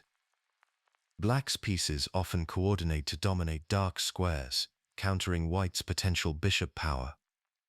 White might aim for a broad pawn center, pushing e4 and d4, though this carries risks due to the pinned knight and potential exchanges. Both sides must adapt their strategies to the board's structure. White might stabilize the queen side with b3, while black seeks opportunities to open the center or increase pressure. The Nimzo-Indian exemplifies the importance of understanding how structure influences the entire game. Instead of pursuing short-term advantages, mastery comes from recognizing how each pawn move and exchange impacts the position's long-term prospects. This strategic mindset is a cornerstone of advanced positional play, and the Nimzo-Indian provides a clear pathway into this sophisticated way of thinking. Number 70. The QGD has been a fixture in top-level play for over a century, and its reputation is built on something rare in chess: the ability to resist early tactical threats while laying the groundwork for a long strategic battle. Black chooses not to accept the c4 pawn, instead reinforcing the d5 point and keeping a stable pawn structure. This approach has appeared in many World Championship matches, especially through the 20th century, with players like Capablanca, Lasker, Botvinnik, and Petrosian relying on it as a trusted defense. The QGD is valued for its ability to resist early tactical threats and to provide a reliable foundation for a long, strategic battle. It is widely regarded as a cornerstone of opening theory, having shaped the way positional chess has been understood and taught for generations. The strategic heart of the QGD is its solid pawn structure. After the starting moves, white has pawns on d4 and c4, black has pawns on d5 and e6. The QGD is not just about holding ground, but about knowing when to shift from careful defense to active counterplay. Black's main priority is to maintain the integrity of the pawn chain, especially avoiding weaknesses that white can target later. At the same time, black must develop pieces actively, especially the light-squared bishop, which often struggles for space on c8. The balance lies in defending without becoming cramped. Rooks usually come to the D and C files after castling, supporting central and queenside activity. A key method for black to generate counterplay is the c5 pawn break, which directly challenges white's center and opens lines for the pieces. Classic games in the QGD illustrate how structural choices and piece maneuvers shape the flow of play. In the exchange variation, when white captures on d5 and black recaptures with the e-pawn, both sides face a symmetrical center. White can aim for a minority attack on the queen side, pushing b4 and b5 to create weaknesses in black's pawn majority. Black, in turn, looks for ways to activate the c8 bishop and use the central files for the rooks.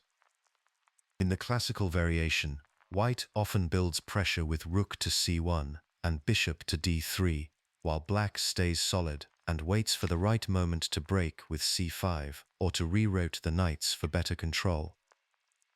The recurring challenge for black is to avoid leaving the c8 bishop buried, either by preparing a pawn break or finding a route for the bishop to become active. The mindset to carry forward is that in the QGD, solidity and flexibility reinforce each other rather than compete. Number 71. Few openings announce their intentions as boldly as the Benoni Defense. With an early c5 against 1d4, black immediately signals a willingness to fight for the center on unconventional terms. The game opens with white pushing the queen's pawn to d4. Black develops the knight to f6. White then advances the c-pawn to c4. Black strikes back with c5. White answers by pushing the pawn on to d5. Black often replies with e6, then captures on d5 with the e-pawn. White recaptures with the c-pawn, and the key structure appears. White holds pawns on d5 and e4 among others, while black's pawns on c5 and d6 form the defining features of the structure. This setup is not symmetrical. Unlike a classical setup, where black anchors the center with two pawns side by side, here black's center is restrained and flexible, not anchored. The result is a position where white has more space in the middle, while black holds a pawn majority on the queen side with pawns on the A, B, and C files, compared to white's single A pawn on that side. Black's king's knight usually comes to f6 early, and in many lines, black's bishop is fianchettoed to c7. The queen's knight may go to d7 or c6, depending on the plan. This early imbalance means both sides must adjust quickly, as the game moves away from typical stable structures.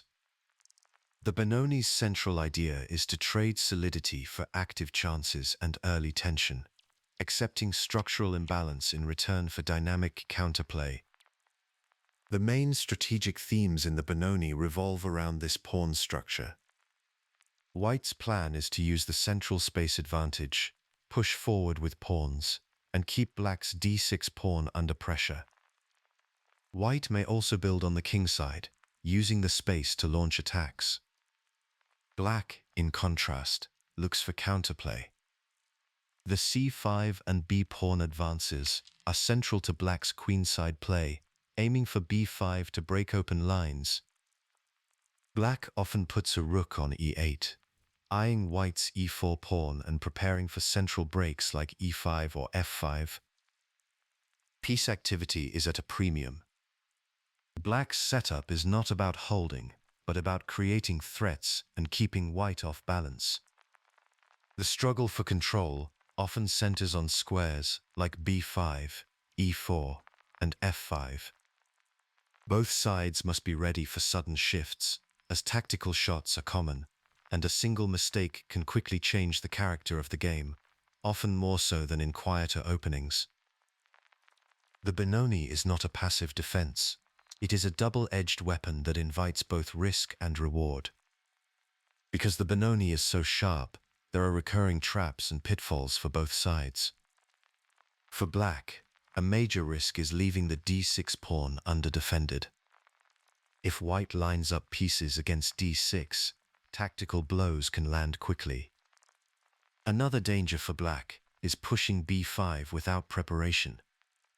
If white has played a 4, the b5 push can be met by the a-pawn capturing on b5, after which white controls the a-file and the b5 square, making black's queenside counterplay harder to sustain.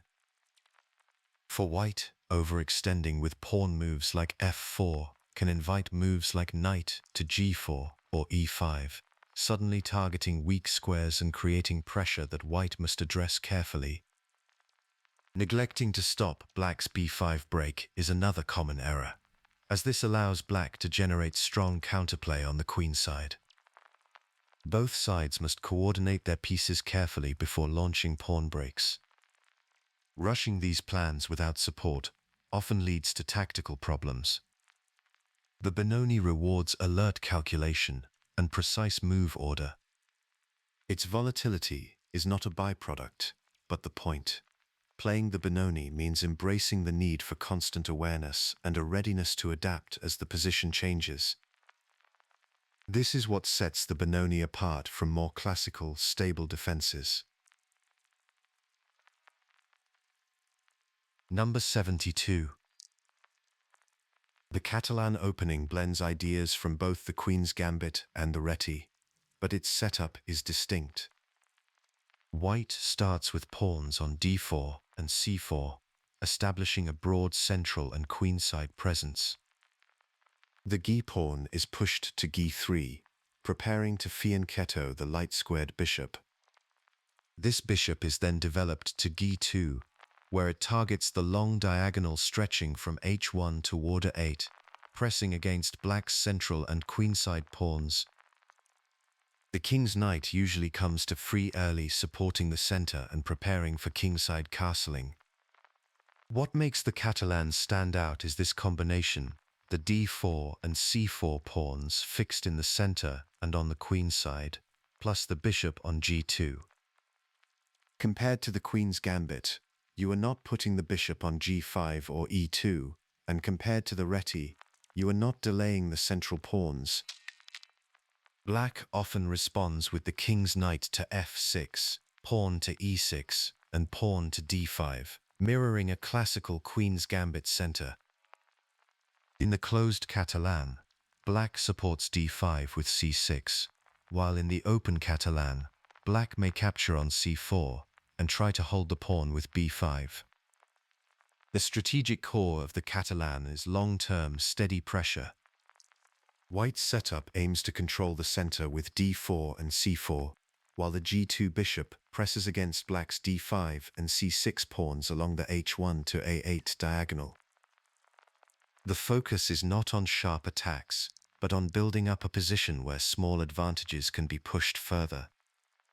White often looks for ways to expand on the queenside, or to target black's center, especially the d5 pawn, if it is reinforced by c6. The bishop on g2 is the anchor of this plan, creating tension and making it hard for black to relax. Tactical chances can come from central breaks with e4, or from pressure against overextended queenside pawns if black tries to keep the c4 pawn.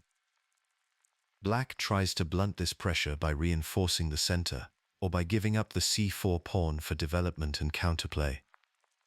The Catalan rewards patience, spatial awareness, and the ability to sense when to switch from quiet build-up to active operations.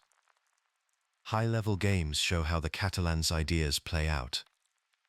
Model games often include white playing queen to c2 and knight to d2, increasing focus on the c4 pawn and central squares.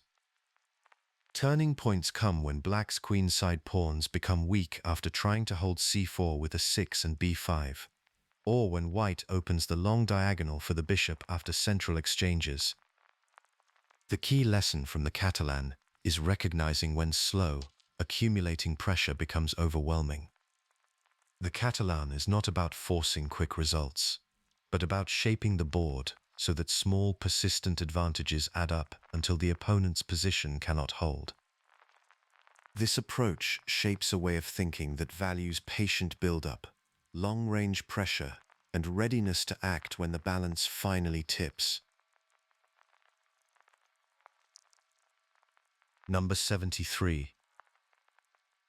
Black's second move of c6 looks modest, almost cautious, but it quietly solves one of the oldest problems in the Queen's Gambit: how to support d5 without trapping the light-squared bishop.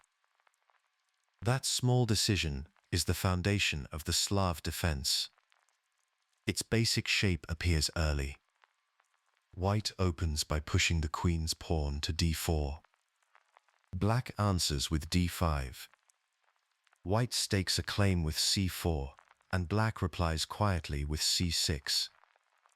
Black's idea is to support the d5 pawn with c6 instead of e6, which leaves the light-squared bishop on c8 free to develop. This is a key difference from the Queen's Gambit declined, where the bishop is locked in. Early moves often include white's knight to f3 and knight to c3, while black replies with knight to f6, and then chooses how to develop the queenside. In many lines, the bishop comes out to 5 or g4 before black plays e6. The pawn structure is defined by the c6 and d5 pawns for black, and c4 and d4 for white. Most of the time, the center is fixed and solid, but both sides keep options open.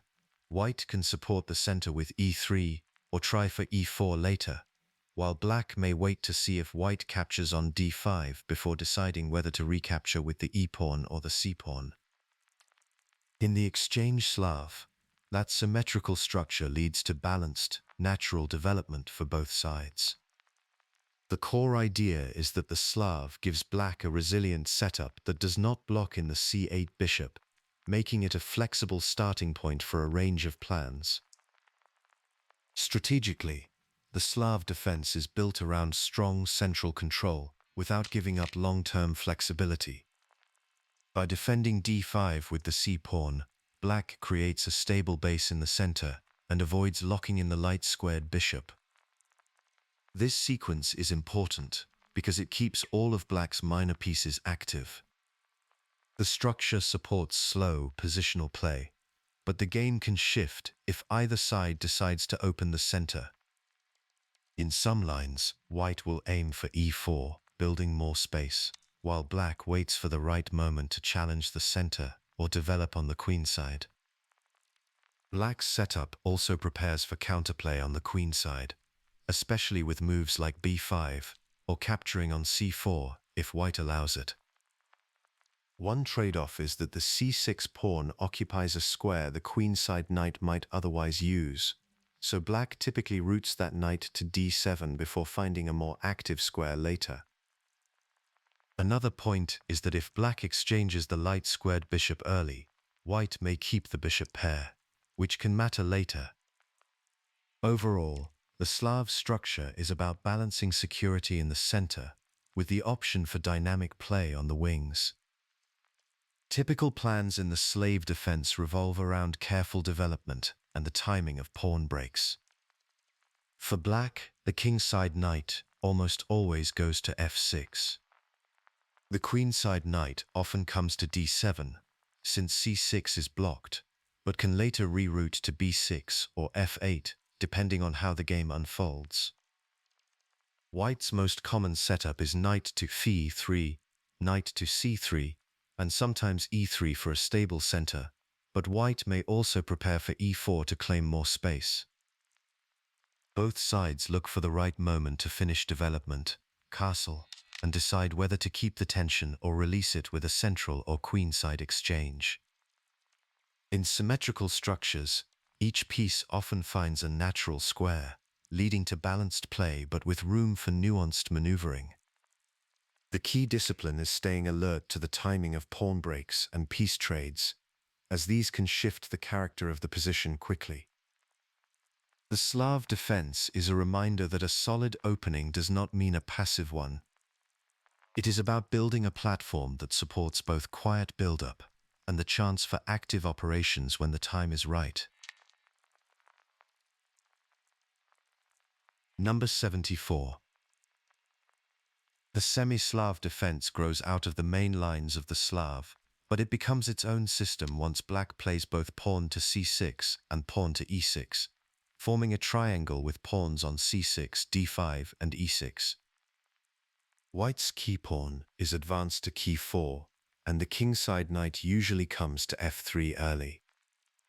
The key feature is that black's dark squared bishop on c8 is blocked by the pawn chain and cannot develop freely. This is the main visual difference from the classical Slav, where the bishop often comes out before e6 is played. In the Semi-Slav, the bishop is held back, and black tends to develop the knights to f6 and d7, castle kingside, and place the queen on c7 or b6. Rooks often go to c8 and e8. For white, the most common plan is to continue with e3, supporting the center, and preparing to develop the light-squared bishop.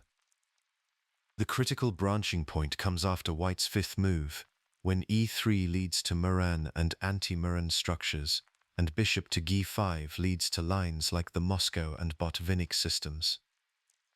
The main strategic aim in the Semi-Slav is to combine solidity with the chance for active counterplay. Black's pawn triangle is very stable and keeps a strong grip on the center, especially the e4 square. This setup blocks white's central expansion and creates tension, but it also leaves black with a slightly cramped position until the bishop on c8 finds scope. The central tension is not just for show. It is the source of much of the opening's complexity. Black often waits for the right moment to break with c5, or to capture on c4 with the d-pawn, freeing the position and bringing the bishops into play. The balance is delicate. Black must be solid enough to hold white's pressure, but flexible enough to create threats when the center opens. White, on the other hand, has to decide between building up slowly or pushing for sharp lines. The result is a wide range of positions, from quiet maneuvering to sharp, tactical fights. Both sides need to be ready to adjust plans as the center clarifies. Watching how strong players handle the Semi-Slav, you see that the real skill is in staying flexible. In some lines, white plays bishop to d3 or queen to c2, each choice shaping the character of the middle game. Moves like bishop to d3 often lead to sharp play, while queen to c2 keeps things more restrained. Black's choices about when to break with c5 or develop the bishop to b7 or a6 show how timing and patience matter more than following a fixed script.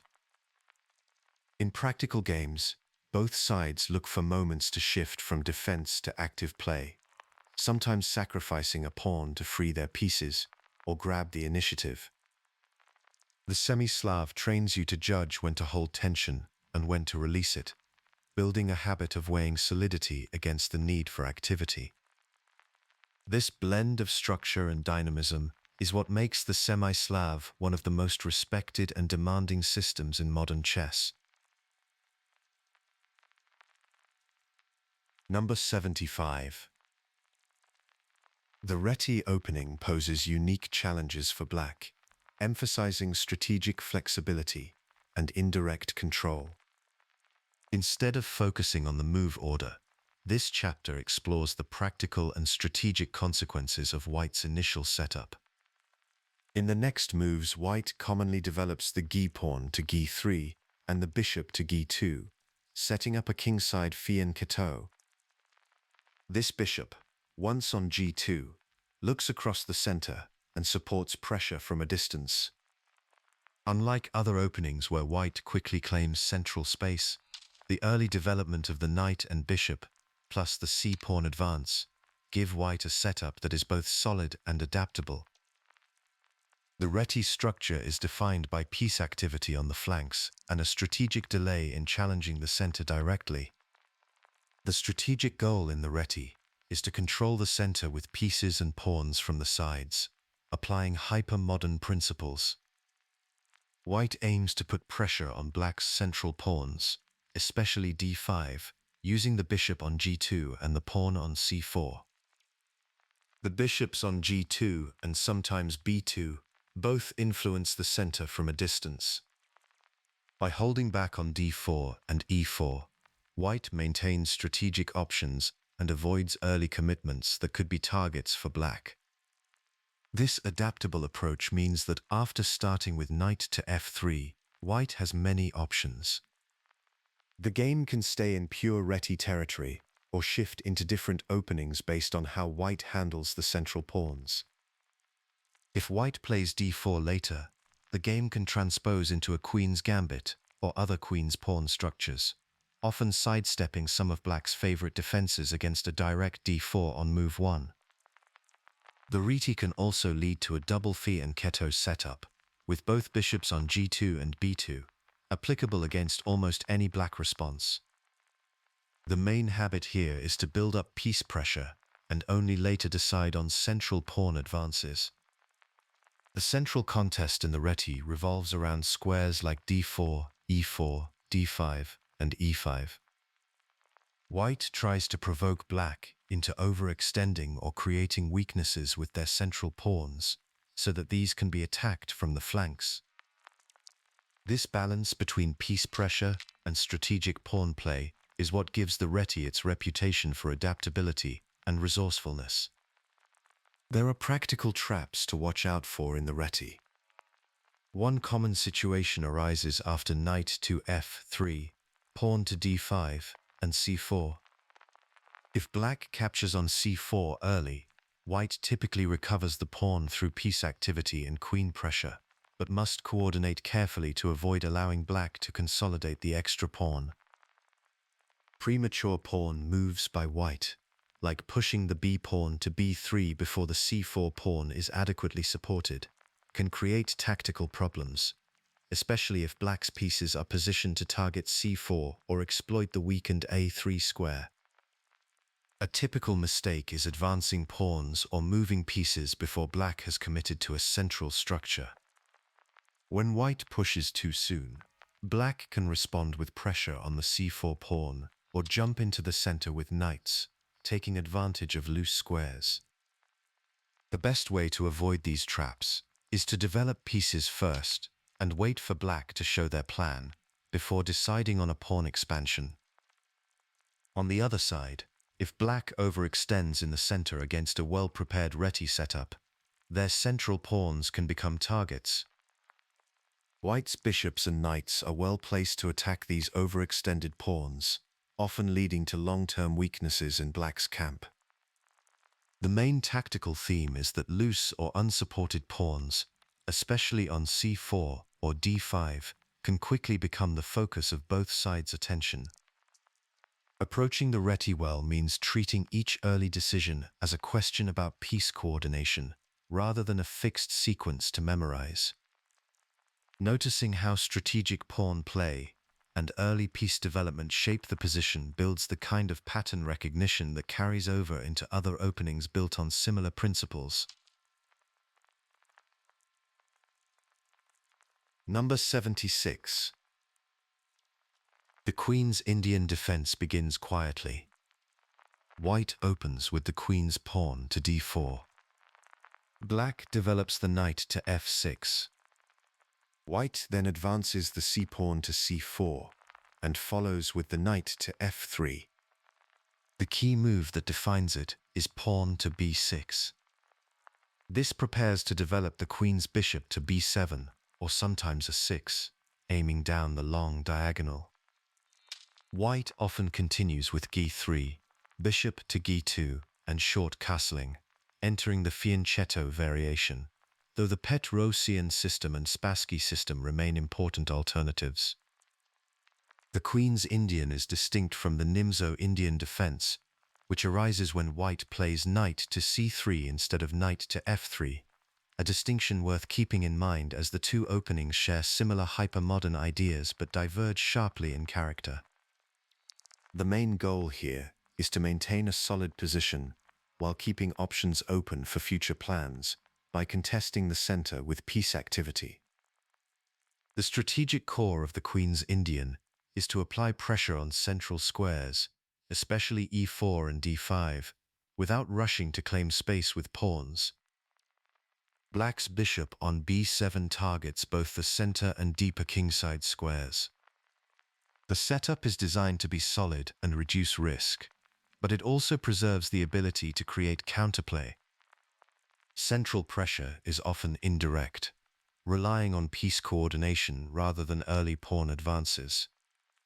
Black accepts having less space in the early stages, but uses this to stay flexible and wait for the right moment to challenge white's plans. The c4 and d5 squares become battlegrounds as both sides maneuver for control. White's typical plan is to build a space advantage and keep black cramped, while black looks for moments to break out or exchange pieces to relieve pressure. The Queen's Indian often leads to positions that are rich in strategic ideas, where patience and timing matter as much as calculation. Common plans in the Queen's Indian defense revolve around careful piece placement and timely pawn breaks. Black's bishop can shift from b7 to a6 to pressure the c4 pawn and challenge white's queenside structure. The knight may advance to e4, sometimes trading on c3 to alter the pawn structure and simplify the position. Rooks often move to central or semi-open files, usually the c or d file, after pawn trades. White's main ideas include reinforcing the d4 pawn, preparing e4 to claim more central space, and supporting the center with moves like rook to e1. The recurring structural motif for black is a compact center and a fianchettoed bishop, while white typically aims for a broad pawn center and active pieces. A common transition into the middle game comes after white pushes e4 or black strikes with c5 or d5. The pattern to look for is the way this opening balances restraint with readiness, where defensive solidity is always paired with latent counter-attacking potential.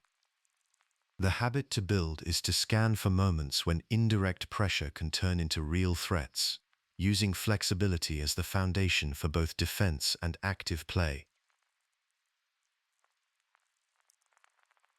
Number 77. In the modern defense, black typically begins with pawn to g6 and then bishop to g7, inviting white to claim central space with pawns on e4 and d4. Unlike systems that contest the center immediately with pawns on e5 or d5, the modern keeps those pawns in reserve. Black holds back the king's knight from f6 as well, delaying commitment and keeping options open. The early focus is on fianchettoing the bishop and developing pieces behind white's center, not on direct confrontation. This reflects the hyper-modern philosophy. The structure is not passive. It is designed to provoke white into overextending and to prepare for counterplay on black's terms. The main strategic idea behind allowing white to build a broad pawn center is to create targets and tension. When white controls e4 and d4, these pawns become potential weaknesses as well as strengths. Black's plan is to develop smoothly, often completing kingside fianchetto and waiting for the right moment to challenge the center with pawn breaks like d7 to d5, e7 to e5, or even c7 to c5 or f7 to f5. The g7 bishop's long diagonal exerts pressure on the dark squares and supports these breaks. Black aims for dynamic counterplay, not immediate equality in space. The timing of the counterattack is critical. If black strikes too early, white may consolidate and keep the space advantage. If black waits too long, the position can become cramped and harder to generate counterplay from. The modern defense calls for restraint, patience, and careful observation of white's setup. The structure is unbalanced by design, with black trading central space for flexibility and latent attacking chances. The question to ask is not how to grab the center, but how to undermine it once it is built. Games that showcase the modern defense at its best feature a clear pattern. Black completes the kingside fianchetto, develops the queen and knights toward the center, and waits for white to commit the central pawns. The turning point is usually when white's central pawns are pushed too far, creating gaps for black's pieces to invade. Black then executes a well-timed pawn break, often d5 or c5, opening lines for the g7 bishop and increasing pressure on the center. Recurring motifs include the g7 bishop dominating the long diagonal, black's knights jumping to active outposts like c5 or e5, and the queen coordinating with the pieces to attack central or queenside weaknesses. The pattern to notice is that the modern defense is not about holding ground early, but about shaping the game so that black's counterattack is both timely and forceful. Number 78. The Evans Gambit takes the Italian game into entirely different territory. Rather than the measured build-up of the giuoco pianissimo, or the symmetrical development of the four knights, white throws a pawn onto the board on move 4 and dares black to take it. The move sequence that defines the Evans Gambit is worth settling into. White opens with the king's pawn to e4. Black mirrors with e5. White develops the knight to f3, and black brings a knight to c6. The bishop then slides out to c4, and black answers with the bishop to c5.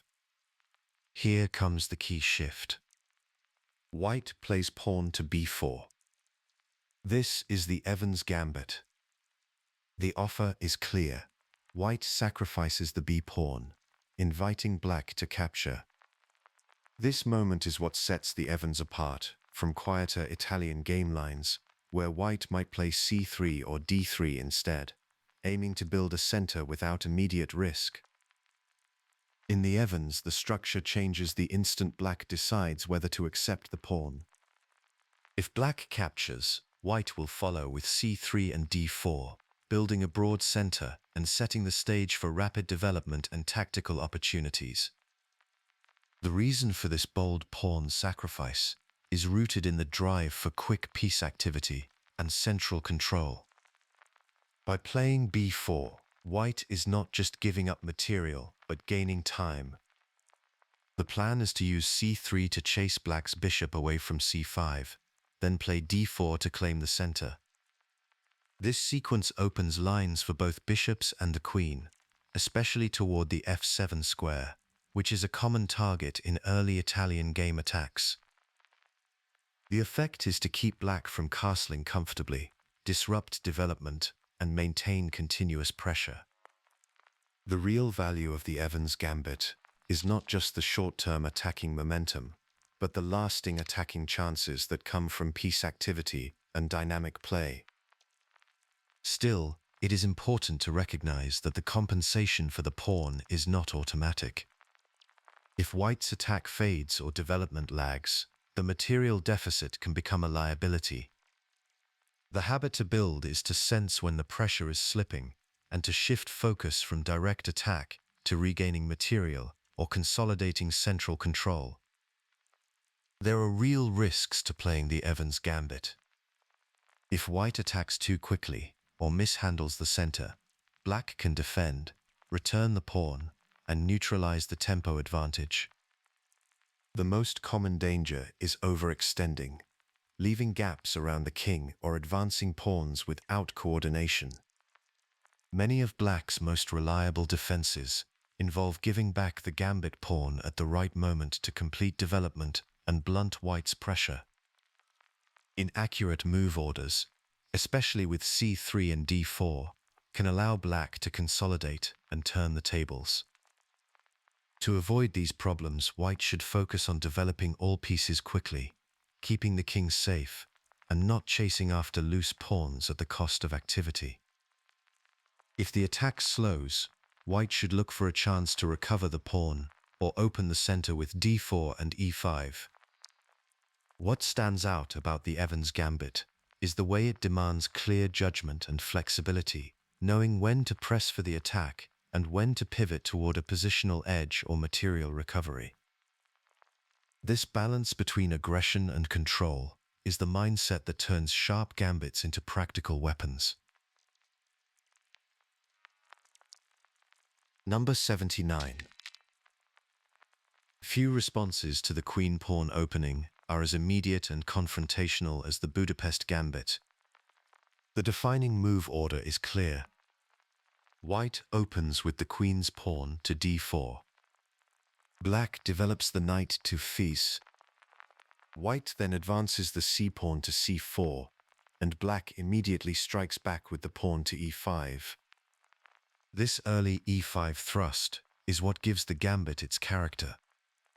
After white captures the e5 pawn, black's next move is usually knight to g4, beginning direct pressure on the e5 pawn and setting the tone for the rest of the opening.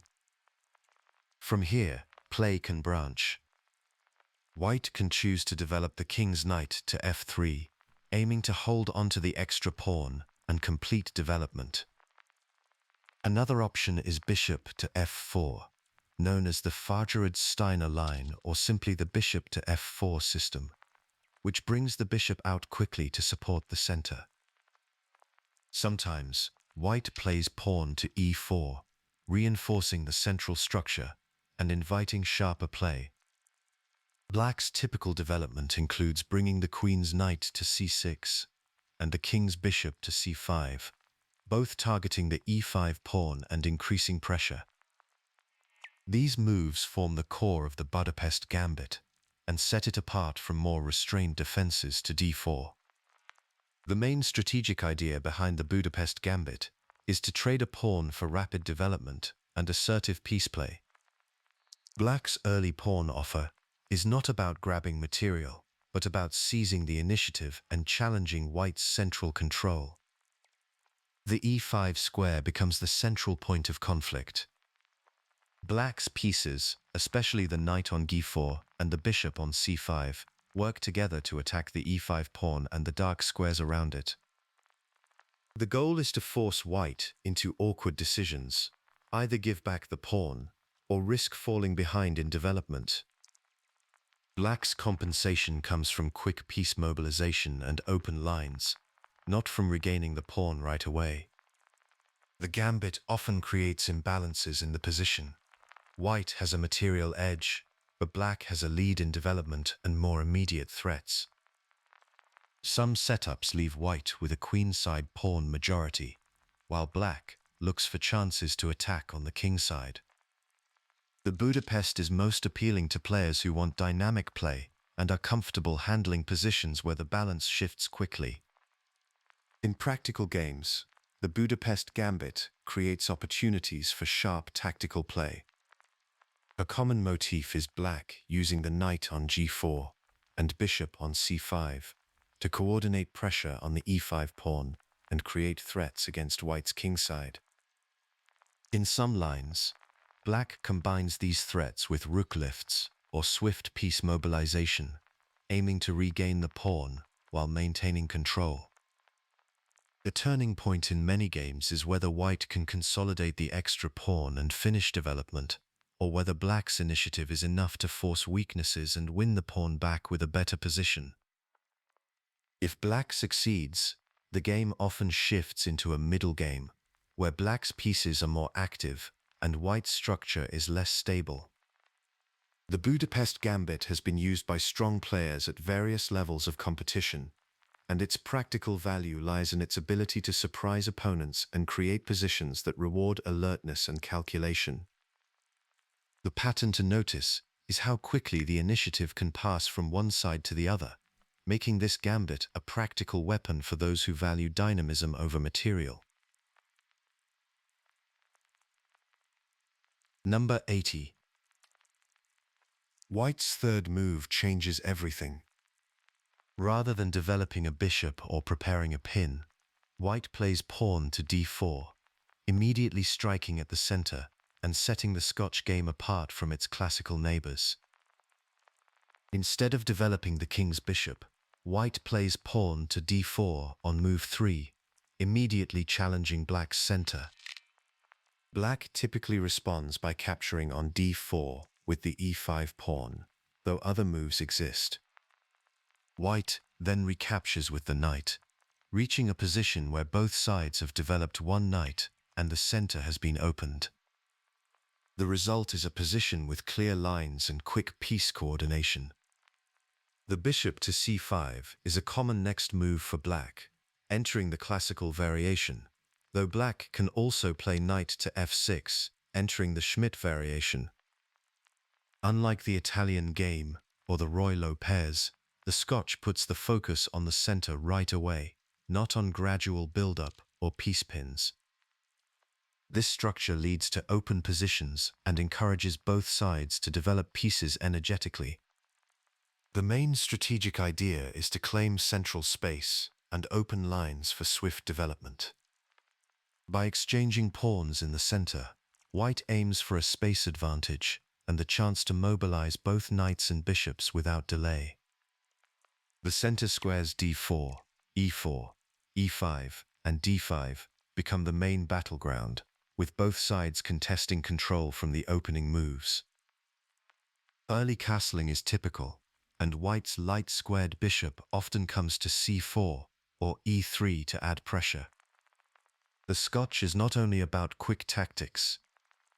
The structure supports longer-term plans involving rook activity on the open d-file and pressure against central targets. A common guideline is to keep developing and use the initiative to create threats, rather than holding on to extra pawns or playing passively. The e4 pawn can become weak if White falls behind in development, so active development is the priority. There are several traps and pitfalls to know in the Scotch game. A well-known danger for Black is neglecting king safety in gambit lines, which can allow White to build a queen and bishop battery against the f7 square. If Black tries too hard to hold the extra pawn on d4 and ignores development, White's lead in initiative can become decisive. For White, a common mistake is launching an attack without completing development, which often leads to losing the initiative. Failing to recapture on d4 promptly can give Black lasting central control. In some sub-variations, Black may try an early queen move to f6, but this usually backfires as White gains time by attacking the queen while developing. On the other hand, if White captures on c6 with the bishop without a clear reason, Black can gain central strength and open lines for counterplay. The habit to build is to stay alert for tactical shots, but rarely at the cost of sound development. The Scotch game rewards those who balance aggression with calculation and are ready to seize open lines as soon as they appear. Number 81. Knight to c3 looks like a quiet choice, but that single move sets the entire character of the Vienna game apart from every other e4-e5 opening. The key idea behind knight to c3 is adaptability. Unlike the more common knight to e3, which puts immediate pressure on the e5 pawn, knight to c3 keeps options open. White's d-pawn stays on d2 for now, and the c-pawn remains on c2. This setup allows White to decide between several plans in the next few moves. In many Vienna game lines, White can develop the bishop to c4, aiming at the f7 square, or prepare the f-pawn push to f4 for a quick kingside attack. Sometimes White plays f4 before developing the kingside knight. The typical Vienna pawn structure at this stage has white's pawns on e4, d2, c2, and the rest on their starting squares, while black's are on e5, d7, and so on. Black usually develops the kingside knight to f6, or the queenside knight to c6, and the light-squared bishop often comes out to c5. The Vienna game's first moves create a position where both sides can choose between direct confrontation and slower build-up. The core idea is that knight to c3 does not commit white's plans too early. This versatility is what sets the Vienna game apart from other e4-e5 openings. Once you see this move order, you can recognize the Vienna game by its quiet central tension and its potential to branch into both sharp and positional lines. The strategic heart of the Vienna game is its blend of adaptability and ambition. White's setup supports both aggressive and restrained plans. By controlling the center with pawn to e4 and supporting it with knight to c3, white keeps the option to push f2 to f4 for kingside play, or to develop calmly with bishop to c4 and knight to f3. The decision between these plans shapes the early middle game. If white plays f4 early, the game enters the Vienna Gambit. This pawn offer trades material for rapid development and attacking chances, and the resulting sharp positions center on opening the f-file and targeting black's kingside. Black can accept or decline the gambit, and this choice is a major fork in the path. Accepting often leads to open, tactical fights, while declining keeps things more positional. If white chooses not to push f4, the setup remains adaptable. White can build a broad center by playing pawn to d4 later, or keep a more restrained structure with d3. The central squares e4, d4, e5, and d5 are the main battlegrounds. White's pieces often develop to c4, f3, and later the rooks come to e1 and f1. Black's standard plan is to develop knights to f6 and c6, bishops to c5 or e7, and castle short, aiming for solid central control. The Vienna game rewards players who can judge when to switch gears. Rapid development and castling are generally more important than launching the queen out too soon. The question to ask is whether to press for initiative with f4 or to build a strong, resilient center. This habit of evaluating plans based on the balance of risk and opportunity is what the Vienna game teaches most clearly. Model games in the Vienna game show how these ideas play out. In the Frankenstein-Dracula variation, the bishop on c4 and queen on h5 combine for quick threats, forcing black to defend accurately and illustrating how quickly the Vienna can become tactically explosive. In the Vienna Gambit, if black captures on f4, one common response is knight to f3, developing with tempo and preparing to recapture the pawn. White can also consider e5 in certain move orders, but the most principled reply typically involves piece development rather than an immediate pawn advance.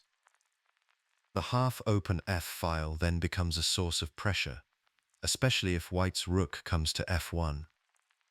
One recurring pattern is the use of bishop to g5 to pin black's knight on f6. This pin creates tension and can lead to doubled pawns for black if the bishop captures the knight. If white succeeds in building a strong center with e4 and d4, the initiative tends to stay with white, but failing to do so can leave white behind in development or down a pawn if the compensation is not sufficient.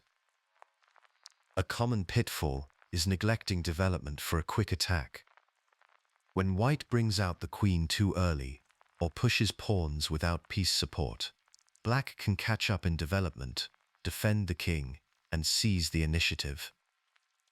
Good Vienna gameplay is about adapting as the position shifts. Recognizing these moments and adjusting your approach is essential for success in this opening. Number 82. The King's Indian Attack brings its characteristic setup into focus here from a distinctive angle. The focus here is how white translates a stable foundation into concrete plans and well-timed action. For example, it is common after white opens with the king's pawn and black replies with c5 against the French defense, against the Caro-Kann defense, and even against certain queen's pawn setups. The sequence is not about memorizing exact moves, but about reaching a stable setup. White fianchettos the king's bishop and castles, maintaining central tension until a plan is chosen. This approach is sometimes compared to the king's Indian defense, but white, having the first move, can choose when and how to strike. The setup is called a system because it is not tied to any one reply from black. Instead, it is a way of developing that works against many different defenses. The strategic philosophy behind the king's Indian attack is to control the center indirectly while finishing development. White does not rush to occupy the center with pawns. Instead, the position remains closed for a while, and white prepares quietly. Black may build a strong pawn center, and a common white plan is to undermine it later with well-timed pawn breaks or piece pressure. The goal is to create a stable position where white's pieces are ready to support a kingside attack. The system fits into the hyper-modern family, and that philosophy shapes everything about how white operates here: patience, indirect pressure, and a deliberate delay before committing to direct confrontation. Once the setup is complete, the most common plans involve piece coordination and well-timed pawn advances. The pawn on d3 is essential, as it frees the c1 bishop's diagonal and supports the center. A typical maneuver is to reroute the knight from f3 to e1 or f1, then to g3 or h2, to help with kingside play. White often looks to push e4 to e5, gaining space and sometimes hitting black's knight on f6. The rook may come to e1 to support the e5 advance, and the queen can go to e2 or e1 to reinforce the attack. Sometimes, white plays pawn to a 4 or a 5 to hold back black's queenside expansion, especially if black tries for b5. On the king side, advancing the ash pawn is an option, but most attacks rely on piece activity and coordination rather than a pure pawn storm. White can switch between a kingside push, central tension, or even pressure on the queen side, depending on how black develops. The real habit to build is to recognize when the build-up is complete, and to sense the right moment to shift from patient maneuvering to decisive action. The king's Indian attack encourages valuing setup, timing, and adaptability over quick, forced lines, making it a useful system for players looking to develop a deeper positional sense. Number 83. The Four Knights game is one of the most classical openings in chess, built on clear logical development. It starts with both sides advancing their king-pawn one square, so pawn to e4 for white, and pawn to e5 for black. Next, white develops the king-knight to f3, and black answers with knight to c6. Then white plays knight to c3, and black brings out the king-knight to f6. At this point, all four knights are developed toward the center. This creates a perfectly symmetrical position, and is why the opening is called the Four Knights game. The main reason both sides bring out the knights in this order is to fight for control of the central squares, especially d4 and e4. This move order is natural and safe. The knights occupy their best squares early, supporting future pawn advances and helping to coordinate other pieces.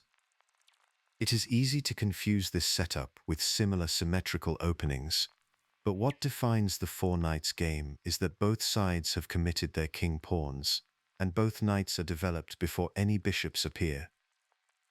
From this position, White can choose the Spanish variation with bishop to b5, or the Scotch variation with pawn to d4. Both of these branches lead to well-studied classical positions, but the core structure remains the same. The Four Knights game is known for its balanced and solid character. It teaches the value of developing pieces quickly and keeping your options open. This symmetry is not just for show. It sets the stage for flexible plans and clear, logical play. Number 84. The Giuoco Piano, a classical opening built on early bishop development to 2c4 and c5, earns its place among the most instructive structures in chess. Bishops are pointed at the sensitive f7 and f2 squares from the very start. The structure is nearly symmetrical, but the early bishop development to c5 by black, instead of the knight to f6 as in the Four Knights game, sets a distinct tone. White's usual next move is c3, preparing to support a later d4 push for central space. The core Giuoco Piano structure is built on careful piece development and central control, with the Giuoco Pianissimo and Evans Gambit branching off depending on how much tension either side wants to create. Castling kingside early is common, aiming for a stable, balanced position. The main strategic idea behind the Giuoco Piano is to control the center with both pawns and pieces. White often tries to play d4, supported by c3, to claim more central space. Black's bishop on c5 and knight on c6 pressure these central squares, especially d4 and f2. The focus is on bringing minor pieces out smoothly and keeping the kings safe before committing to any central pawn breaks. The position often looks calm, but there is always tension in the center. If white manages to push d4 and exchanges occur, the resulting pawn structure can leave white with an isolated or advanced pawn on d4, which often becomes a long-term target for black. In slower lines, white sometimes delays knight to c3 to keep the option of c3 open, holding back the center until development is finished. The light-squared bishops remain important, always watching for opportunities to influence the kingside. Maintaining strategic options is crucial. Players aim to keep their plans adaptable, waiting for the right moment to strike or defend. Although the Giuoco Piano has a reputation for quiet play, the balance between safety and activity means dynamic possibilities are always present if either player mishandles the tension. Several practical traps are worth knowing in the Giuoco Piano. One common danger for black is neglecting kingside safety, which can allow white to build threats against the f7 pawn, using bishop to c4 and knight to g5 ideas. While the sharpest and most deeply analyzed versions of this motif arise in the Two Knights defense, where black has already played knight to f6, the underlying tactical theme can surface in the Giuoco Piano if black is careless about piece coordination. Conversely, white can overextend by pushing d4 too early without enough support, opening the door to counterplay against the center or tactical shots using the c5 bishop and c6 knight. Another recurring issue is playing knight to e3 too soon in slow structures, which can block the c-pawn and make it hard to support d4. Tactics involving discovered attacks along the c4 to f7 diagonal are also possible if the center opens unexpectedly. The habit worth building in these positions is to pause before advancing or capturing in the center, scan for tactical threats, and confirm that development and king safety are not compromised.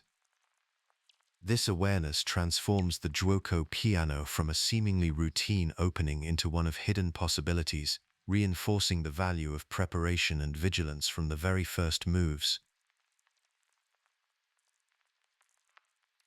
Number 85.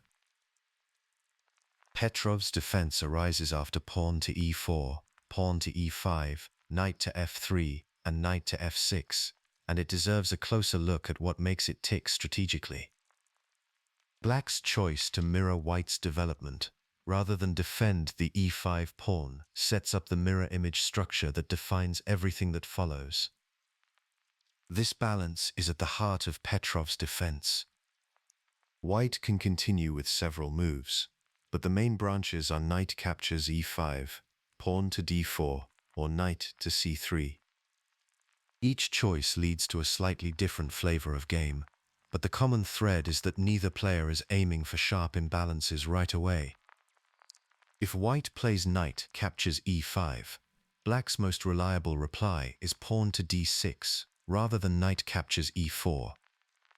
This move order is important because directly mirroring white with knight captures e4 can lead to problems for black, as white has well-established theoretical responses that put black under immediate pressure.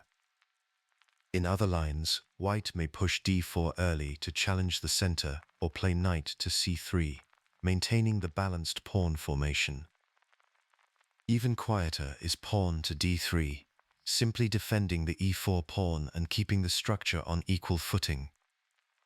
The Petrov has a reputation for being solid and hard to crack. Black's main goal is to neutralize white's early initiative and quickly reach equality. The defense aims to avoid sharp tactical battles in the opening, instead inviting both sides to play patiently and look for small advantages. A key feature is the frequent exchange of central pawns, especially on the e-file, which often leads to open or semi-open positions where both sides must compete for central influence with their pieces. The structure is typically balanced, which means that mistakes are less likely to be punished immediately, but subtle errors can still tilt the balance. The drawish reputation of the Petrov comes from this equilibrium. Neither side gets easy chances for a quick attack, and the game often proceeds along quiet, logical lines. Precision is critical in Petrov's defense. Black must be careful not to fall into passive positions. The defense is solid, but that does not mean black can play without a plan. If black simply mirrors every white move without regard to timing or subtle threats, white can build up pressure or seize space in the center. For example, in the three knights line, black can choose between developing another piece or capturing on c3 if white allows. Timing matters. Recapturing with the d-pawn after a capture on c3 helps white build a strong center, so black must be alert to when these exchanges work in their favor. In the classical line, the move queen to e2 for white is a quiet way to maintain tension and keep pieces on the board, and black needs to respond carefully to avoid drifting into a passive or worse endgame. One common mistake is for black to play knight captures e4 too early, which can lose material if white is precise. On the other end, lines like the Stafford Gambit remain tempting but unreliable at higher levels. The Petrov's defense teaches the value of balance and accuracy in mirror image structures. Every move carries weight, not because of explosive tactics, but because small missteps can accumulate into lasting disadvantages. The habit to build is to respect quiet positions and to look for the right moments to break symmetry or shift the balance. This mindset is not only useful in Petrov's defense, but also shapes your approach to other solid openings, helping you recognize when patience and precision are the best tools for holding or seeking an advantage. Number 86. Few openings have shaped the course of chess history as persistently as the Ruy Lopez, a system that has tested the ideas of world champions across generations and continues to define how players think about central control. The Ruy Lopez begins with white playing the king's pawn forward to e4, and black matching with e5.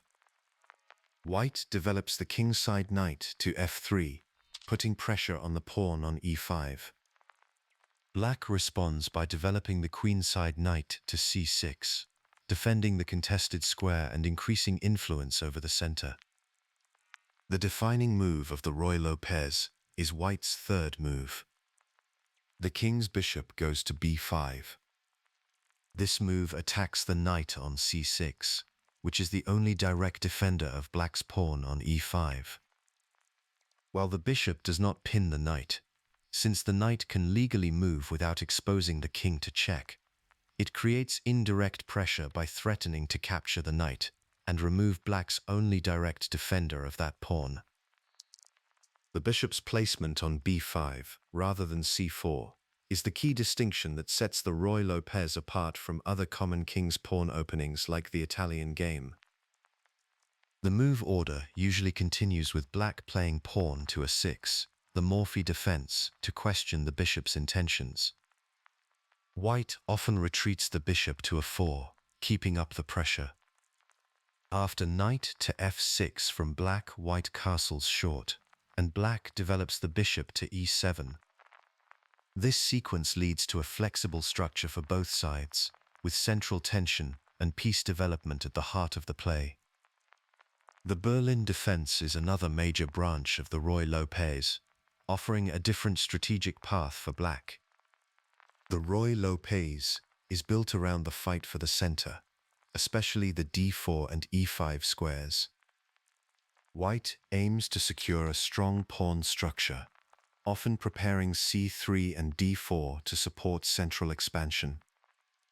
Black's strategy focuses on maintaining the pawn on e5 and balancing space with solid development.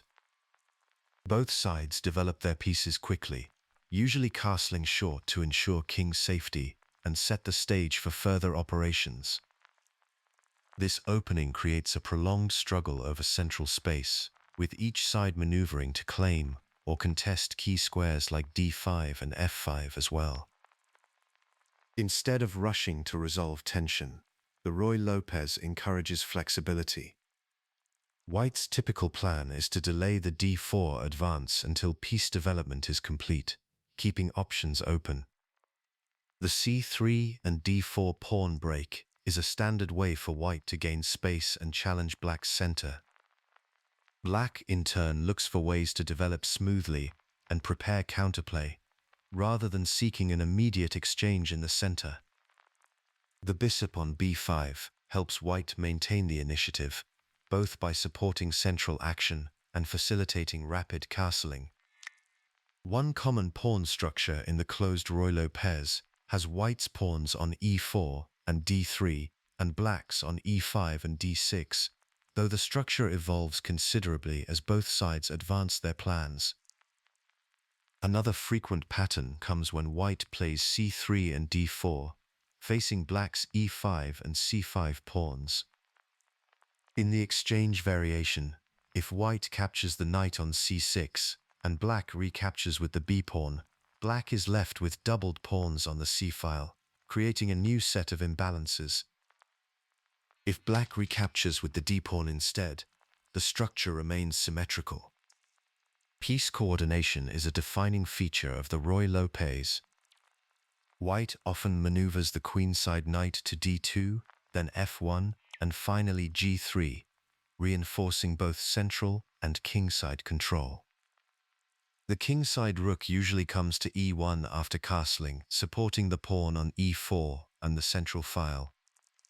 Black responds with the bishop to e7 and kingside castling, aiming for a solid, coordinated setup. The queenside pawns, especially a6 and b5, form a chain that gives black space and supports piece activity, but can also create weaknesses on the light squares if pushed too early. These recurring plans and structures are not just theoretical. They have been pivotal in many iconic games, such as the famous 1858 match between Paul Morphy and the Duke of Brunswick and Count Isouard. This game, known for its brilliant tactical play, showcases the Ruy Lopez potential for dynamic and strategic depth. Once these elements start to connect, the Ruy Lopez can feel less like a set of moves to memorize, and more like a living framework for strategic decision-making. Each position calls for careful judgment, with the balance between structure and flexibility guiding the way forward. Number 87. Few openings demand as much from both sides as the Sicilian Najdorf, where every tempo carries weight and every pawn move shapes the strategic landscape for the next 20 moves. The Sicilian Najdorf is known for its sharp character and ambitious goals. The defining sequence starts when black plays pawn to c5, then d6, and after white advances e4 and d4, black captures on d4 with the c-pawn. White recaptures with the knight, setting up an open center. The move that signals the Najdorf, though, is black's a6 on the fifth move. In this structure, black's pawns usually sit on a6, c5, and d6. White's central pawn remains on e4, with knights typically developed to f3 and c3. Black's king's knight typically develops to f6, while the queen's knight often heads to d7 or c6, depending on the variation. Bishops for both sides tend to develop behind the pawn chains, with white's light-squared bishop heading to c4 or g2, and the dark-squared bishop heading to e3 or g5, and black's usually to e7. The earlier 6 move sets the Najdorf apart from other Sicilian lines, especially the classical approach, where black plays knight to c6 first. The result is a position braced for dynamic play, with both sides holding back certain commitments to maintain flexibility. The heart of Najdorf strategy lies in central control, dynamic pawn advances, and the search for imbalances. Black's plan centers on preparing the e5 pawn break. This move can push white's knight from d4 and claim central space, but it requires careful timing. Black also keeps an eye on the d5 square, using pawn moves like e6 or e5 and piece pressure to keep it under control.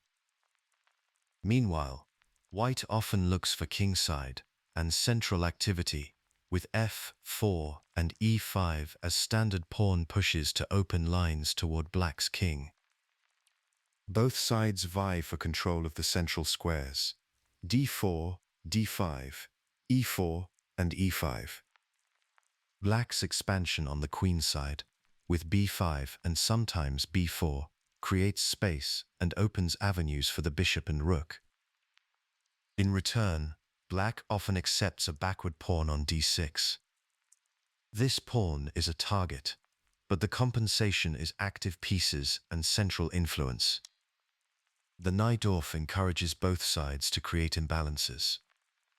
Black delays the development of certain pieces, such as the queen's knight and the king's bishop, to adapt to white's setup.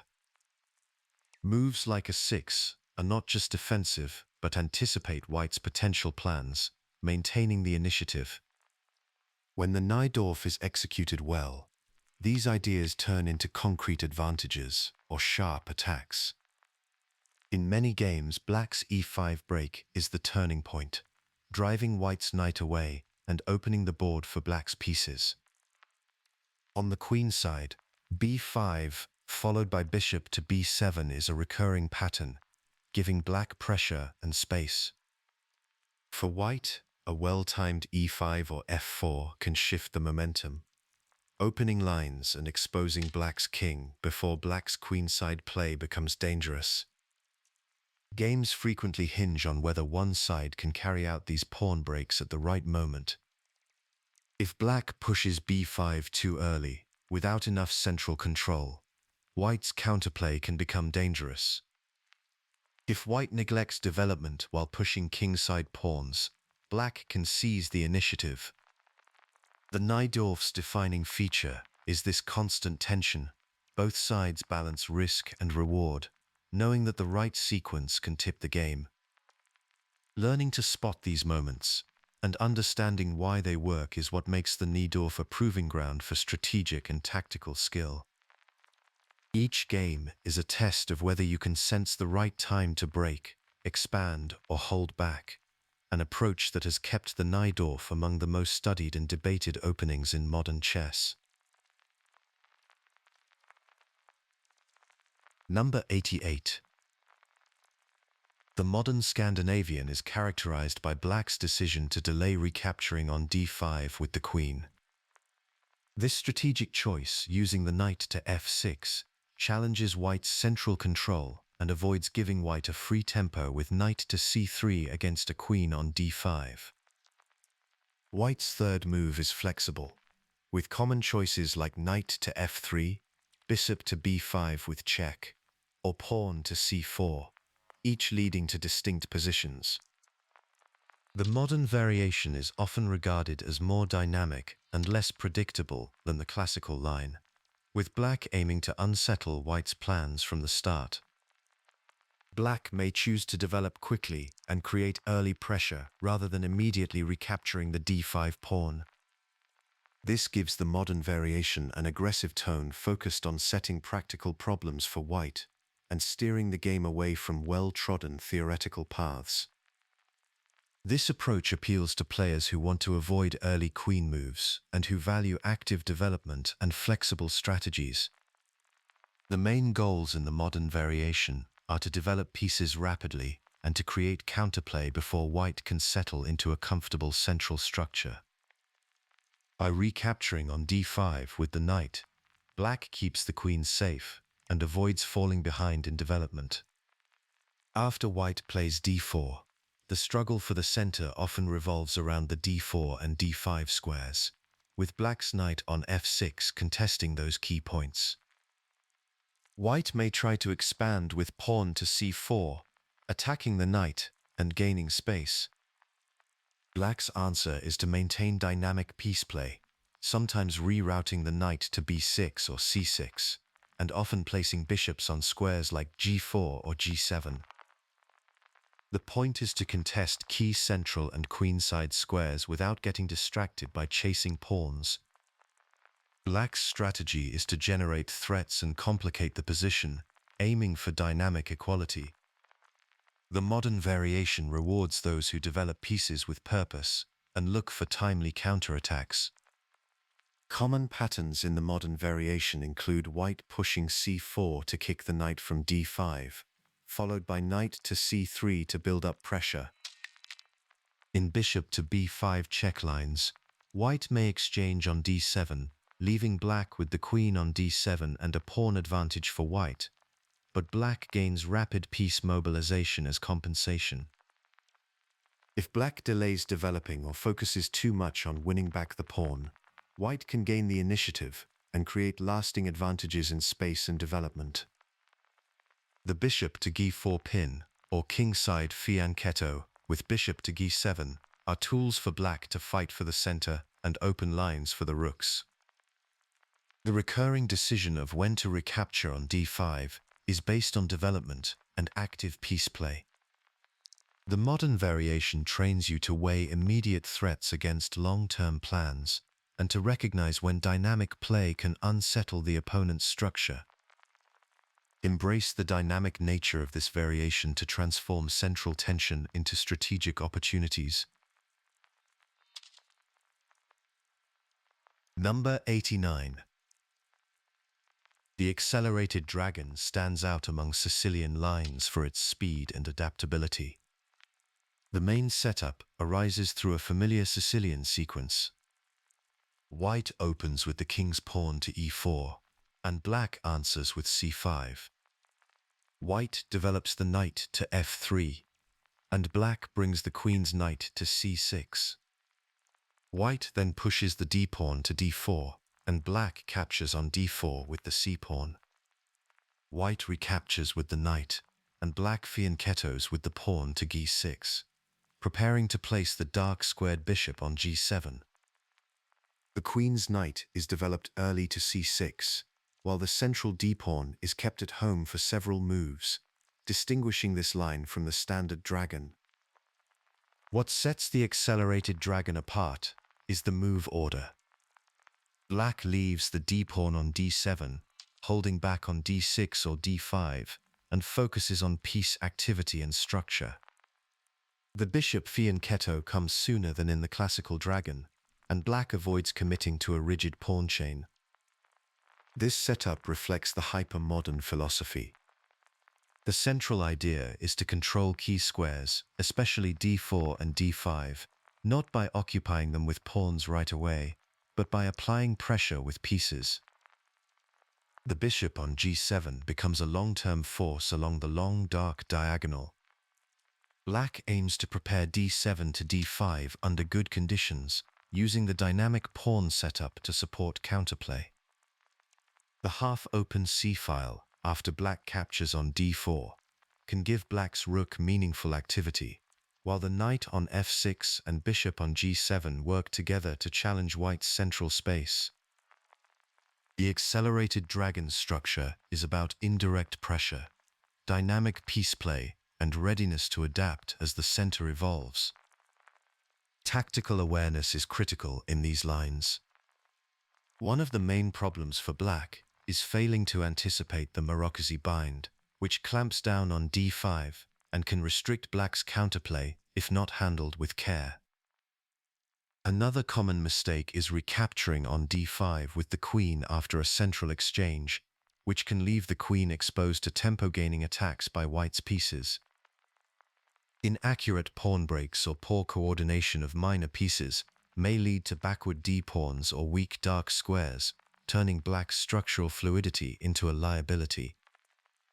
On the other hand, if white exchanges early on c6, black can gain a central pawn majority, but this also demands precise play to avoid structural weaknesses.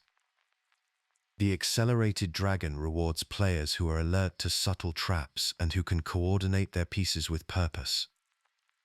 In the end, the accelerated dragon challenges players to go beyond memorized lines and focus on reading the position, anticipating structural shifts, and applying pressure before the opponent can consolidate. Those who embrace this challenge will find it one of the most instructive windows into how adaptability and piece coordination can outweigh early pawn commitments. Number 90.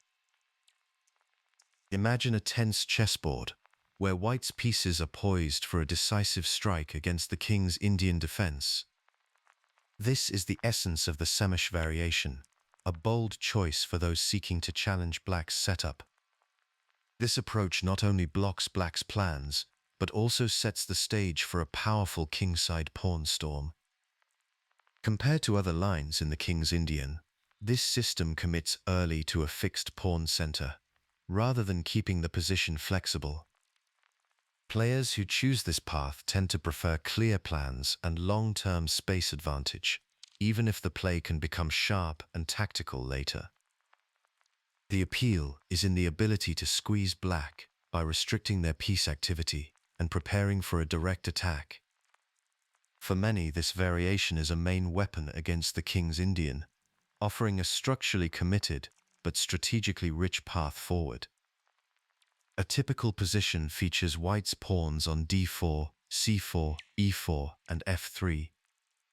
This structure gives white space in the center and on the king side. The move f3 means the king's knight usually develops to e2, where it helps defend the center and keeps the king side flexible for a pawn advance. White's light-squared bishop often goes to e3, ready to support long castling or to anchor the center.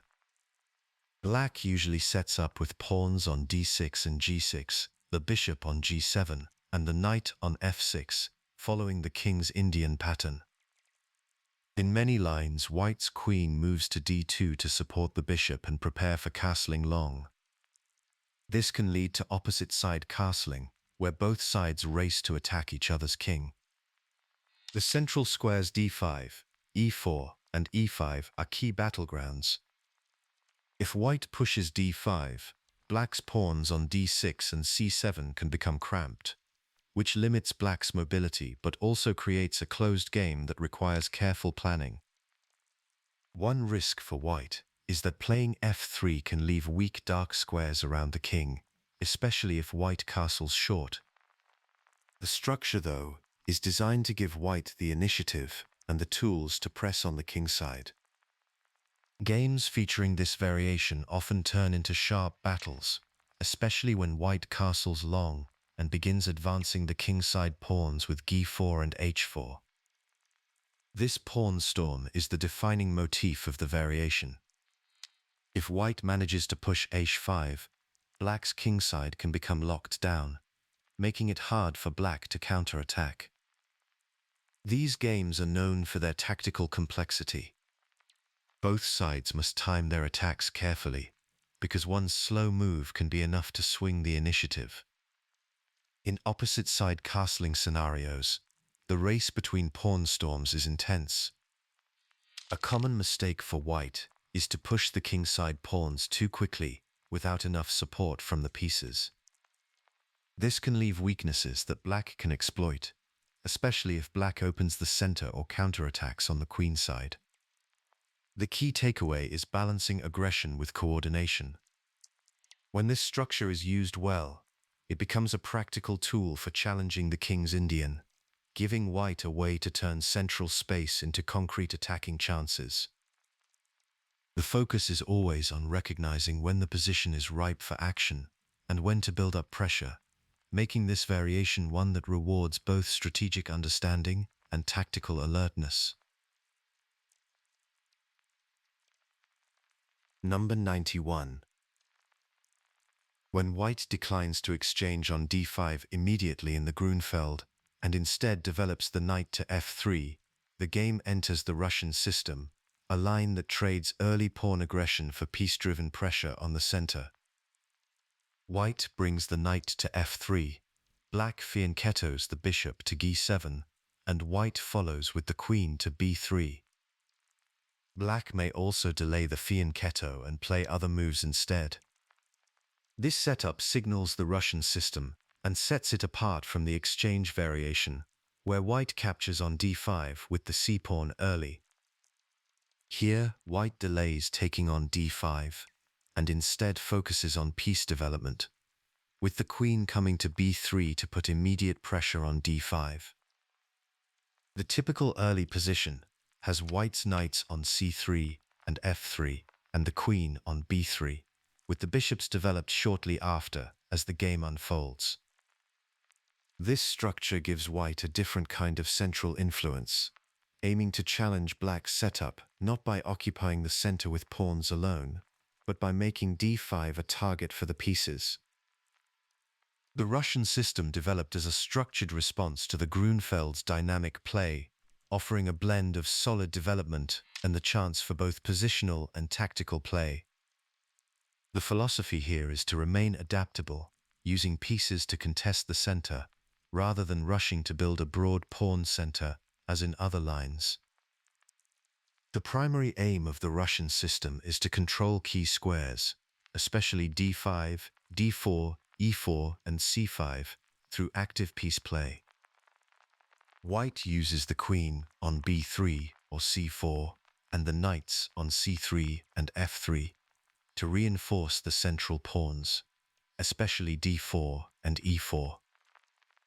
This approach creates pressure on d5, forcing black to address the tension without giving up control of the board too easily. The strategy is not to occupy as many central squares with pawns as possible, but to threaten those squares, keeping options open for both expansion and restraint.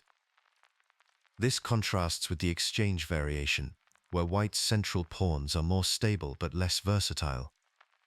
In the Russian system, the early queen move increases tactical possibilities, but also carries risk. If white moves the queen too often, or too early, black can gain time by attacking it and speeding up development. For black, the main task is to keep pieces active, often rerouting knights through d7 or e4, or repositioning to b6 and c4 to challenge the center, and using the g7 bishop to put pressure on white's pawns. Adaptability is crucial for both players. Black is always looking for moments to trade or sacrifice on c3 or d4, or to coordinate an attack on the d4 pawn with the queen and bishop. While black must be ready to seize opportunities, white should focus on maintaining pressure and avoiding overextension. Typical play in the Russian system starts with the queen moving to b3, followed by black's c5, which immediately tests white's setup on the queen side and in the center. If black establishes pawns on d5 and c5, supported by the g7 bishop, white's center comes under strong pressure. White's main plan is to build a broad pawn center with d4 and e4, supported by the knights and the queen, aiming to create space and keep the pieces coordinated. A major decision point is whether to push the d-pawn from d4 to d5, locking the center, or to keep the tension and wait for black to commit. Black, in turn, looks for pawn breaks that can open the c-file and d-file, bringing the rooks into play and increasing pressure on white's central pawns. If white overextends or delays development, black can use these open lines to generate strong counterplay. A common issue for white is failing to create threats in the early middle game, which allows black to castle and coordinate without difficulty. For black, a knight left on a 6 often means slow counterplay and missed chances to challenge the center. Occasionally white castles kingside, though long castling is also possible in certain lines, when white seeks to keep attacking chances alive after black has challenged the center. The pattern to notice is how both sides must transition from quiet build-up to active operations. The Russian system rewards players who can sense when to shift from preparation to execution, making it a dynamic and modern approach to central play in the Grunfeld. Number 92. Few systems in chess reward patience quite like the Botvinnik system, where the real battle begins long before any pieces are exchanged. Building on the established pawn chain of c4, d3, and e4, the king's knight is developed to e2 rather than f3. This detail is important because it leaves the f-pawn free to move, setting up either central advances or wing play. The main goal is to claim space in the center and on the flanks. Unlike more direct English lines, the Botvinnik system is not about quick attacks. White's setup usually includes the king's bishop on g2 and the queen's knight on c3. With the knight on e2, white can support d4 or prepare for f4, depending on how black responds. The trade-off is that while white gains space and a strong outpost on d5, the d4 and other dark squares can become weak. The bishop on g2 is sometimes limited by its own pawns, so piece coordination and timing are critical. A common misunderstanding is to play too rigidly, missing the chance to switch from central to wing play, as the position demands. In games from both classic and modern play, the Botvinnik system stands out for its adaptability. Typical plans include preparing the bishop to e3 and the queen to d2 to support f4 and a kingside push, or slowly building pressure toward d4 to challenge the center. When white manages to anchor a knight on d5 or keep the center closed while expanding on the wings, the system's ideas come to life. Problems arise when white delays key moves, loses sight of central control, or overextends by pushing both f4 and b4 without adequate support. The pattern to watch is how structure and flexibility combine. The Botvinnik system is a dynamic setup that encourages strategic depth and careful maneuvering. Number 93. In this chapter, we delve deeper into the strategic nuances of the Rubinstein variation within the Nimzo-Indian Defense. This system is favored for its balance of solidity and adaptability. By choosing to play pawn to e3 on move 4, white signals a preference for a more restrained approach, avoiding the doubled pawn complications of sharper lines. The Rubinstein structure often features white pawns on d4, c4, e3, and sometimes a 3 and f2, while black's pawns typically stand on e6, d5, or c5, and often b6. The main idea is to keep the central structure flexible, supporting the d4 pawn and preparing for smooth development without committing to a rigid plan. Its enduring appeal at the top level stems from how it balances restraint with long-term readiness. In modern chess, this fourth move stands alongside queen to c2 and pawn to a3 as among the most trusted ways for white to meet the Nimzo-Indian. The strategic goals in this approach are grounded in universal chess principles. White aims to build a solid central pawn chain, especially on d4 and e3, while developing pieces in a coordinated, versatile manner. Controlling key central squares like d4 and e4 sits at the heart of white's plan. Typical development includes knight to e2, bishop to d3, and a timely a3 to question the bishop on b4.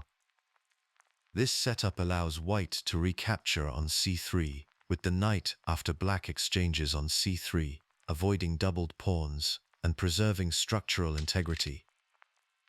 One subtle point is that the knight on e2 temporarily blocks the f1 bishop from developing to its natural square, so move order and sequencing matter when coordinating these pieces. For black, the standard plans involve queen development to a5 or c7, with pressure on c4 and the center. Both sides aim to keep their options open and avoid early commitments that could create long-term weaknesses. This variation emphasizes adaptability and harmony over immediate confrontation, which is why it remains a mainstay at high levels. Examples from top-level games show the Rubinstein variation's versatility. Strong players use the knight to e2, pawn to a3, and knight recapture sequence to maintain a sturdy pawn structure and keep the bishop pair. In some games, white sacrifices the c4 pawn to speed up kingside play with e4 and f4, illustrating the dynamic potential hidden in the system. Black, on the other hand, may press against the temporarily awkward placement of white's knight and bishop, seeking counterplay in the center or on the queen side. Common errors include advancing central pawns too soon, or exchanging on c3 at the wrong moment, which can shift the balance significantly. What stands out is the habit of adapting plans as the game unfolds, rather than locking into one narrow idea. Studying the Rubinstein variation can help build a way of thinking that values readiness, careful sequencing, and a patient search for small, lasting advantages. This approach becomes a transferable habit, sharpening a player's sense for when to hold back and when to strike in any opening. Number 94. The modern variation of the Queen's Gambit accepted takes the ideas of central expansion further than most accepted gambits, shifting the focus away from slow, methodical build-up and toward immediate, aggressive pawn occupation. The game opens with white advancing the queen's pawn to d4. Black answers in the center with d5. White offers the gambit with c4, and black accepts by capturing the pawn on c4. White then plants a second pawn in the center with e4, and the game quickly becomes sharp and open. Instead of trying to win back the pawn on c4 right away, white plants both pawns in the center and develops pieces with speed. You will often see the king's knight go to f3 and the bishop to c4, pointing at the f7 square. This setup is about grabbing space and posing direct problems for black from the start, forcing black to solve problems early rather than settling into a comfortable position. This approach leads to positions that are more dynamic and tactically rich than the older, classical lines. Both sides must know their plans and move orders well, since a small mistake can shift the balance quickly. Black will generally struggle to hold the extra pawn for long. Returning it at the right moment and focusing on active piece play tends to be the more reliable approach. White's central pawns on d4 and e4 give extra space, but they also become targets for black's minor pieces and central pawn breaks. The tension around these central squares is what gives this variation its practical bite.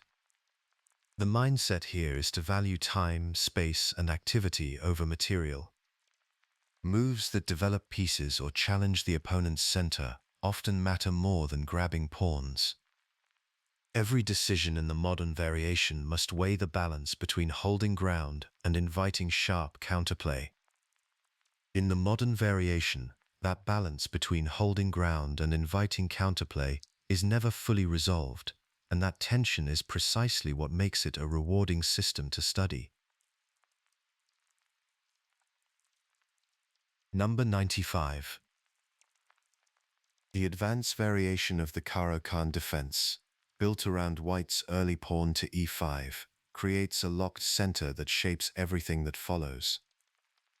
With white's pawns on d4 and e5 facing black's c6 and d5, the structure is already in place before either side has developed a single piece.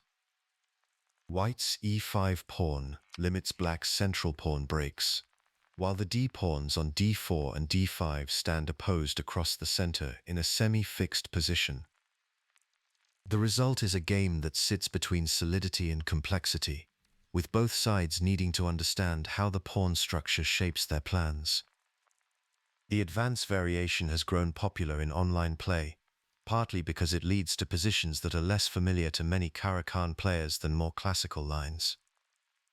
The core goals in this system start with central control. White wants to use the space advantage to restrict black's options.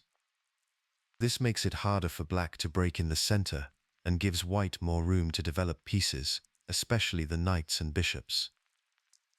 Black, for their part, aims to keep a healthy pawn structure and find ways to challenge white's center.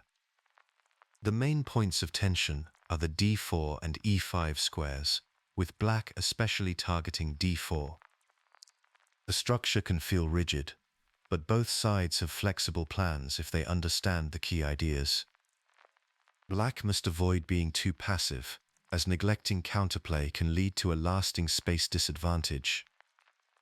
In practical terms, white frequently reinforces the center with knight to 3 or explores more direct kingside play with moves like h4. Black's typical plan involves developing the knight to e7 and sometimes to f5, holding back the light-squared bishop on c8 until the central tension is resolved.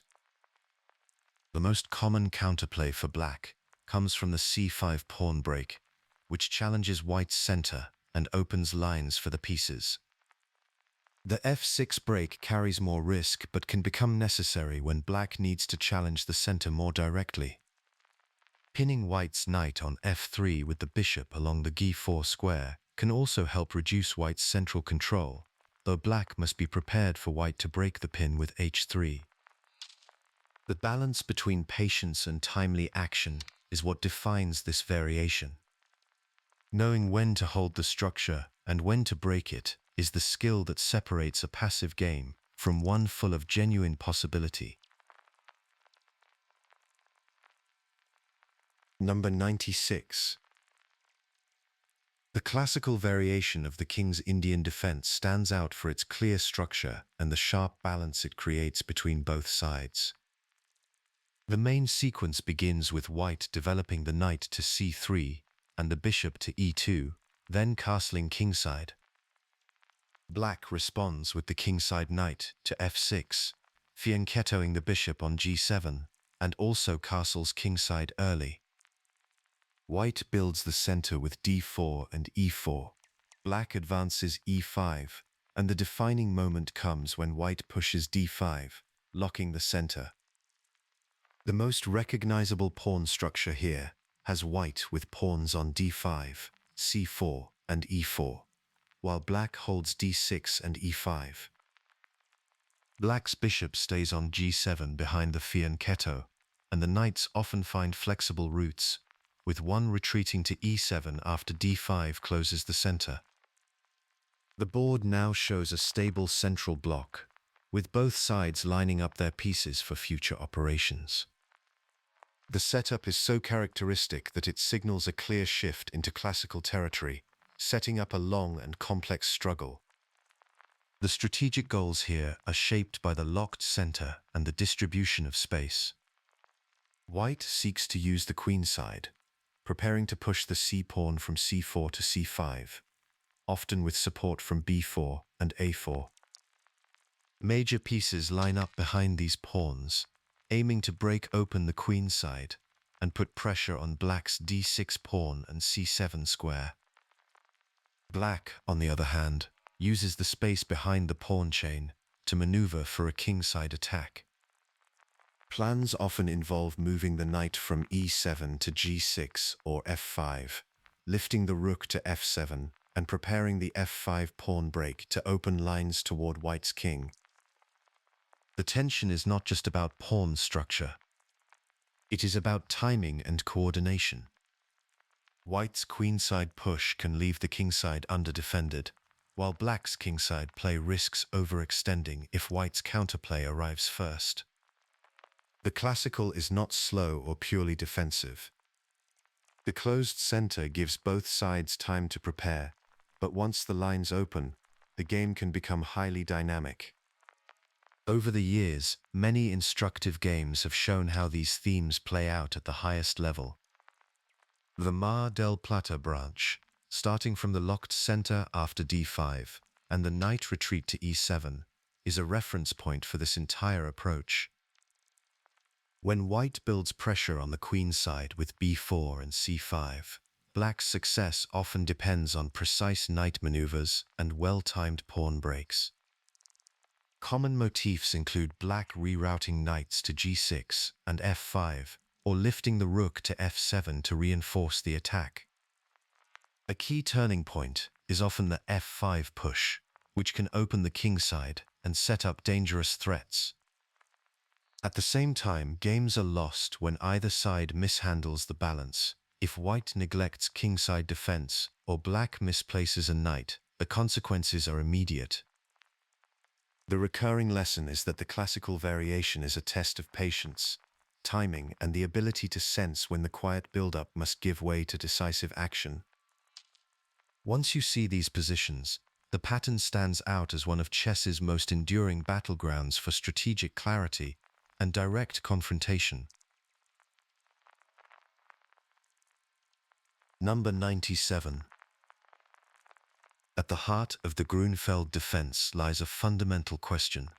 How should White respond to Black's challenge of the center? The exchange variation answers that question immediately and forcefully, with White capturing on d5 early and daring Black to prove the resulting imbalance works in their favor. The game opens with White advancing the queen's pawn to d4. Black develops the knight to f6. White stakes a claim with c4. Black fianchettos with g6. White brings the knight to c3. Black strikes in the center with d5, and White captures that pawn. In the main exchange line, Black recaptures with the knight, White answers with e4, and Black then captures on c3 with the knight, exploiting the pin or seeking to disrupt White's structure. White recaptures with the b-pawn, accepting doubled pawns in exchange for the open b-file and a strong pawn center. The result is a clear structure. White has pawns on c3, on c4, on d4, and on e4, forming a broad but potentially vulnerable center, while Black has a fianchettoed bishop on g7 and a flexible queenside. Black often castles early, connecting the rooks and preparing for pressure against the center. White's setup is easy to recognize because of the broad pawn formation and the open lines for the minor pieces. Many theoretical sources and top-level games have focused heavily on this specific exchange structure, since it creates a well-defined battleground for both sides. The main strategic goal for White is to keep control of the center with the pawn trio. This central formation gives space and potential for a kingside attack or queenside expansion. White usually supports these pawns with moves like knight to f3 and bishop to e2 or e3, keeping the center strong but flexible. The c3 pawn can become a target if left undefended, so white often brings a rook to reinforce the structure.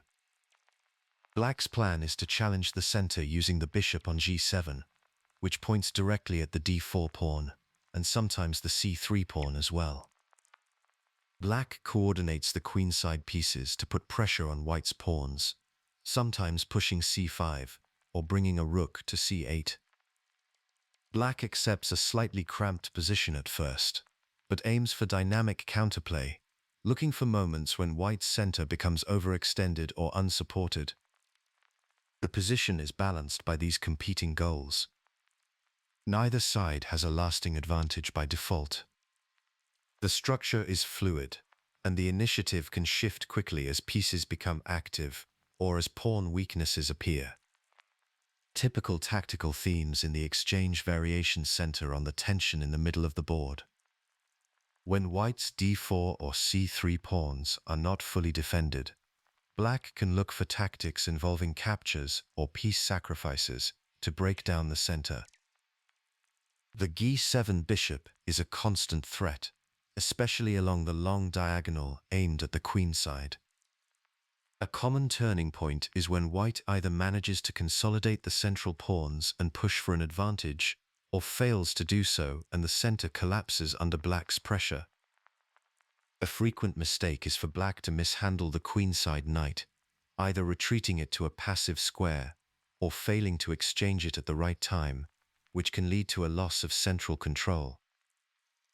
On the other hand, white can lose the thread by advancing the c3 pawn too early or neglecting its defense, giving black targets and open lines. The mindset to bring to these positions is one of balance. Look for moments to shift from patient build-up to active play, and be ready to switch between defending and attacking as the central tension evolves. Recognizing these patterns makes the exchange variation a practical test of both calculation and positional judgment. Number 98. In the world of chess openings, the 7-ing-Fa variation stands out for its strategic depth and historical significance.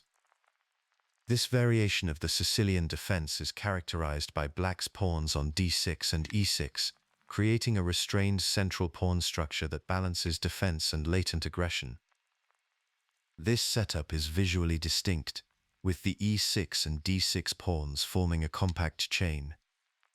Unlike the dragon, where black fianchettos the bishop, or the Najdorf, which often features an early a6, the Scheveningen's identity is firmly rooted in its central pawn configuration.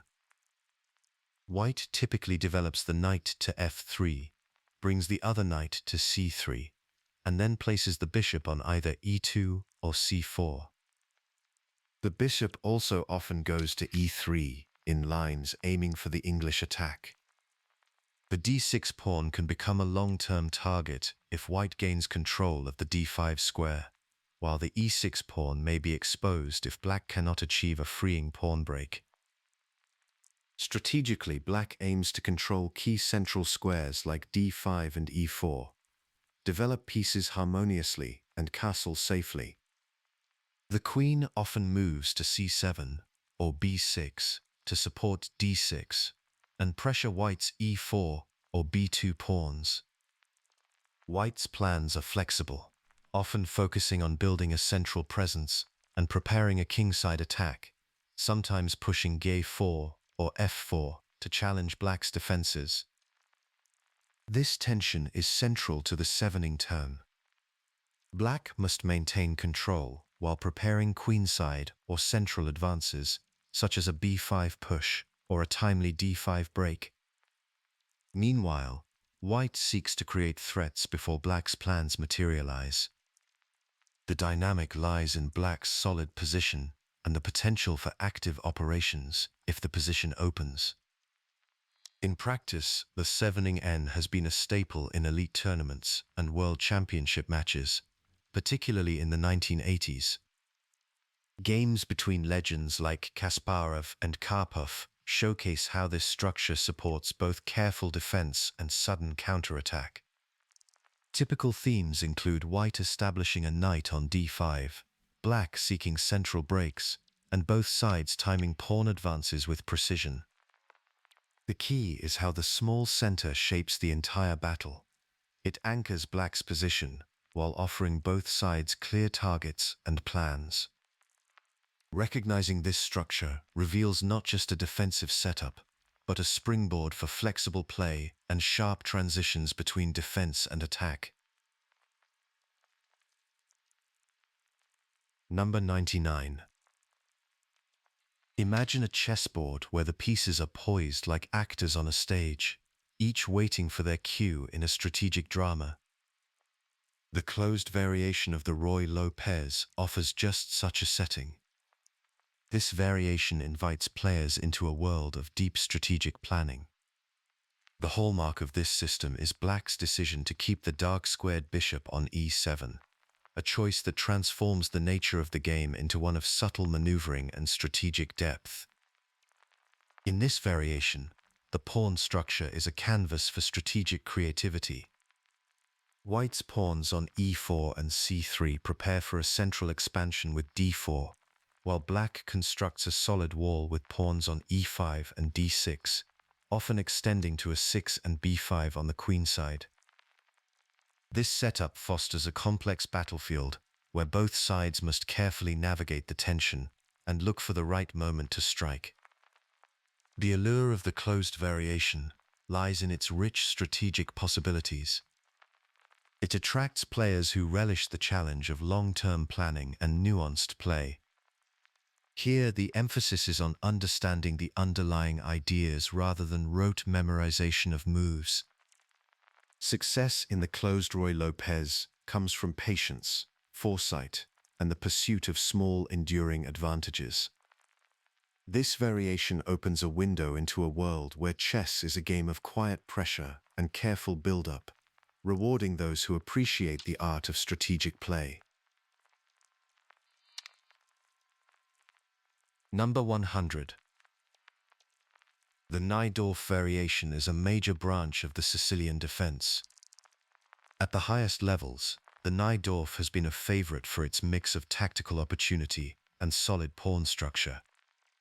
It gives black a way to play for a win, not just equality, even against one of white's most challenging first moves. The structure and adaptability have made it a mainstay in elite opening preparation. Over decades, it has been called the Cadillac or Rolls-Royce of chess openings by some top players. Its history is marked by constant innovation, with new attacking plans and defensive ideas appearing in grandmaster practice and in databases. Building on its strategic foundations, the Najdorf's approach involves controlling the center and maintaining versatile options. Black's pawns on a6, c5 and d6 create a base for dynamic play. White often responds with e4 and d4, aiming for rapid development and, in many lines, a kingside attack. Both sides jockey for control of key central squares. The pawn structure supports both defense and counterattack, so each move can swing the balance between safety and aggression. Typical Najdorf positions feature rapid development and sharp pawn tension. White may castle long and push pawns on the king side, building up for a direct attack. Black often places the queen on c7 and the dark-squared bishop on e6, reinforcing the center and preparing for counterplay.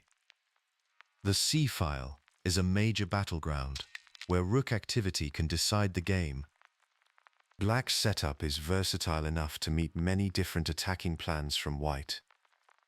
Tactically, the Najdorf is known for sacrifices that open lines against the king. Common patterns include sacrifices or pawn storms on the king side.